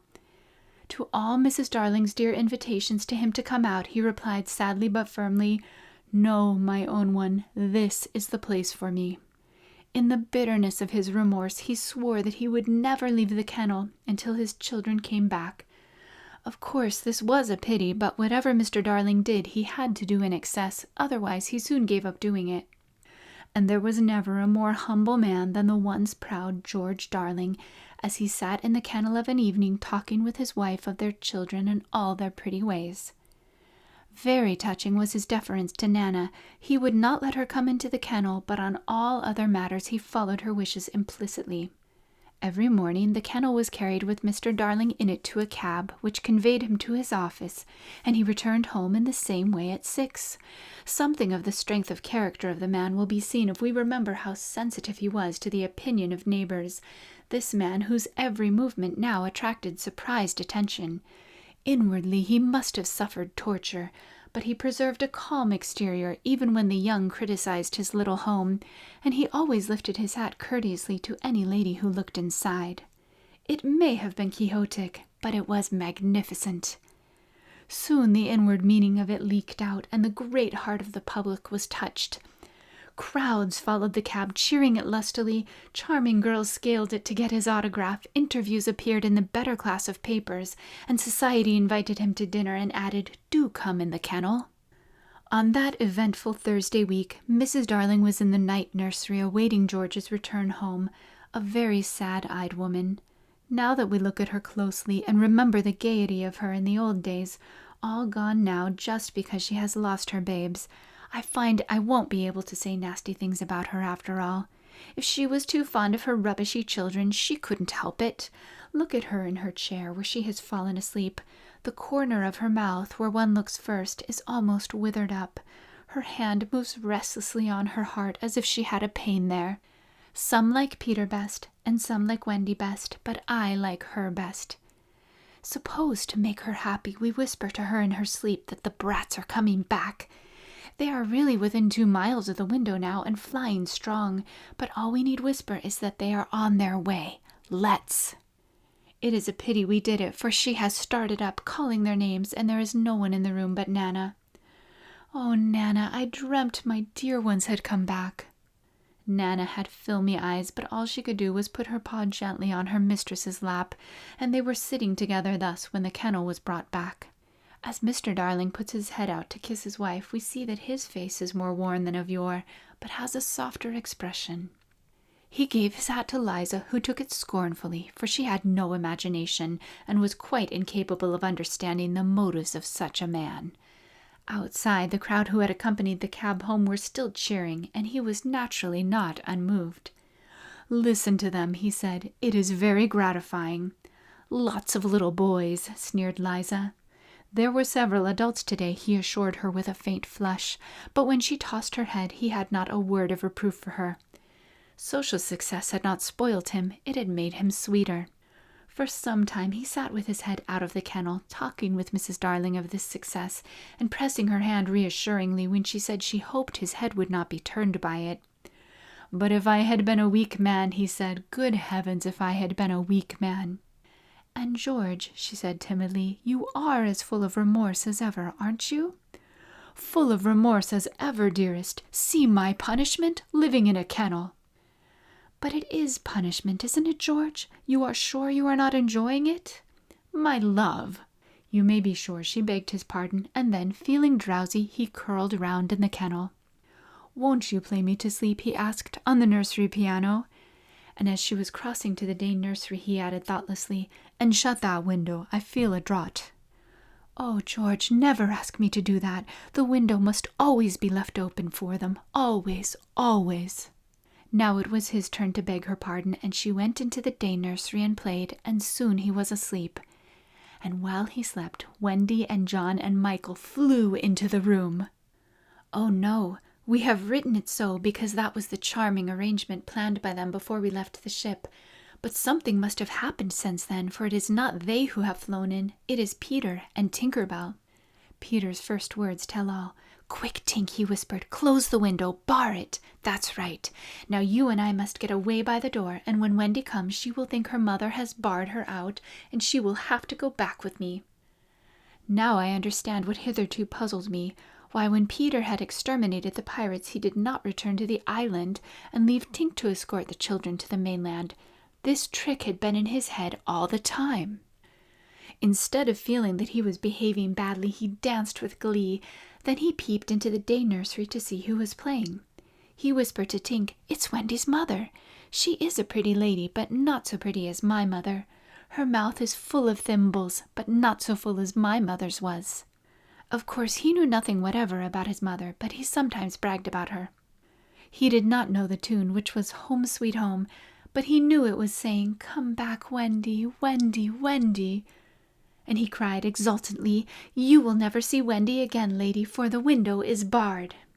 He peeped in again to see why the music had stopped, and now he saw that Mrs. Darling had laid her head on the box, and that 2 tears were sitting on her eyes. "She wants me to unbar the window," thought Peter, "but I won't, not I." He peeped again, and the tears were still there, or another 2 had taken their place. "She's awfully fond of Wendy," he said to himself. He was angry with her now for not seeing why she could not have Wendy. The reason was so simple. "I'm fond of her too. We can't both have her, lady." But the lady would not make the best of it, and he was unhappy. He ceased to look at her, but even then she would not let go of him. He skipped about and made funny faces, but when he stopped, it was just as if she were inside him, knocking. "Oh, all right," he said at last, and gulped. Then he unbarred the window. "Come on, Tink," he cried, with a frightful sneer at the laws of nature. "We don't want any silly mothers." And he flew away. Thus Wendy and John and Michael found the window open for them after all, which of course was more than they deserved. They alighted on the floor quite unashamed of themselves, and the youngest one had already forgotten his home. "John," he said, looking around him doubtfully, "I think I have been here before." "Of course you have, you silly. There is your old bed." "So it is," Michael said, but not with much conviction. "I say," cried John, "the kennel!" and he dashed across to look into it. "Perhaps Nana is inside it," Wendy said. But John whistled. "Hullo," he said, "there's a man inside it." "It's Father!" exclaimed Wendy. "Let me see Father," Michael begged eagerly, and he took a good look. "He is not so big as the pirate I killed," he said with such frank disappointment that I am glad Mr. Darling was asleep. It would have been sad if those had been the first words he heard his little Michael say. Wendy and John had been taken aback somewhat at finding their father in the kennel. "Surely," said John, like one who has lost faith in his memory, "he used not to sleep in the kennel?" "John," Wendy said falteringly, "perhaps we don't remember the old life as well as we thought we did." A chill fell upon them, and served them right. "It is very careless of Mother," said that young scoundrel John, "not to be here when we come back." It was then that Mrs. Darling began playing again. "It's Mother!" cried Wendy, peeping. "So it is," said John. "Then are you not really our mother, Wendy?" asked Michael, who was surely sleepy. "Oh dear," exclaimed Wendy, with her first real tinge of remorse. "It was quite time we came back." "Let us creep in," John suggested, "and put our hands over her eyes." But Wendy, who saw that they must break the joyous news more gently, had a better plan. "Let us all slip into our beds and be there when she comes in, just as if we had never been away." And so when Mrs. Darling went back to the night nursery to see if her husband was asleep, all the beds were occupied. The children waited for her cry of joy, but it did not come. She saw them, but she did not believe they were there. You see, she saw them in their beds so often in her dreams that she thought this was just the dream hanging around her still. She sat down in the chair by the fire where in the old days she had nursed them. They could not understand this, and a cold fear fell upon all 3 of them. "Mother!" Wendy cried. "That's Wendy," she said, but still she was sure it was the dream. "Mother!" "That's John," she said. "Mother!" cried Michael. He knew her now. "That's Michael," she said, and she stretched out her arms for the 3 little selfish children they would never envelop again. Yes, they did. They went round Wendy and John and Michael, who had slipped out of bed and run to her. "George, George," she cried when she could speak, and Mr. Darling woke to share her bliss, and Nana came rushing in. There could not have been a lovelier sight, but there was none to see it except a little boy who was staring in at the window. He had had ecstasies innumerable that other children can never know, but he was looking through the window at the one joy from which he must be forever barred. Chapter 17. When Wendy Grew Up. I hope you want to know what became of the other boys. They were waiting below to give Wendy time to explain about them, and when they had counted 500 they went up. They went up by the stair because they thought this would make a better impression. They stood in a row in front of Mrs. Darling with their hats off and wishing they were not wearing their pirate clothes. They said nothing, but their eyes asked her to have them. They ought to have looked at Mr. Darling also, but they forgot about him. Of course, Mrs. Darling said at once that she would have them, but Mr. Darling was curiously depressed, and they saw that he considered 6 a rather large number. "I must say," he said to Wendy, "that you don't do things by halves," a grudging remark which the twins thought was pointed at them. The first twin was the proud one, and he asked, flushing, "Do you think we should be too much of a handful, sir? Because if so, we can go away." "Father!" Wendy cried, shocked. But still the cloud was on him. He knew he was behaving unworthily, but he could not help it. "We could lie doubled up," said Nibs. "I always cut their hair myself," said Wendy. "George!" Mrs. Darling exclaimed, pained to see her dear one showing himself in such an unfavorable light. Then he burst into tears, and the truth came out. He was as glad to have them as she was, he said, but he thought they should have asked his consent as well as hers, instead of treating him as a cipher in his own house. "I don't think he is a cipher," Toodles cried instantly. "Do you think he is a cipher, Curly?" "No, I don't. Do you think he is a cipher, Slightly?" "Rather not. Twin, what do you think?" It turned out that not one of them thought him a cipher, and he was absurdly gratified, and said he would find space for them all in the drawing-room if they fitted in. "We'll fit in, sir," they assured him. "Then follow the leader," he cried gaily. "Mind you, I am not sure that we have a drawing-room, but we pretend we have, and it's all the same. Hoop-la!" He went off dancing through the house, and they all cried "Hoop-la!" and danced after him, searching for the drawing-room. And I forget whether they found it, but at any rate they found corners, and they all fitted in. As for Peter, he saw Wendy once again before he flew away.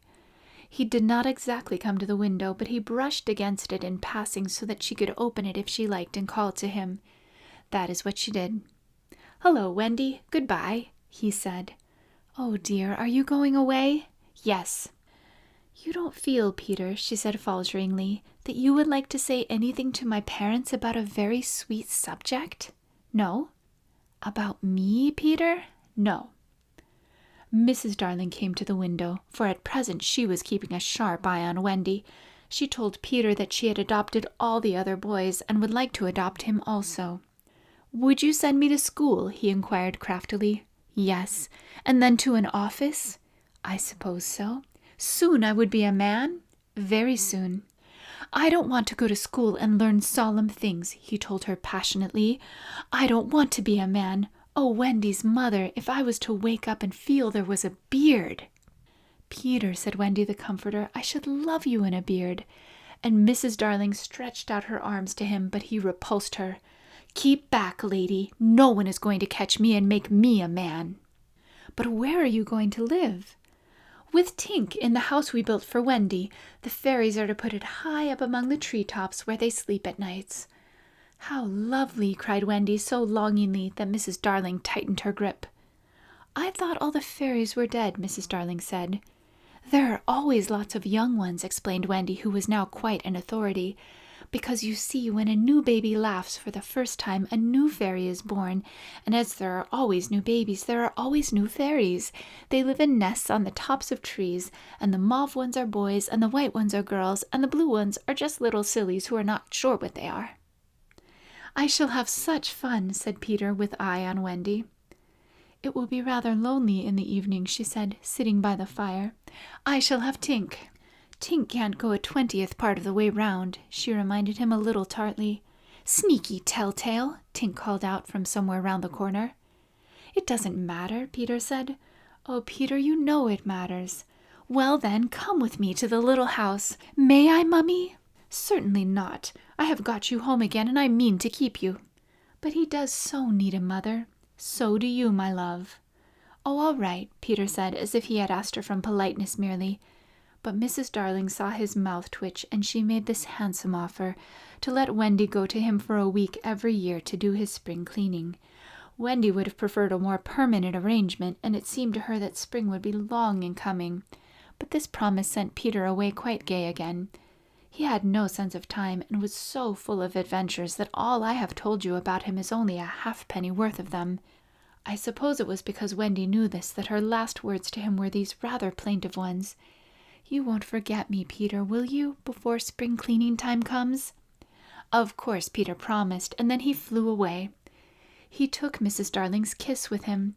The kiss that had been for no one else Peter took quite easily. Funny, but she seemed satisfied. Of course all the boys went to school, and most of them got into Class 3, but Slightly was put first into Class 4 and then into Class 5. Class 1 is the top class. Before they had attended school a week, they saw what goats they had been not to remain on the island. But it was too late now, and soon they settled down to being as ordinary as you or me or Jenkins Minor. It is sad to have to say that the power to fly gradually left them. At first, Nana tied their feet to the bedposts so that they should not fly away in the night, and one of their diversions by day was to pretend to fall off buses. But by and by they ceased to tug at their bonds in bed and found that they hurt themselves when they let go of the bus. In time they could not even fly after their hats. Want of practice, they called it, but what it really meant was that they no longer believed. Michael believed longer than the other boys, though they jeered at him, so he was with Wendy when Peter came for her at the end of the first year. She flew away with Peter in the frock she had woven from leaves and berries in the Neverland, and her one fear was that he might notice how short it had become, but he never noticed. He had so much to say about himself. She had looked forward to thrilling talks with him about old times, but new adventures had crowded the old ones from his mind. "Who is Captain Hook?" he asked with interest when she spoke of the arch-enemy. "Don't you remember," she asked, amazed, "how you killed him and saved all our lives?" "I forget them after I kill them," he replied carelessly. When she expressed a doubtful hope that Tinker Bell would be glad to see her, he said, "Who is Tinker Bell?" "Oh, Peter," she said, shocked. But even when she explained, he could not remember. "There are such a lot of them," he said. "I expect she is no more." I expect he was right, for fairies don't live long, but they are so little that a short time seems a good while to them. Wendy was pained too to find that the past year was but as yesterday to Peter. It had seemed such a long year of waiting to her.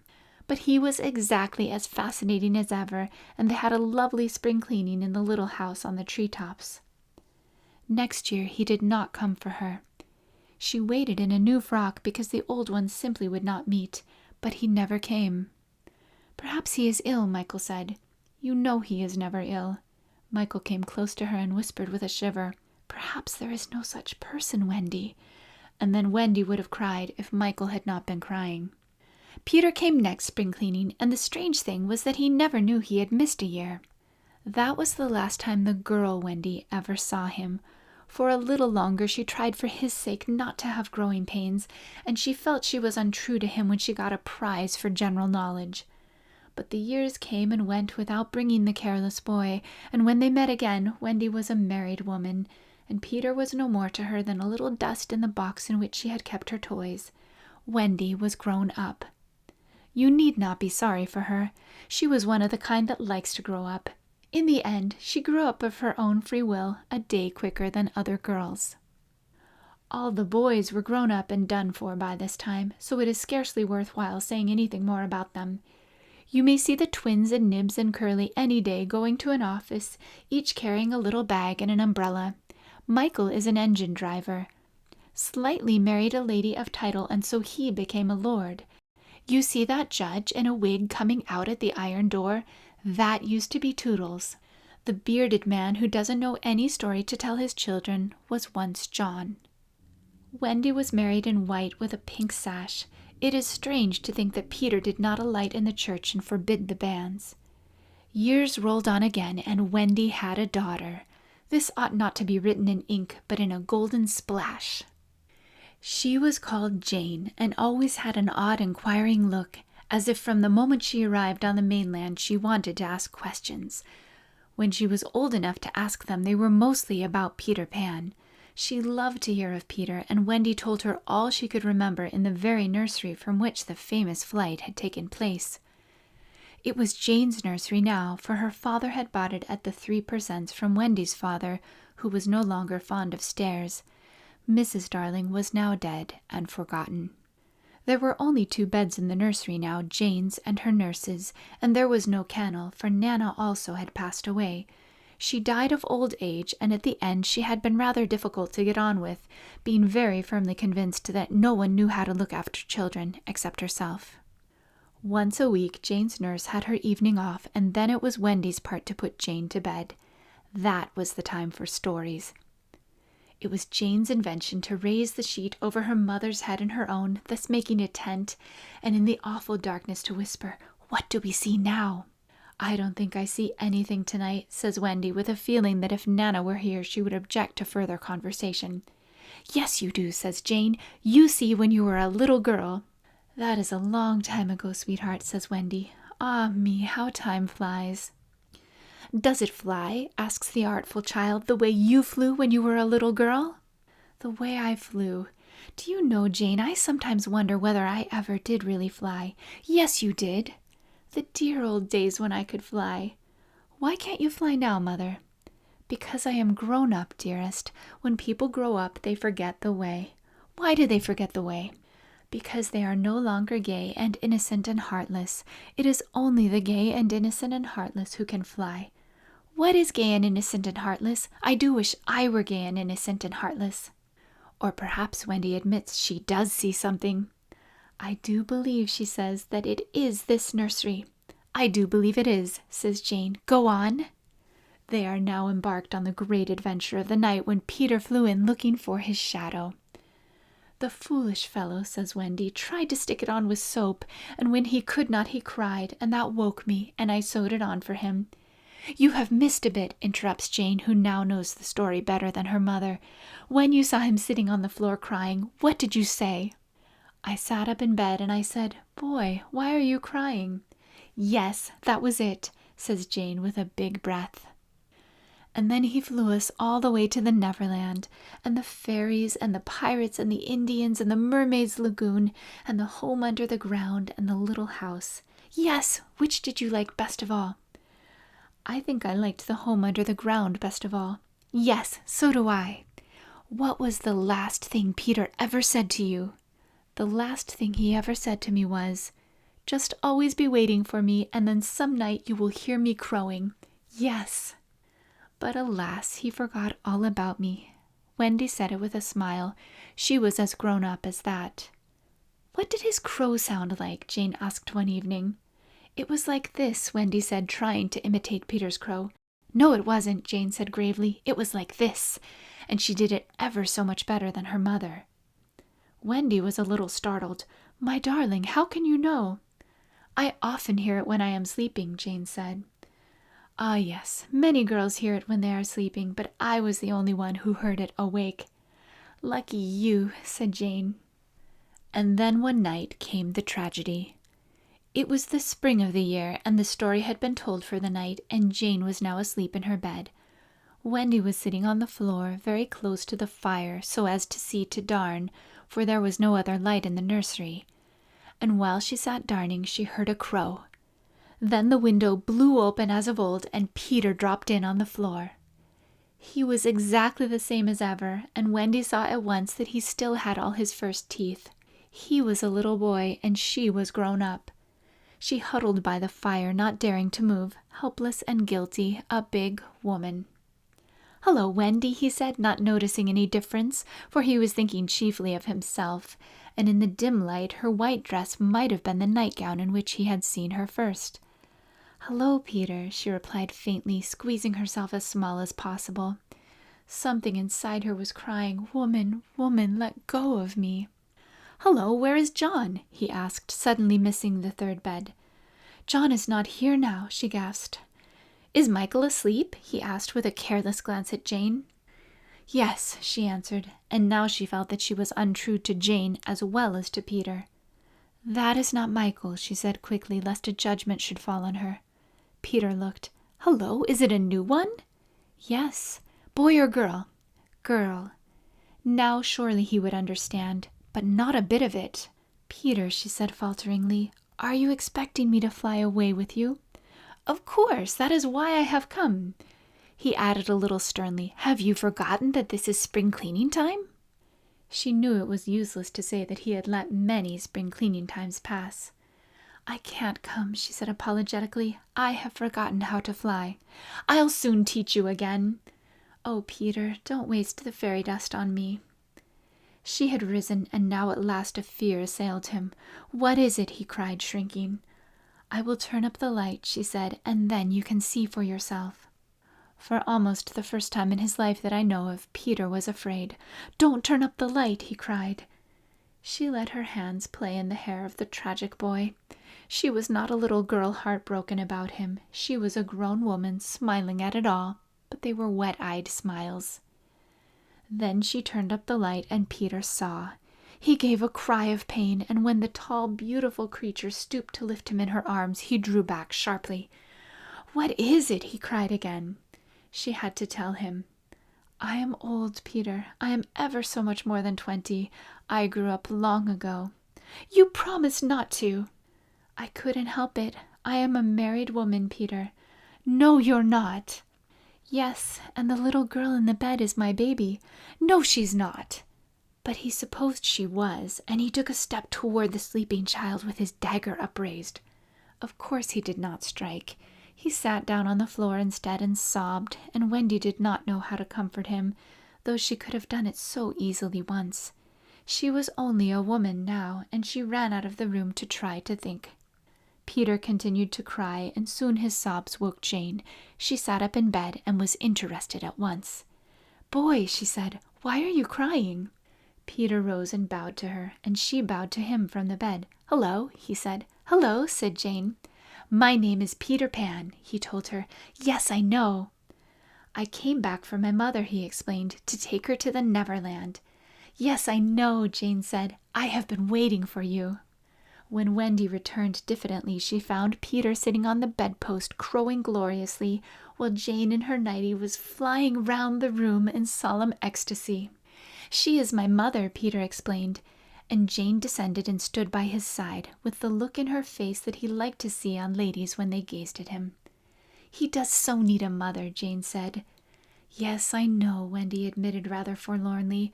No one knows it so well as I. Goodbye, said Peter to Wendy, and he rose in the air, and the shameless Jane rose with him. It was already her easiest way of moving about. Wendy rushed to the window. No, no, she cried. It is just for spring cleaning time, Jane said. He wants me always to do his spring cleaning. If only I could go with you, Wendy sighed. You see, you can't fly, said Jane. Of course, in the end, Wendy let them fly away together. One last glimpse of her shows her at the window, watching them receding into the sky until they were as small as stars. As you look at Wendy, you may see her hair becoming white and her figure little again, for all this happened long ago. Jane is now a common grown-up with a daughter called Margaret, and every spring cleaning time, except when he forgets, Peter comes for Margaret and takes her to the Neverland, where she tells him stories about himself, to which he listens eagerly. When Margaret grows up, she will have a daughter, who is to be Peter's mother in turn, and thus it will go on, so long as children are gay and innocent and heartless. The end.